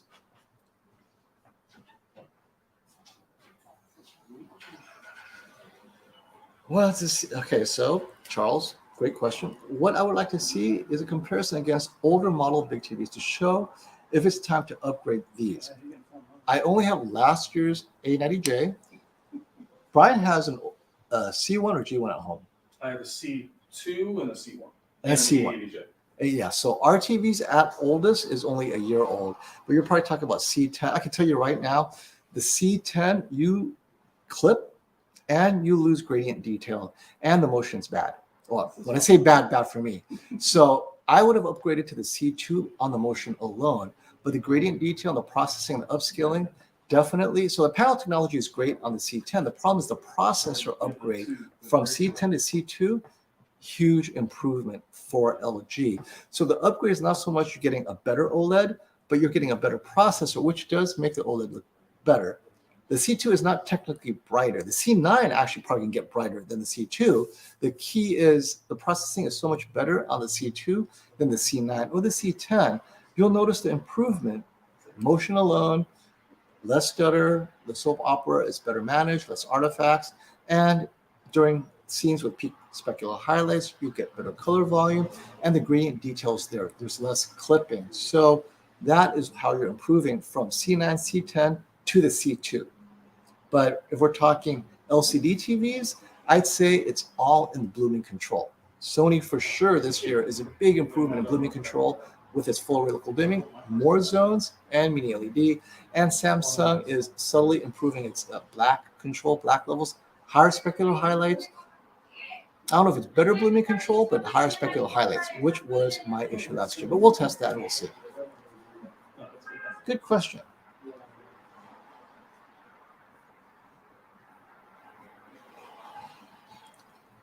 Yes, we will bring it. We will have an 890J versus a G2. We all will. It's going to be a fun matchup, Julio. Good question.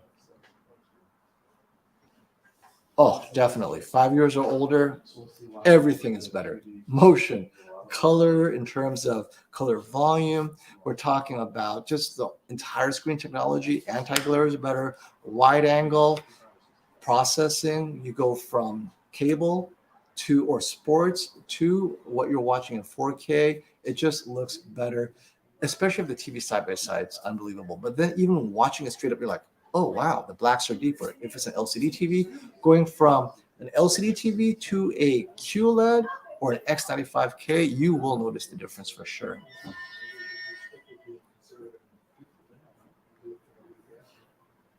The question, can the C2 handle 8 hours a day of cable news with logos without burning?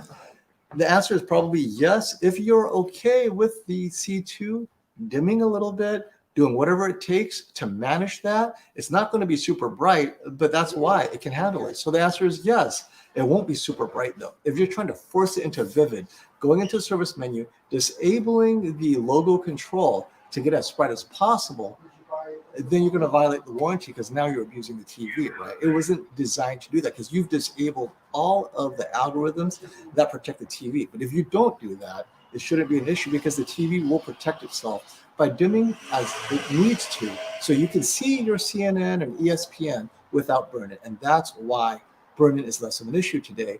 The LG OLEDs, all of them, are more aggressive with the burn-in algorithms.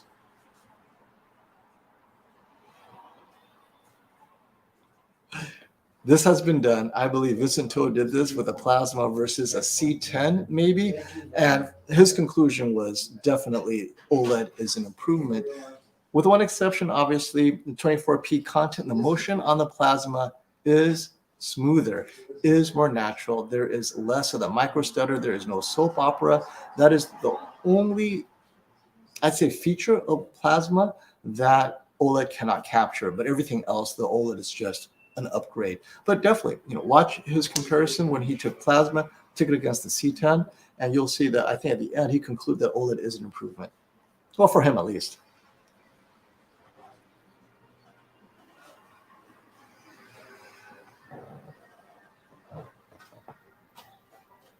Let's see here. Be able to see that. Robert, there's a pricing question for you. Robert, Yes. just quick pricing question. Do you think there's a chance that 83-inch will drop below $5,000? No, 890J. no. No. But Nope. if they tell us they found us through you, they get a $550 store credit. You can make it less than $550 store credit Right. might bring you there. Might bring So- you up, but And Sony's we not get going to. free shipping nationwide Right. and all the other benefits. So that that's it. If you include Yep. the store credit, then technically you are. But Mhm. yeah, there you go. So Sony's not going to drop it below 5. Sony won't be doing Not it. at 83. Not the Not Master 83. Series. Under $5,000. They don't have to. But if they're members of your channels, they'll be at Yeah. $49. Members, you There heard you it go. here. Oh, you bring it right down. There There you you go. go. Perfect. Awesome. And Robert cannot sell to Canada. Distribution rights and exclusivities, he would love to, but no. Yes, this has been most people's observation. Going to OLED from plasma, other than motion for some, it's just the resolution, the brightness, the HDR. You can't do HDR in a plasma. It was just not Yeah, I designed mean, for it's, that. but it's the natural progression. And plasma was designed for SDR. You're asking plasma to do Yeah. non-SDR content. Now maybe an SDR, that's fine, but now you're holding back OLED, Yeah. right? Well, I mean, in plasma, they were trying to say it was 600 hertz. That was just what they said it was. It wasn't actually that. It wasn't the refresh of it, but they were amazing.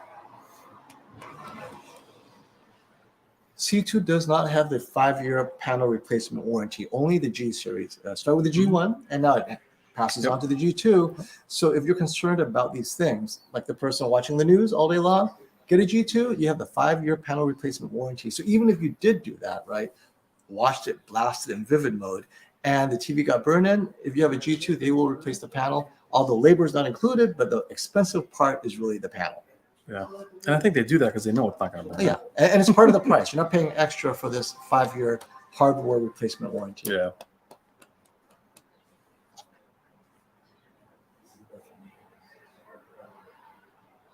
And they both look awesome, but it doesn't look mostly brighter at all. Yeah, so right now, the C2 and G2, they both look great. They were a match, and when we ran the white, it didn't look as C2 was that much off. Obviously, we know it slightly is, but eyeballing it, they look pretty good, really.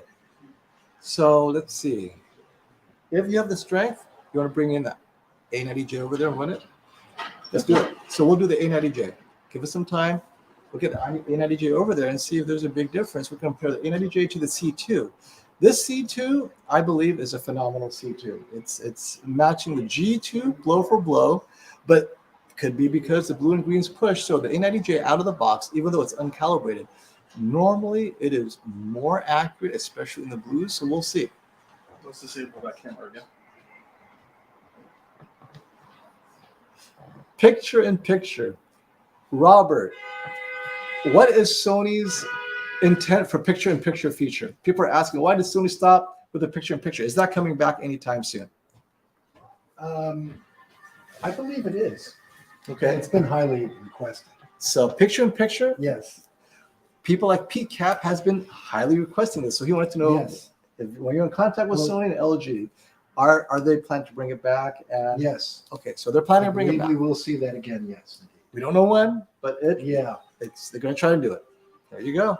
Just keep on loudly yelling your That's requests. That's And, what that and is. the more you talk about it, the more we talk about it, and then the more they watch our YouTube videos. That's right. While we're on it, click That's like if you correct. haven't already. Please do. You bet. That's It's probably the right. longest live stream I've ran ever, other than my all day long Prime Day live stream.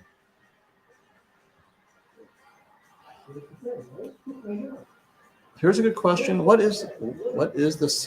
What is the warranty?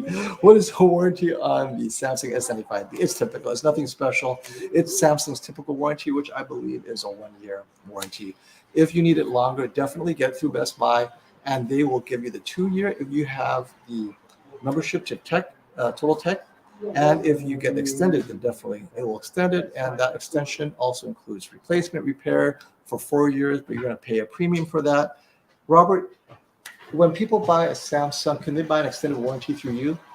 When they buy a Samsung? Yes. Because the S95B, many concerns, we don't know what's going to happen. If they bought a Samsung extended warranty, how much is it? How much more is it? So you get 1-year parts and labor from us, of course. Standard. You can get an extra 3 years for 9% of the purchase price. There you go. So Val Electronics, 9% of the purchase price from Val Electronics if you get it through Robert. And Yes. it's a Samsung backed warranty, or is it through a third party insurance company? It is a third party, but they pay Samsung Oh, to okay. repair the TV. So there you go. So if you want to get the Samsung S95B and you want to pay the extra 9%, wait. If they buy it through my recommendation, Yes. 10% off, can they Yes. put it back? I in the still owe 9%? them some money. Ah, there you go. So right. that's one way So to they do get the it. warranty for free, 4 years. There you go. So So I if still maybe another HDMI cable to go with it or something. So if you mentioned to Robert you want the S95B, Yep. and you say, look, I know I'm getting a 10% discount with FOMO. I want to apply it to warranty. Then he doesn't. He just gives you the warranty Free. as the purchase price And we put the MSRP. A90. Yes, A90J. Perfect. So that's your workaround. And this one is fully warranted for 4 years, right, Robert? What was that? I'm sorry. 4 years. Yes, it is. Total of 4 years. 4 years, which is a match for Best Buy. So some people like working with Geek Squad. And in this case, you're working with a warranty company, Yeah. but Robert trusts this warranty company. He does it for all his Samsung stuff, and they work directly with Samsung. So there's your workaround. S95B at MSRP, mention FOMO, and he'll throw in the warranty. Instead of giving you 10% off, he just throws that into the warranty plus cables or whatever, right? Because you have 1% stored credit going back to you. So that is very cool. Thank you, Robert. You want to keep the G2 or you want the C2? Just the C2, because the C2 is the one that was possibly C2, off. A90. A90J 65-inch, C2 65-inch. You want me to help you carry off the 65-inch G2? I'll be right back. The problem with this A90 is instead of waxing, Yeah, just disconnect everything. Yeah. I'm going to stand like that. I might have to put it on the floor. Oh, that's fine. Because- Just on the floor. Yeah. That's fine. Because my camera can capture both. All right, A90J coming in, guys. You guys get your comparison. Okay. What's the warranty on the S95B? So it is 1 year parts and labor, which is typical of all Samsung TVs. Right here, you'll get 4 years if you mention FOMO. There you go. Without any additional cost, because that 10% goes towards the 9% of the warranty cost. That's great. I didn't even know that. Yes, we are bringing out the Sony A90J out of the box, uncalibrated, but again, the A90J is supposed to be a bit more color accurate. We want to see when we compare it on the Spears and Munsell how off the C2 is, because we notice the differences in brightness, but then we know that it's pushing a little blue. The question is, well, in this scene, is the cloud still white?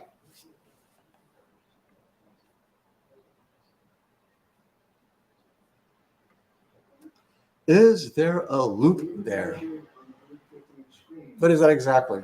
Classy, is that a splitter? Is that a calibration measuring machine? Let me know. And I'll ask. Sounds French, loop. Is there a loop here? L-O-U-P-E? Are you familiar with this? No, what does that mean? I don't know. We'll wait for, or maybe that's an I. Ayupe. Classy will tell us. Okay. But I don't know what it means. this is great though. Now that I Yeah. know that if they buy through you, that's That's 95B, that warranty will make a big difference for me. That's great. They get it for free. Because that is something that pick out I've been something concerned else to about. go as Right? well. So I will definitely mention that on my next live stream. Thank you. You bet. Because that's just huge. Right. Because then if you go, That's just the promotion if they mention it. absolutely, you got to mention that. Can't just say, wait, can't say the magic word. That's correct. That's correct. This is so fun. The X95K is coming next week, but it's the larger one, 75, 85. I will be getting it in 3 weeks because it's running 3 weeks behind the larger sizes. So 65-inch X95K is shipping 3 weeks from now. 75-inch, 85-inch are shipping now. Robert's getting it into his studio next week. So we'll see. Oh, that's nice. Thank you. I like that. Yeah, I know. Do you mind helping carrying a TV or you want me to do it? I don't mind. He wants to put it right here. Facing forward.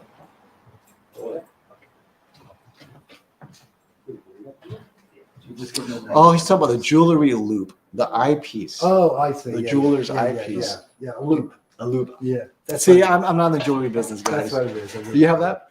No, I don't. See, I've heard D Nice does, but Yeah, he does. Be nice. it's like all this gear. Now, not only do I have to carry around a mask, I have to carry around a loop, Yep. microphone, Yep. TVs, gotta wear shoes. You people expect so much from us. We'll find out. Now we're gonna have to keep a loop on store.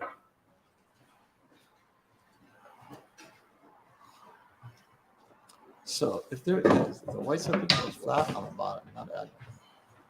Okay, so this is a good point. I will put it with a loop once I order it.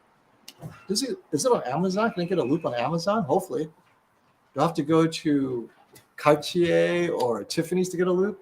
Let me know where you get your loop, Classy. I'm sure you went to Cartier to get it. I think you're on the second one. No.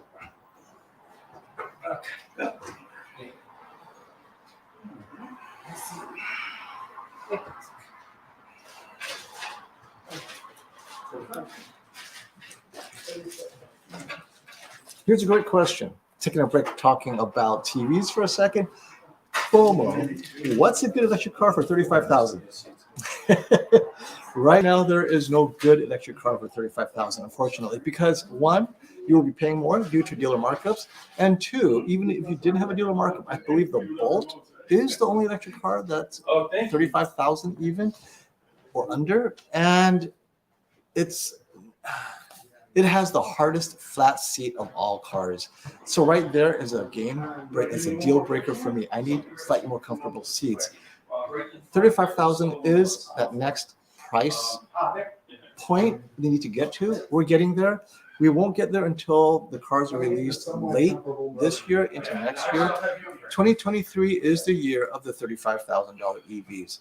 Wait, Model 2 is in development, getting out there. Kia has a couple of lower end EVs that's coming out at that price. The Niro might be the only car that's under 40 grand that's all electric. Look at the Kia Niro. Great car. It's based on an ICE platform, so you're going to have that hump. But the Niro, look at the Niro. Kia Niro, I don't know if you can get it for $35,000 though, because dealer market being what it is, most likely it's closer to 40 or above. So yeah, let me know what you end up getting. But 35, that is a good price though, because it's not exactly cheap still. But if car companies get their car EVs to 35 without dealer markup, plus the $7,500 tax incentive, now you're under 30. So there you have it.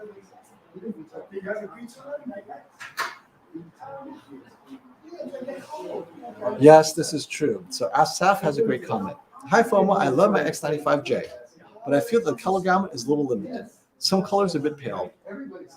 No, this is the limitation of both WOLEDs and LCD TV color filters. We are limited. And the Sony, sadly, compared to other TVs from other brands, their color gamut is even more limited. I mean, they do well in accuracy, but their color volume, color gamut is not like super punchy. They're focused very much on, also depends on which size. The larger sizes have this extra wide angle, which also limits it further, right? You have these issues when you add too many filters. So you're absolutely correct. X95J and the WOLED, some WOLEDs worse than others, very limited. You are getting just enough to enjoy your movies, but you're losing some color in the DCI space, even, right? You're not getting 100% DCI for sure. And when you add color volume to the equation, you're losing a lot. This is why I'm so excited about the S95B and the A95K. The most we've ever seen, both in gamut and color volume. And even this year, the G2 and C2, you're going to get more color volume and more color gamut than before. compared to earlier OLEDs. The X95J is its own beast. People buy it for its brightness more than anything. Look at the X90K if you're looking. Oh, actually, you have the X95J. Look at, if you're looking to upgrade for a wider color gamut, wait for the S95B to drop in price. You will get that extra gamut, and the brightness is there too.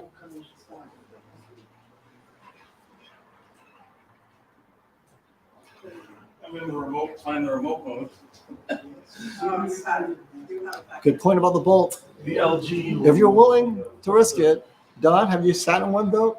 How do you like the seats? For me, that's the deal breaker. That's why I was like, I can't recommend a car that I would never sit in myself. And the heavier you are, the worse those seats are. So let me know. It's sad that they've gone through 2 generations, haven't replaced the seats. Terrible. Hopefully, Chevy sees this and replaces the seats. How hard can it be? Come on, guys.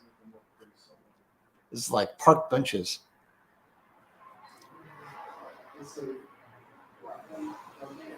Will Samsung Q900B beat the LG G2 when it comes to Dolby Vision? Since the 900B doesn't have Dolby Vision, can't answer that question.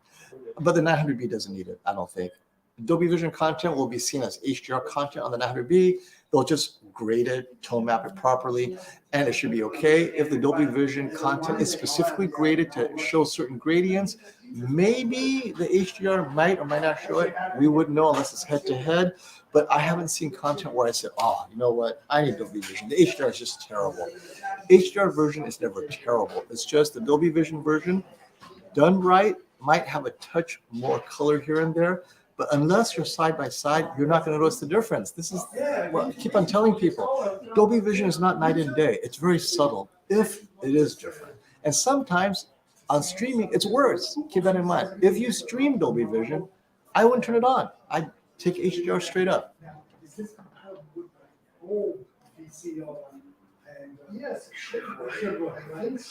You mean both. EV Miata, I'm in too, but then it'd be like a 5,000 pound Miata.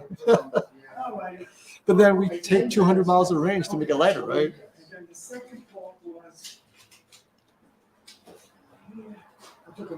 So this is very personal, James. I noticed you guys never recommend BFI, but it could help run it if people disable ABL. So for me, 2 reasons I don't recommend it. That's why I never talk about it. I cannot stand the flicker. I see the flicker. Some people are not sensitive to it, and so they love it. Apparently I am. So anytime there's a white screen, anywhere the white flickers, I can't stand it. And for me, I watch a lot of HDR, and I see the dim. If it's SDR without flickering, I probably would be okay with BFI, but HDR, brightness, and there's a lot of white, it's unbearable for me. So I know Classy, he tested, maybe Classy can tell us what he thinks of BFI. Some people are not sensitive to it. They love the BFI for that extra motion resolution. In this case, it's to prevent burn-in, but then can it get bright enough where the BFI prevents, is it offsetting? Equally offsetting? I don't know. Like this scene with BFI, there's no way. It's flickering all the time, right? Like these scenes, I can see the BFI. It would have to be like color with very little white. Yeah, like this one, as it gets brighter, I'm going to see the flickering.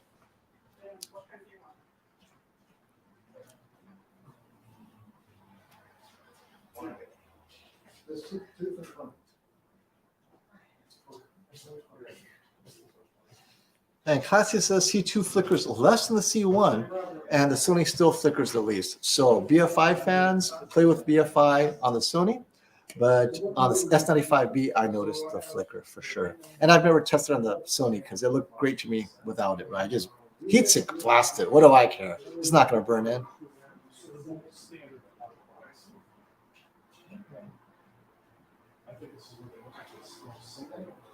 One day, Pete, you'll have PIP exactly as you asked for it. Robert's been asking for it now for years, and Sony eventually will implement it, as well as Samsung. Samsung is one of those companies that likes to push the limits of these kind of features because they like to be flashy.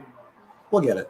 I think Samsung does have multi-picture, right? Not just not PIP the way we remembered it from the 90s.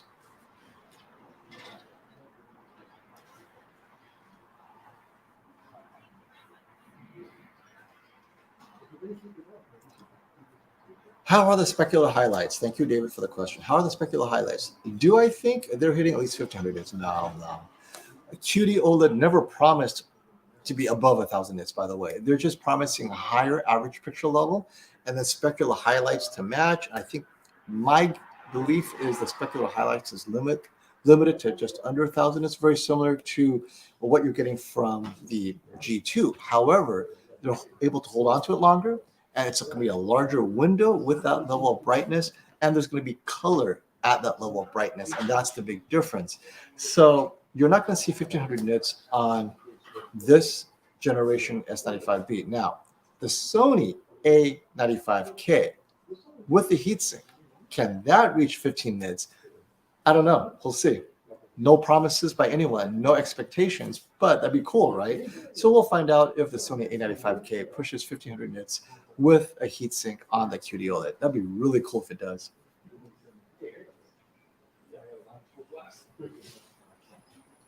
How is the Black Crush S95B?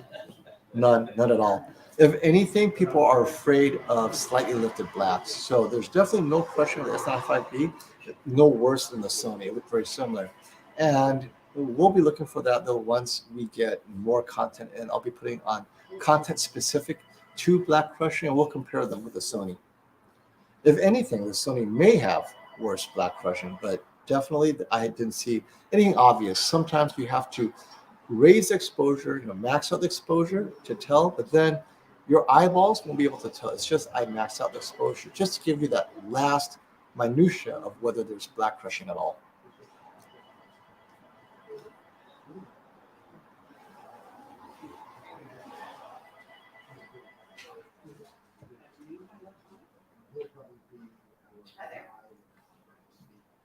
There you go. For a few seconds, you get 1500 in Vivid A90J. And maybe for a few seconds, we'll get that on the A95K.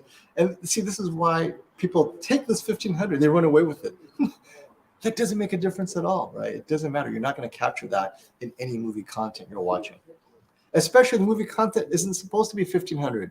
As the Magician said, most content, 1000 nits anyway, or less. And or less is more common. So even if your TV is capable of 1500, it's not supposed to show 1500.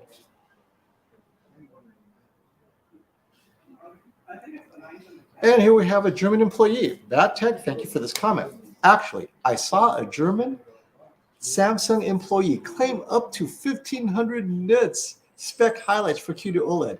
If it is true or not is a question we will see. I know that Classy's getting it tomorrow, and he'll try to push it to 1500 and see what happens. Hear the challenge, Classy? Push it, push it.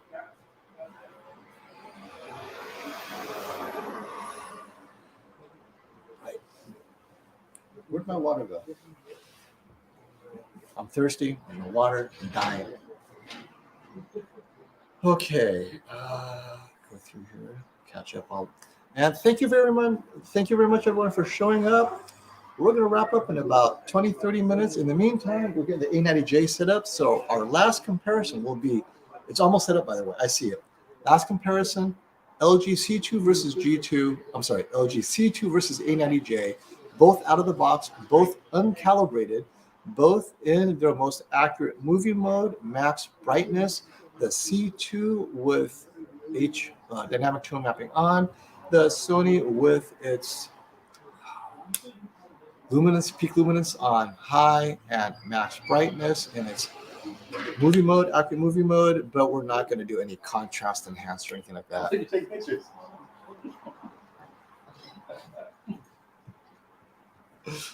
What kind of question is this? Oh my gosh, you hopped on 4 hours ago. What the hell have you been doing? Apparently not drinking water, I guess. I'm getting parched here. And I had 3 glasses of water, so it's too much talking. We're almost there, guys. We're almost there. Let's add to the stream. So we're getting set up. Okay, so TV on the bottom is the A90J. TV on top is the LG C2, and this is the Spears and Muscle disc. What luminance peak are we looking at? This is 1000. Oh, 1000. So of course they'll look similar. Can you put it at 4000? We'll have it on 4000, BT 2020. Let's see what differences we'll see. And this is the clouds, I have to say. They look very similar on my monitor, at least.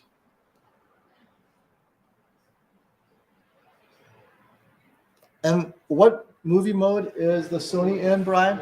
We're both in standard, out of the box. They're both reset to their factory settings. They've both been reset to factory setting. Right now, they're standard out of the box. It's the closest they look. All the presets look different, but standard out of the box. Exactly. I want to see where they hard clip, right?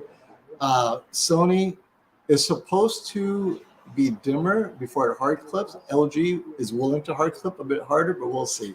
And we'll also do it at 600 nits as well and see if there's a difference. But yeah, we're going to play with the different HDR sources. That's a good point. And right here we see, I'm going to have to check the luminance on this. It looks like the LG, right there, we saw a little bit of hard clipping on the LG, right? Or it just gets brighter. Interesting. Yeah, power saving is disabled on both, right? Thank you for that, double checking. The LG tended to bring power saving back on. Yeah, make sure the LG power saving is off. Sometimes it comes back on without your permission.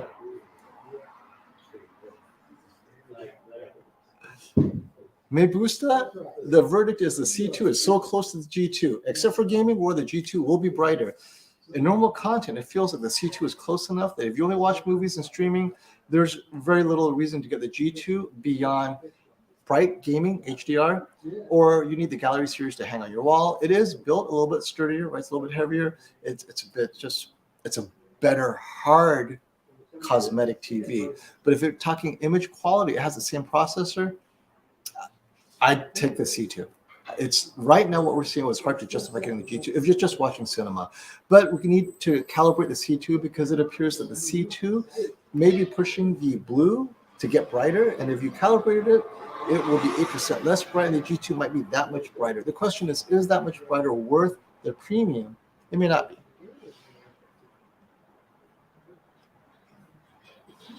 So both TVs now are running. Are they in standard mode, Brian?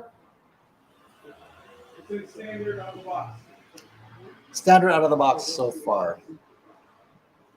Max brightness? Say again? Max brightness on both?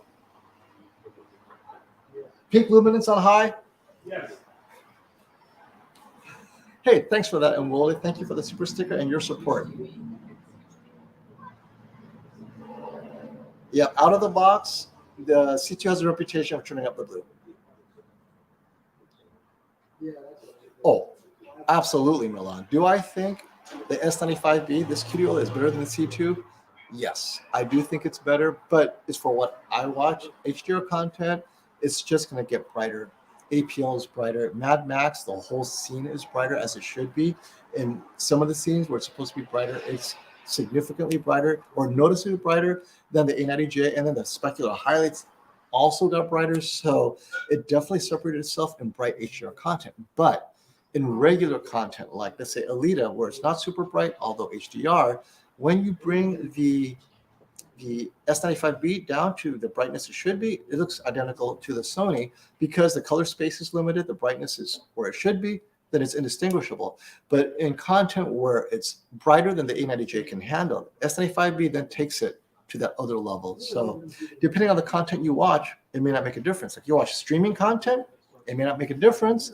Well, actually, it would make a difference because Dolby Vision is not available. So the HDR streaming content will look better or more consistent on the S95B internal app than the Sony. But if you use an external streamer like the Roku 4K and you disable Dolby Vision, then it should look very similar unless your streaming content can push it above 1000 nits, which rarely happens on streaming content, if ever.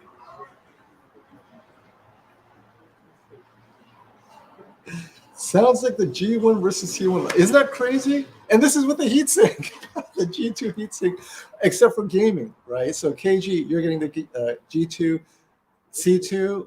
Tell us, in HDR mode, right, with the cap being higher at 1000 nits and the C2 at 800, are you supposed to see a difference?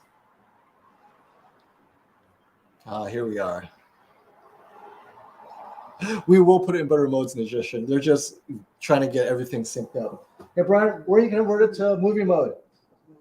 Yeah, after this one, this loop will put it in. Okay, they're going to put it in custom, Sony custom, A90J and custom, and the LG C1 or C2 will be in its filmmaker mode, and then we'll see what happens. No, the comment is not blocking the C2 on the bottom. I have to adjust my camera downward. As soon as he gets that done, I will bring the camera down. So the image is apart from the comments. It's my camera. It's just the way I have the TV set up.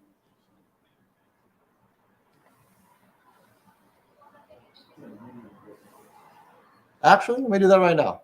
I'll bring the camera down. Give me 2 minutes.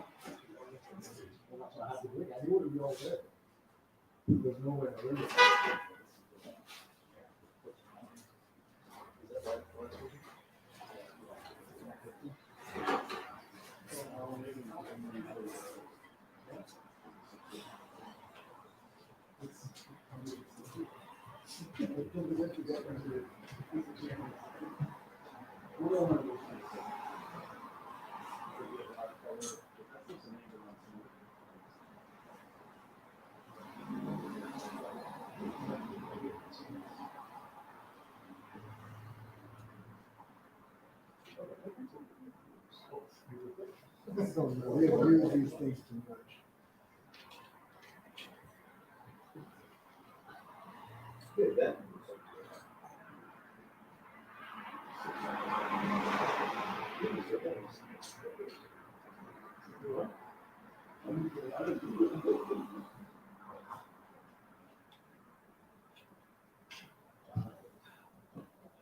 Shane and I are joking, how do you timber match those techniques to cinch? Well, Big trail. yeah, that's what would do it. That's what would do it, the turn off. Yeah. Automatically. Yeah. It just doesn't do that. Yeah. Yeah. Retail's 18,000. For cinching? No, that's the process. No, get out of here. I don't need processing right now. Weirdo. Are we going to do this? Do that? What about RC? Okay, good. These guys have turn offs, both of them. That's what I thought, man. No, thanks. I'm gonna have to know this whole thing. That's a crazy process. I'm putting one in here too. All right. Okay, so with these, let's see. You have the A90J remote run.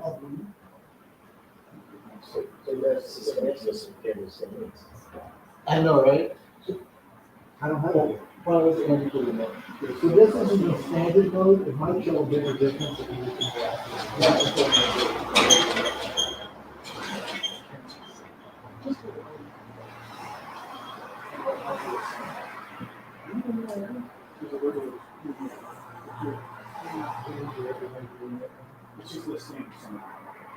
I just need to.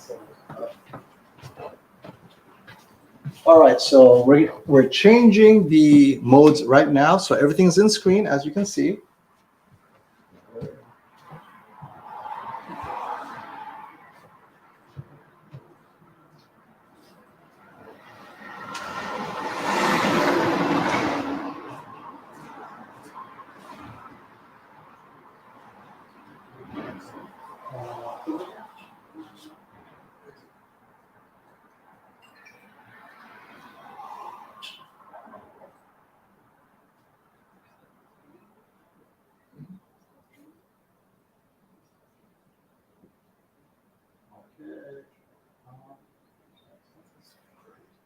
So you got a Filmmaker?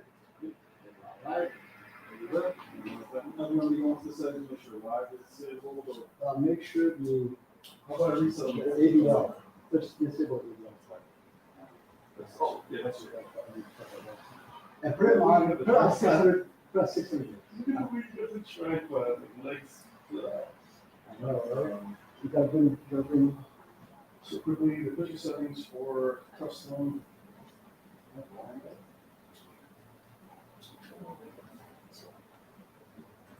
Yeah, go back out.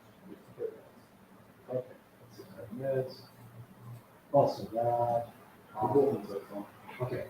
And the ADL is off this, right? All right.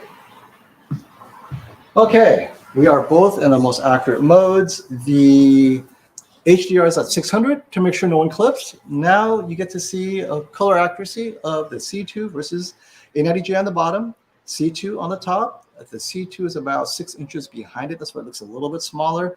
And once again, you see a slight pink tint on the Sony, which is not visible in person. You don't see the pink tint, right, Brian? No. Okay, so there's no pink tint on the A90J, and this was an issue with the G2 as well. There was a pink tint on the G2 that's only visible on the camera. So let's take out the pink tint. Do you see any differences in the white points, or is one pushing blue harder than the other? The A90J is definitely bluer. The A90J is bluer? Bluer. Bluer. Actually, pause right there. Here, let me go back. That's a great image to pause. Okay, so start from the beginning, and I'll yell pause. You want to wall what? Actually, yeah. Let's get there in a minute. So I'll yell pause, and then we'll talk about what we see, because some of this stuff. Oh, here's a good pause. Right there, pause. Okay. What we should do is we should pause and go into East displays, make sure we don't have live color, things like that. Okay, so we're gonna pause right here because you have shades of gray. Basically, this is almost like a gray level test. You have white in some areas, and some areas you have different shades of gray, probably 5 to 10% differences, right? So it's a great place to kind of look at any shifts in color. Yes, I know there's a pink on the Sony. It is not there. We don't see it. A camera is sensitive to the pink. This was an issue on the G2. There's a touch of the pink on the C2 as well, by the way. But as far as brightness is concerned, the two look very similar. The Sony A90J, heatsink, but very accurate. The C2 has no heat sink, but it's being pushed harder than earlier C2s. Okay, so Classy is saying, FOMO, could you run the demo in Dolby Vision as well to reach the higher brightness without clipping? For Sony, Dolby Vision Dark, Dynamic Tone Mapping Off, and LG Dolby Vision Cinema are comparable accurate modes. That's a good point. Dolby Vision will do it. The question is, let me check to see if it recognizes Dolby Vision.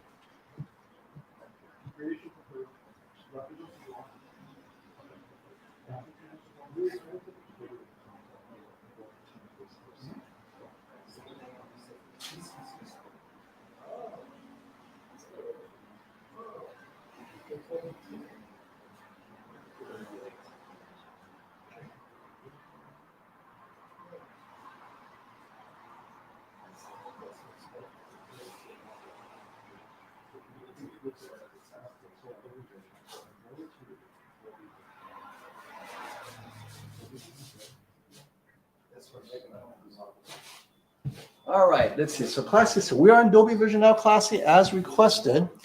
Let's see, for the Sony, Dolby Vision Dark and Dynamic Tone Mapping Off on the Sony.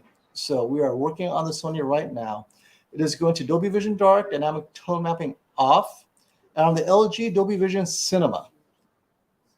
So as soon as you make sure we're in Dolby Vision Dark, we should be okay. Peak luminance is on high. Yep. Okay. And go to LG, go to Dolby Vision Cinema on the LG. See, it's a team effort, guys. I love it.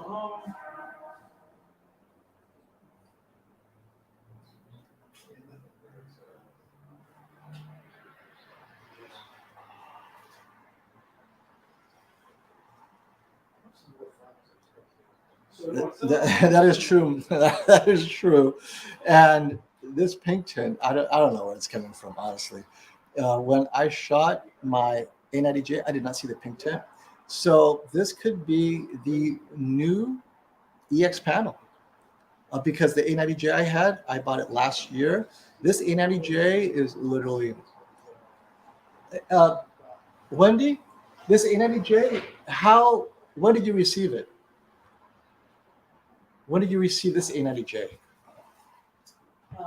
Let's see, it's probably a month A month ago? ago.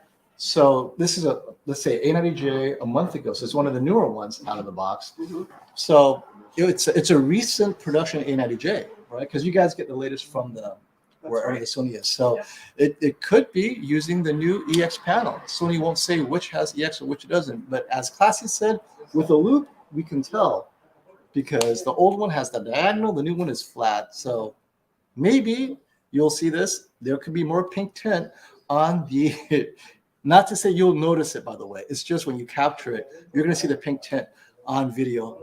Or maybe it's just the Sony camera that's capturing it. I'm running Can we the, start it? yeah, yes. Go ahead and start it. Dolby Vision. Yep, Dolby Vision 10,000 nits right there. FEL, perfect.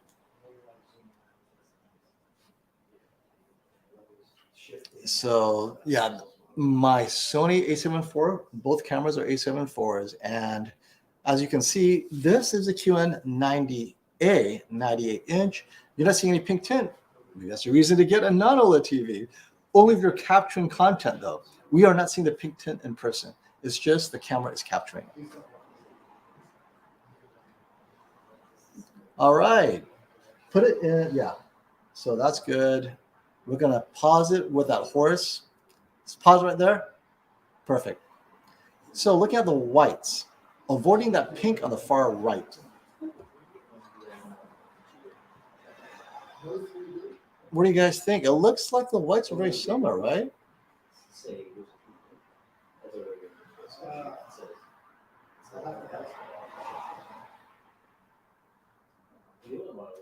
look very similar. Yeah, yeah. And this is probably it, Classy, because Wendy received this box just last month, which would be March, early March, mid-March, which means that it's probably the later production model. So this is probably the new EX panel. We saw that in the G2. And this C may be the non-EX WBE. Okay, go ahead and move it on. Yell it out. Play. Yeah, I'm not seeing a huge difference in the whites, by the way. Someone notices the A90 looks warmer. Do you notice it looking warmer, the A90J, Brian? Color temperature can be warmer. I mean, they're still just in there. Let me check the color preset. Yeah, the Sony definitely looks warmer. Can you pause right here? I want to check the exposure here. Yeah, pause right here because the LG looks like it has no color volume in that one.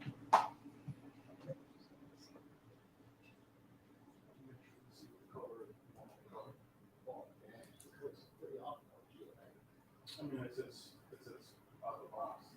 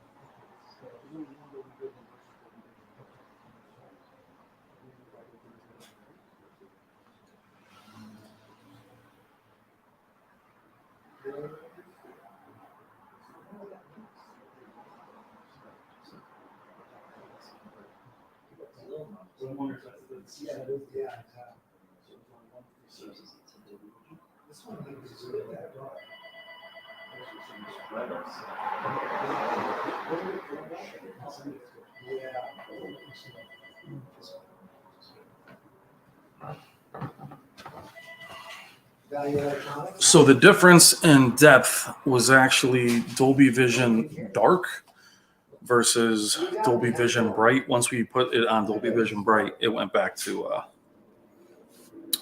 looking very similar as far as that depth of the color. You can hear me, call back.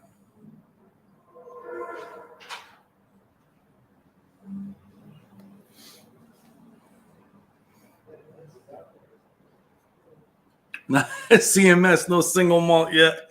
We're keeping it straight up. It's a little early in the day still.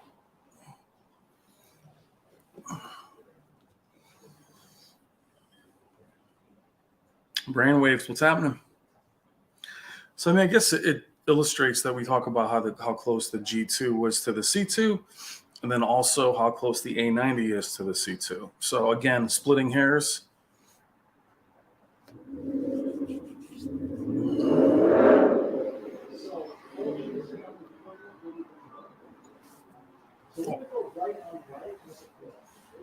You want to right on right? I don't think LG.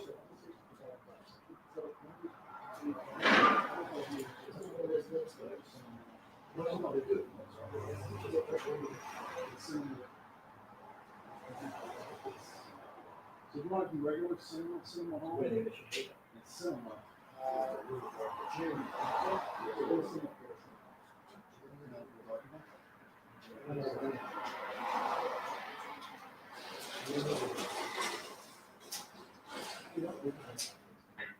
You want to go back to cinema home?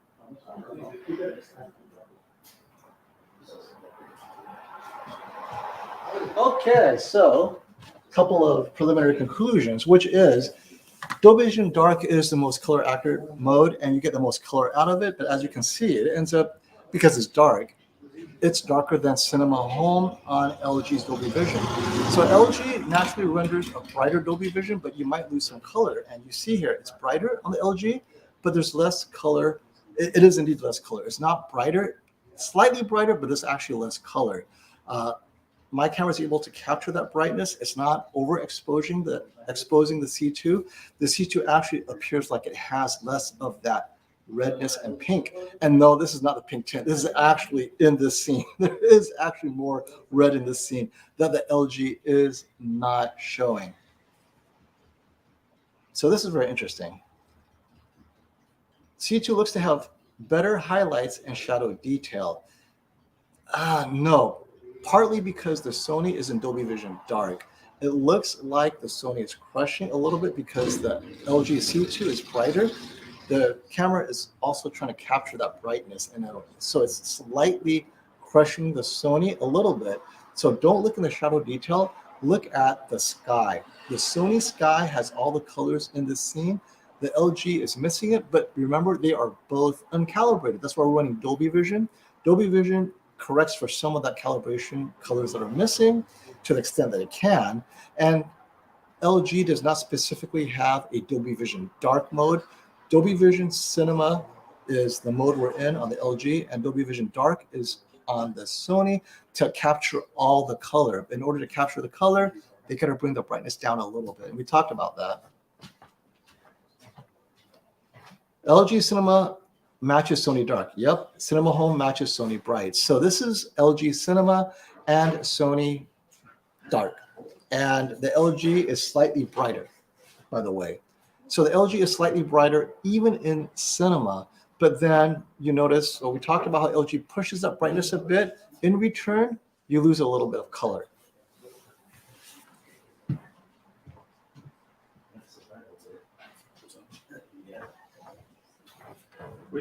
Yep, you do. I had to double check. It was like, you do lose a little bit of color, and that color difference you see is what you've lost. Right, Brian? You seen that color loss? This is what we call color volume. And Classy, you're the one who mentioned this, right? Above 400 nits, OLED starts to lose color volume, and this is probably where that is. We're probably at the difference between 300 nits and 500 nits, maybe, right? 3 to 4, 3 to 5. Brightness is not necessarily noticeable, but color volume is right here. You're right at the edge. Oh, Francisco, let me find your super chat. Thank you for letting me know. I'm so sorry, I'm not walking in and out. So we will find your super chat, Francisco. Boom, got you. What would you recommend, A95K or X95K? Oh, two completely different TVs. So the A95K no one has yet. We'll see it in a few weeks. But the X95K is the super bright mini LED. It is for bright watching, but you will not get the same level of black level control of a self-emissive display. And of course, it's going to be perfect infinite contrast on the A95K. And you can't get 75 inches though on the A95K. So I would recommend if you're at 65 inch, $4,000 is your thing. That's what the A95K is. But for 4,000, you can get a larger X95K. That's hard. For the same 65 inch and money's not a big deal, A95K, we know it's going to be great. And if you're afraid about durability, how long it's going to last, get it through Val Electronics and tell them FOMO sent you. He will include a 4-year extended warranty on the Sony as well. Because any of these, right? It's a 9% difference. So that's something to think about. There's no heatsink in the C2. All right, so this scene is up because we are noticing that even in its most accurate movie mode, Dolby Vision Home on the LG is equivalent to Dolby Vision Dark on the Sony. We're seeing more color volume, right? But the LG C2 is a touch brighter. So if you want brighter, you might as well just go LG Cinema Home. Then it's really bright and it still looks this way. So for whatever reason, LG is not capturing all the color volume. And it could be because of calibration. But Dolby Vision is supposed to offset that to a certain degree. So when you get these two TVs, Class C and KG, let me know if you see in this scene that same difference in color volume.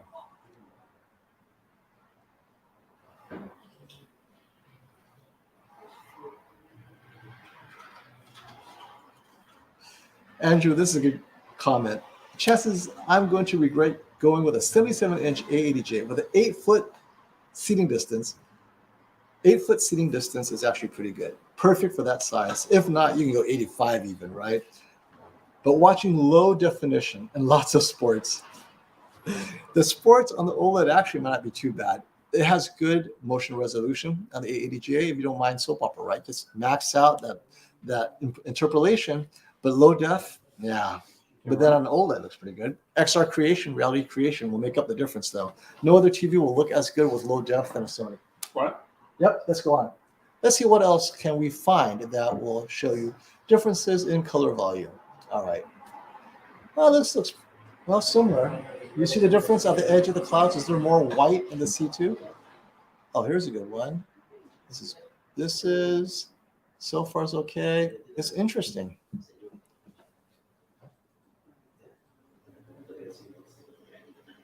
What do you think of the brightness there in the brightest part? Is there more orange in the Sony like I'm seeing? Brian? Are you seeing more orange in the Sony?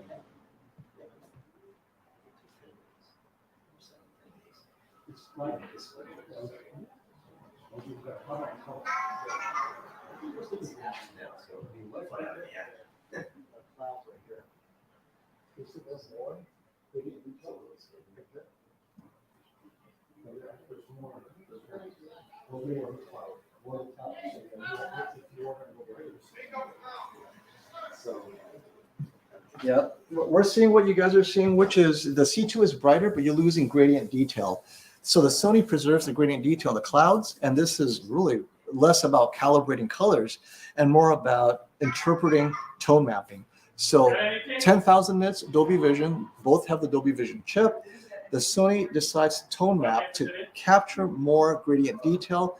The LG decides to tone map 10,000 nits to make it brighter in the specular heights, but losing gradient detail. Which do you prefer? That's something only you guys can answer because there is no right question, answer. Some of you prefer the brighter because gradient detail is so subtle, but the brightness is obvious as we saw.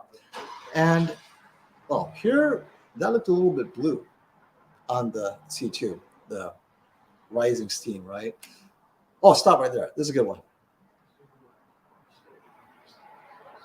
The sun, the center of the sun, which has more color, Brian, that you see? Still a Sony. The Sony? I mean, it's so close though. It's not. This was a close one, apparently. It looks a little bit, it looks like there's more color, but maybe it's brighter. If the LG is brighter, it could be that it's exposing itself out. But the LG C2 does look brighter. What? It's still very close. They're very close. How about the brightness? You notice? C2 is still brighter. C2 is brighter. And so the Sony A90J, Dolby Vision Dark, the LG C2, Cinema, which is equivalent to Dolby Vision Dark, but rendered a little bit brighter. So you can't get any dimmer in terms of Dolby Vision on the LG. This is their most accurate mode, but it's still a little bit brighter than Dolby Vision Dark. And if it's, here's a great point. Thank you, Corey. It's this close. Wouldn't fret. Well, I would fret for the price difference. So, Corey, this close, but A90J price versus the LG C2 price. Now what we're talking about, right? Once you bring price into the equation, forget gaming for a minute, then the C2 becomes actually a pretty good deal because it's less expensive than the A90J at 65 inches, which is still around $3,000. The C2, we're talking $2,500, $2,400.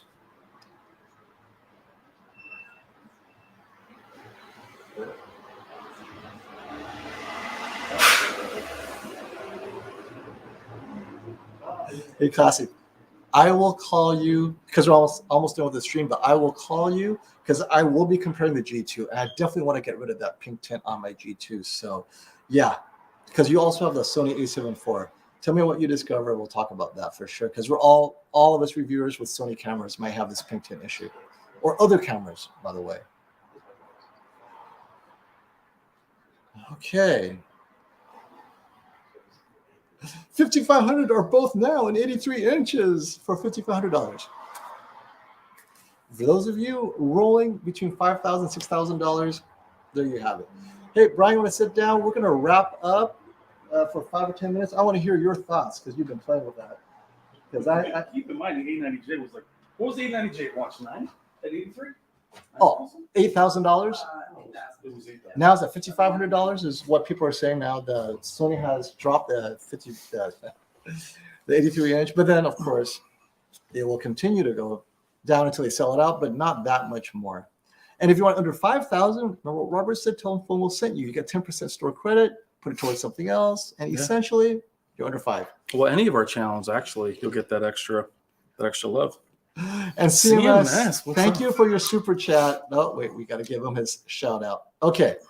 Yes, I am parched, but we're going to finish it. We will get drinks for sure. And it's on him. Oh, it's but we're in New York. He was wondering if the single malt scotch was out already. or Chana's famous Japanese whiskey. Yeah, right. All right. So we're going to wrap up in the next 10 minutes. But tell me, you were back there. You saw the TVs. You were playing with the various modes. You know, we're in accurate Dolby Vision Dark on the A90J, and LG Cinema is equivalent to Dolby Vision Dark, but a touch brighter. Which would you get? Because this is a heatsink. Oh, and we are joined with some final thoughts by Spare Change as well. I mean, seeing the C2 with the A90J, again, expecting a huge jump as we did with the G2, it actually does show how close they all are. So in the comments where we feel like, oh, this one blows away that one, it just isn't true. I mean, the A90J doesn't blow away the C2. The G2 doesn't blow away the C2. So very, very close. I did see that with the A90. Again, we have gradients preferred. We're not dynamic tone mappings disabled. Look at this one. The C2 is brighter across the red. The C2 is brighter even without dynamic tone mapping enabled, but there is more depth with the A90J. There's a bit more color. But for those that felt like the A90J was much brighter than the C1, the C2 is going to get you there. So the C2 ends up being an excellent in the middle, touching on the G2 and the A90. So the C2 and the Sony. Sony's in Dolby Vision. So we're with Robert. I was telling Robert. Dolby Vision Dark on the Sony and Cinema on the G2, which is equivalent to Dolby Vision Dark. The C2 ultimately is a touch brighter in its most accurate mode, but loses a bit of color volume. Mm-hmm. Just a touch. But I think most viewers will just take the C2. Yeah. I mean, it matches the A90J's brightness and surpasses it, but it brightens the entire screen. Right. And you lose gradient detail. Yep, a little bit. And see, this scene, you got to go with the C2. Because who cares about gradient detail, right? It's like contrasty and super bright fluorescent. And the heatsink didn't do much for the Sony. No, but I felt like the heatsink with the G2 and the A90J yielded the same results between the C2. But there is more depth to the image on the A90J, but I also felt there was more depth to the image on the G2 as well. Mm-hmm. So it's like almost switching out the A90J. If I had switched out the G2, I think you would have thought the G2 was still there. Yes. So I don't really see it. And that also being two different manufacturers, different presets, different, even though they're accurate. Well, this validates your statement when you saw the C2. You said this C2 blew And I got me killed away. for that with the C2. Oh, bro, this reviewer said they're the same. It's not the same. So actually, this all makes. And then when Shane and I did our comparison with Robert and D Nice, right, Shane? They were pretty similar. Similar. It made the C2 appear. It was more about how good the C2 was versus how bad the G2 was. Right. Now, one thing we didn't do is compare low resolution content like cable. Yes. You would have seen the improvements of the Do you have a XL cable processor. box here? No. See, no one has cable boxes. Yeah. We can do this That stuff. should answer that. Like, and we don't have one.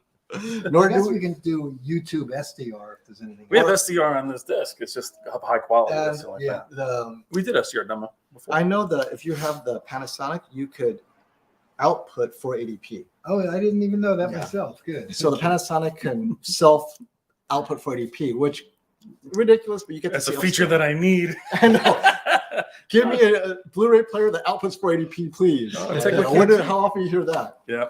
But ultimately, for purists, I need that gradient color because you see my criticism separating TVs. Gradient color is where you win, but you have to say many people will give it up for the brightness, and the C2 gets you there. Yep. And so you have people that, you know what, I'll just get a C2. The C2 is build quality, lighter, all around is a winner. But as an enthusiast, I would favor the A90J and favor the G2. For your next project, Yeah. Brian, swap out the 890J for the G2 in Dolby Vision, just like this. So that's your next content. Oh, I'm leaving. We're done for the day, right? Yeah. We're done Classy, for the meet me day. here. We'll do it together. But you're absolutely right, Classy. Yeah. That probably would, but how much different would it be though? I mean, How much Robert, different we were could it talking be? about. I mean, I wouldn't. I'd still be next. Robert, you want to hop in the middle? No, We'll let doesn't you do matter. that, Classy, I'll stay. It's all because right. you know you will. Okay. Sit on his lap. I'm fine here. I'm fine. I'm fine. Yeah, come on. Please. We're closing out, Robert. Yeah, we're closing Okay. out. So these are our final thoughts. So Okay. now this is the first time Robert has seen these head to head, right? That's all true. The powerhouse is coming in, and Yeah. we're taking over and Yeah. just do these comparisons like we do every day. Yeah. And Robert, what are your thoughts seeing what we've seen so far? Well, I'm surprised that we saw similar pink lumens because every other time I've looked at these, it didn't appear that way to me. Not the same two samples. And even when Dwayne was here, when you guys were doing it, Dwayne measured, I think, about 150 nits more on the G2. Yeah. Higher peak lumens. But we're not seeing that. We're not measuring it, but we're not And visually when you seeing do it. see it, it was the C2. Yeah. So, Yeah. So if I look at the pink tank on the A90J, it's Camera. showing you that it's not there. Camera, right. Camera capture. We But don't just- see any of that. But we're We don't saying see that even on a totally different panel, it proves our point that there's Yeah. no pink tint on the EV. And I think this is where we're seeing maybe this is the EX panel. Once we get a loop, thanks to Classy, Right. that he's I think so that pink is with a the loop. reflection of your Right. shirt. The diagonal is That's the older right. one, Yeah. and the flat That's is the newer right. one. That's Clearly correct. I salmon. suspect this A90J has the newer one Yeah. because it's identical to the G2. Yeah, that's interesting. So those of you getting A90J, it's possible you're getting the new EX panel At this because now point, we're separating it. If you capture on a camera, you're seeing the pink, right. and the C2 does not have that. or That's it's very correct. subtle. Yep. Which means that C2 probably has the WBE panel. Yeah. Well, give them more to LG think about. Display that makes all these panels Makes makes one production, Right. multiple Yeah. lines, but they make one type of panel. So Yeah. there will be a day that we're going to see everything the same, if not already. yeah, it may be We're that way. closing right? up, It may be Andy, that way so already. any questions, throw it out.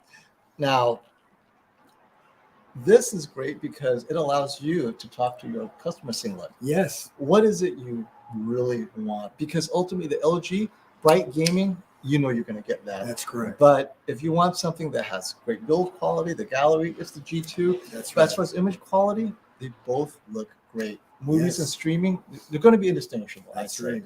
I mean, that subtle color difference, unless you have them next to each other, I probably wouldn't have even noticed it. If Mhm. it wasn't for the Sony or the G2 next to it, I'm not going to say, oh, I see a slight touch more blue.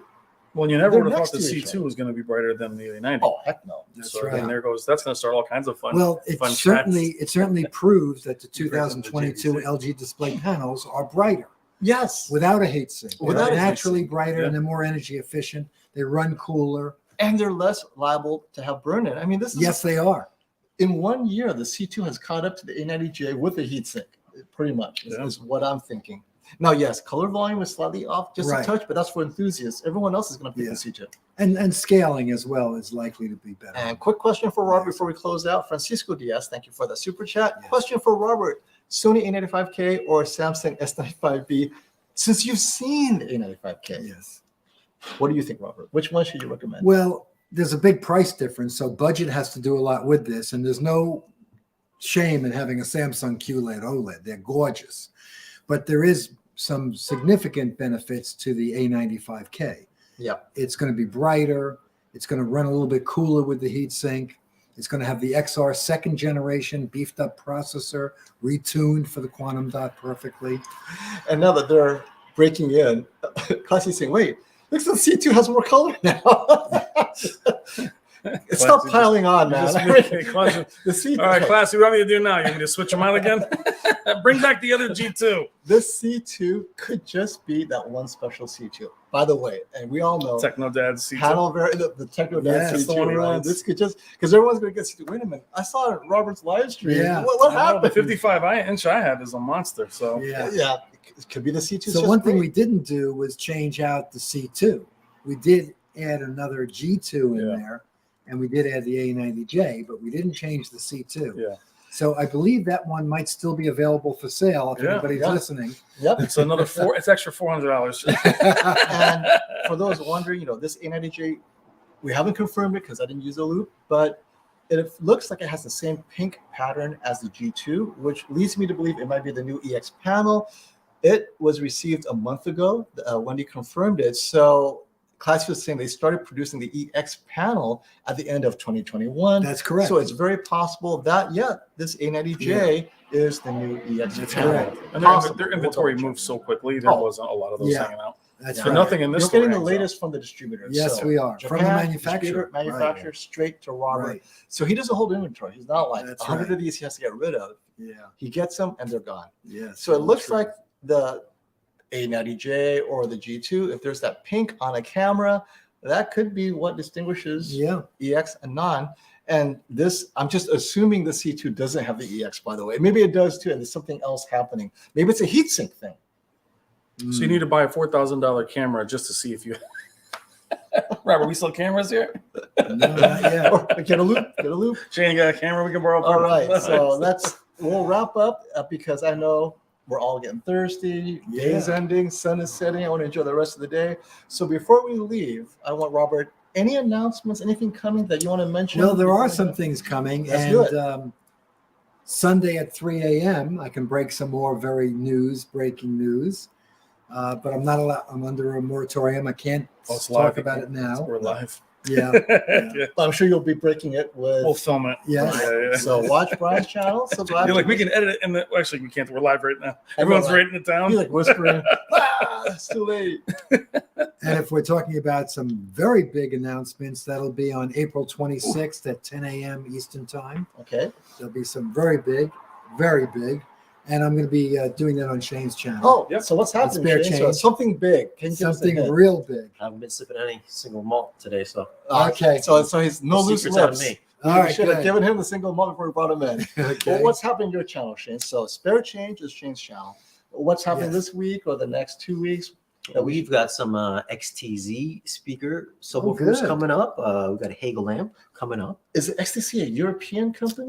Sweden. Swedish. Yeah. Swedish. And we just became Hagel dealers. I love Yeah. that brand. Hagel. Yeah. Hagel's Norwegian. Yes, it is. Yeah. And what else we got? We got JVC NZ7 coming up. Beautiful. We got an Epson Beautiful. 11,000 coming up. Very nice. We got I got a lot of stuff.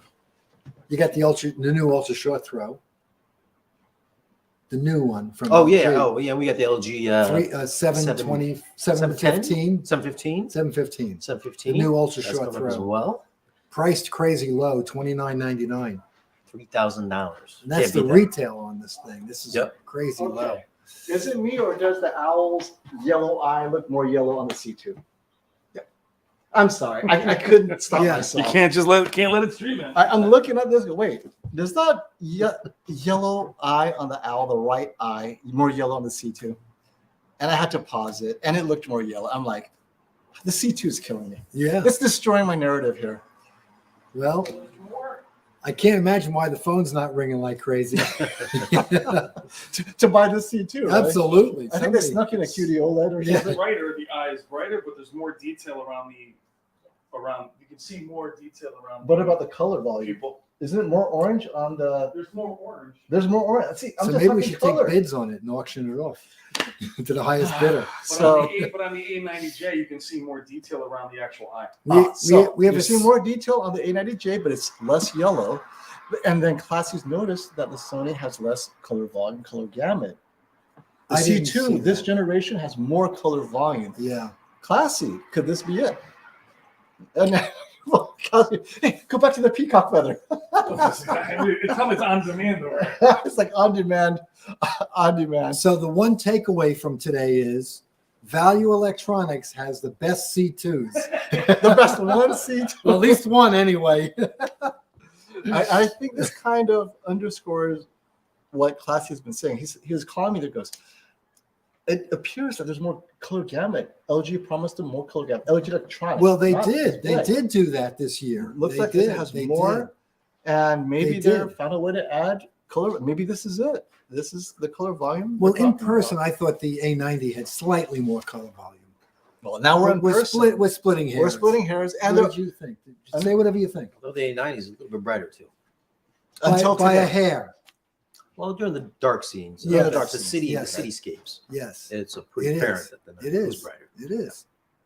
But this is fun, guys, because Yeah, they are very close to each other. that's the thing is we make so many assumptions without seeing it. Yes. Heatsink, A90J, C2 has no heatsink, and then C2 is embarrassing the G2 and the A90J. Now, yes, the G2 wasn't on Dolby Vision, so that actually remains to be That's seen. correct. But I have to say, I'm surprised that it had color volume, which is what the A90J is supposed to have. Yeah, And so this, I hope Sony's watching, like, oh, this can't be right. yeah, They're gonna buy Robert C2. yeah. Robert, send this in now. We need to Yes. see this C2. What the heck is Steroid happening? C2. This is the steroid C2, and it's for sale. It is. It's And- still for and- sale. and Although still the phones have been ringing now.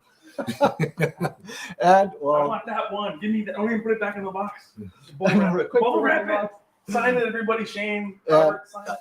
get it to the. It peacock. does show you that We'll end the on the peacock. panel variation That has is just. such We great see hundreds of these panels. So panel and variation they're all is different. They're all different. panel variation is a thing. Yeah. You have 100 nit swings from let's say 850 to 750, same panel.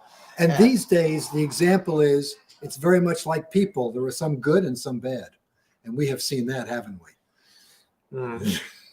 And RG makes a good point. As long as there's so much variation in panels, Sony processing gives you the best of the content, regardless of the variation, because That they're might trying be to a good they're, point, they're trying to yes. max out on upscaling and motion, everything else, so that you at least get upscaling, processing, Yes. motion, and so you don't feel so bad that and you won't even notice the variation. Oh, here we go, Peacock. What are you seeing, Brian? I see a peacock. It actually looks the same to me. They So really do. so there They you really go. do. and that says a lot about the C2. It sure does, doesn't In it? this image, Dolby Vision. Okay, so the reason we're having Dolby Vision is it makes up for color correction issues with non-calibrated TVs. They're both uncalibrated. So we went through Dolby Vision to offset the calibration issue to a certain degree, right? Mhm. And more importantly, it also brings luminance to where it should be. LG is on Cinema, which is equivalent to Sony or near equivalent to Sony Dolby Vision Dark. And even then, the Cinema LG is slightly brighter. In this case, they look very similar. There is no brightness advantage. LG's The brighter. colors there, what? LG's brighter, but again, the A90 is a little more detailed. So again, LG's slightly brighter, A90 a little bit more detail, and we will just end it with that. Okay, fair enough. That's all we can do. So we will have more comparisons next year. Next week, I'll have the G2 coming in, Yes. and then in 3 weeks, the A95K. Yes, or you will. mid-May, right? Mid-May, the A95K. May 16th. May 16th, it's releasing, so I'll be getting that. Yeah. And then we'll compare three-way G2 and A95K, S95B. End of May, Sam will come and calibrate them both, and we'll see what changes, if any. And well, that's it, guys. So we're all going out to California for that, right? Oh. Nice. I was like, Tell the hey! wife we're staying over. All right. Thank you for showing up, everyone. It was awesome. And 200 of you are still here. So Wow, fantastic. great? Yeah. remember that C2 maybe is still available. Unless one goes. I don't know. like The this. phone's been ringing Yeah, a yeah, lot. yeah. It's a lottery now. And before we leave, the S95B, if you buy electronics and mention any of us, Yes. Robert takes that 10% discount, applies it to an extended warranty. Yes. So you get 4 years protection on a totally new technology. That definitely is better than what you're going to get from Best Buy. Yes. It's going to cost And you a that's lot free. more at We Best don't Buy. charge. Yeah, for he's not it. charging for If that. you came from one of these 3 YouTube channels. So All tell right. us that so we give you the warranty. And that covers me. So I can encourage people to get it because that really is important. Yes. If you can get any more of them. Until next time, Yes. everyone, stop the phone. Bye, guys.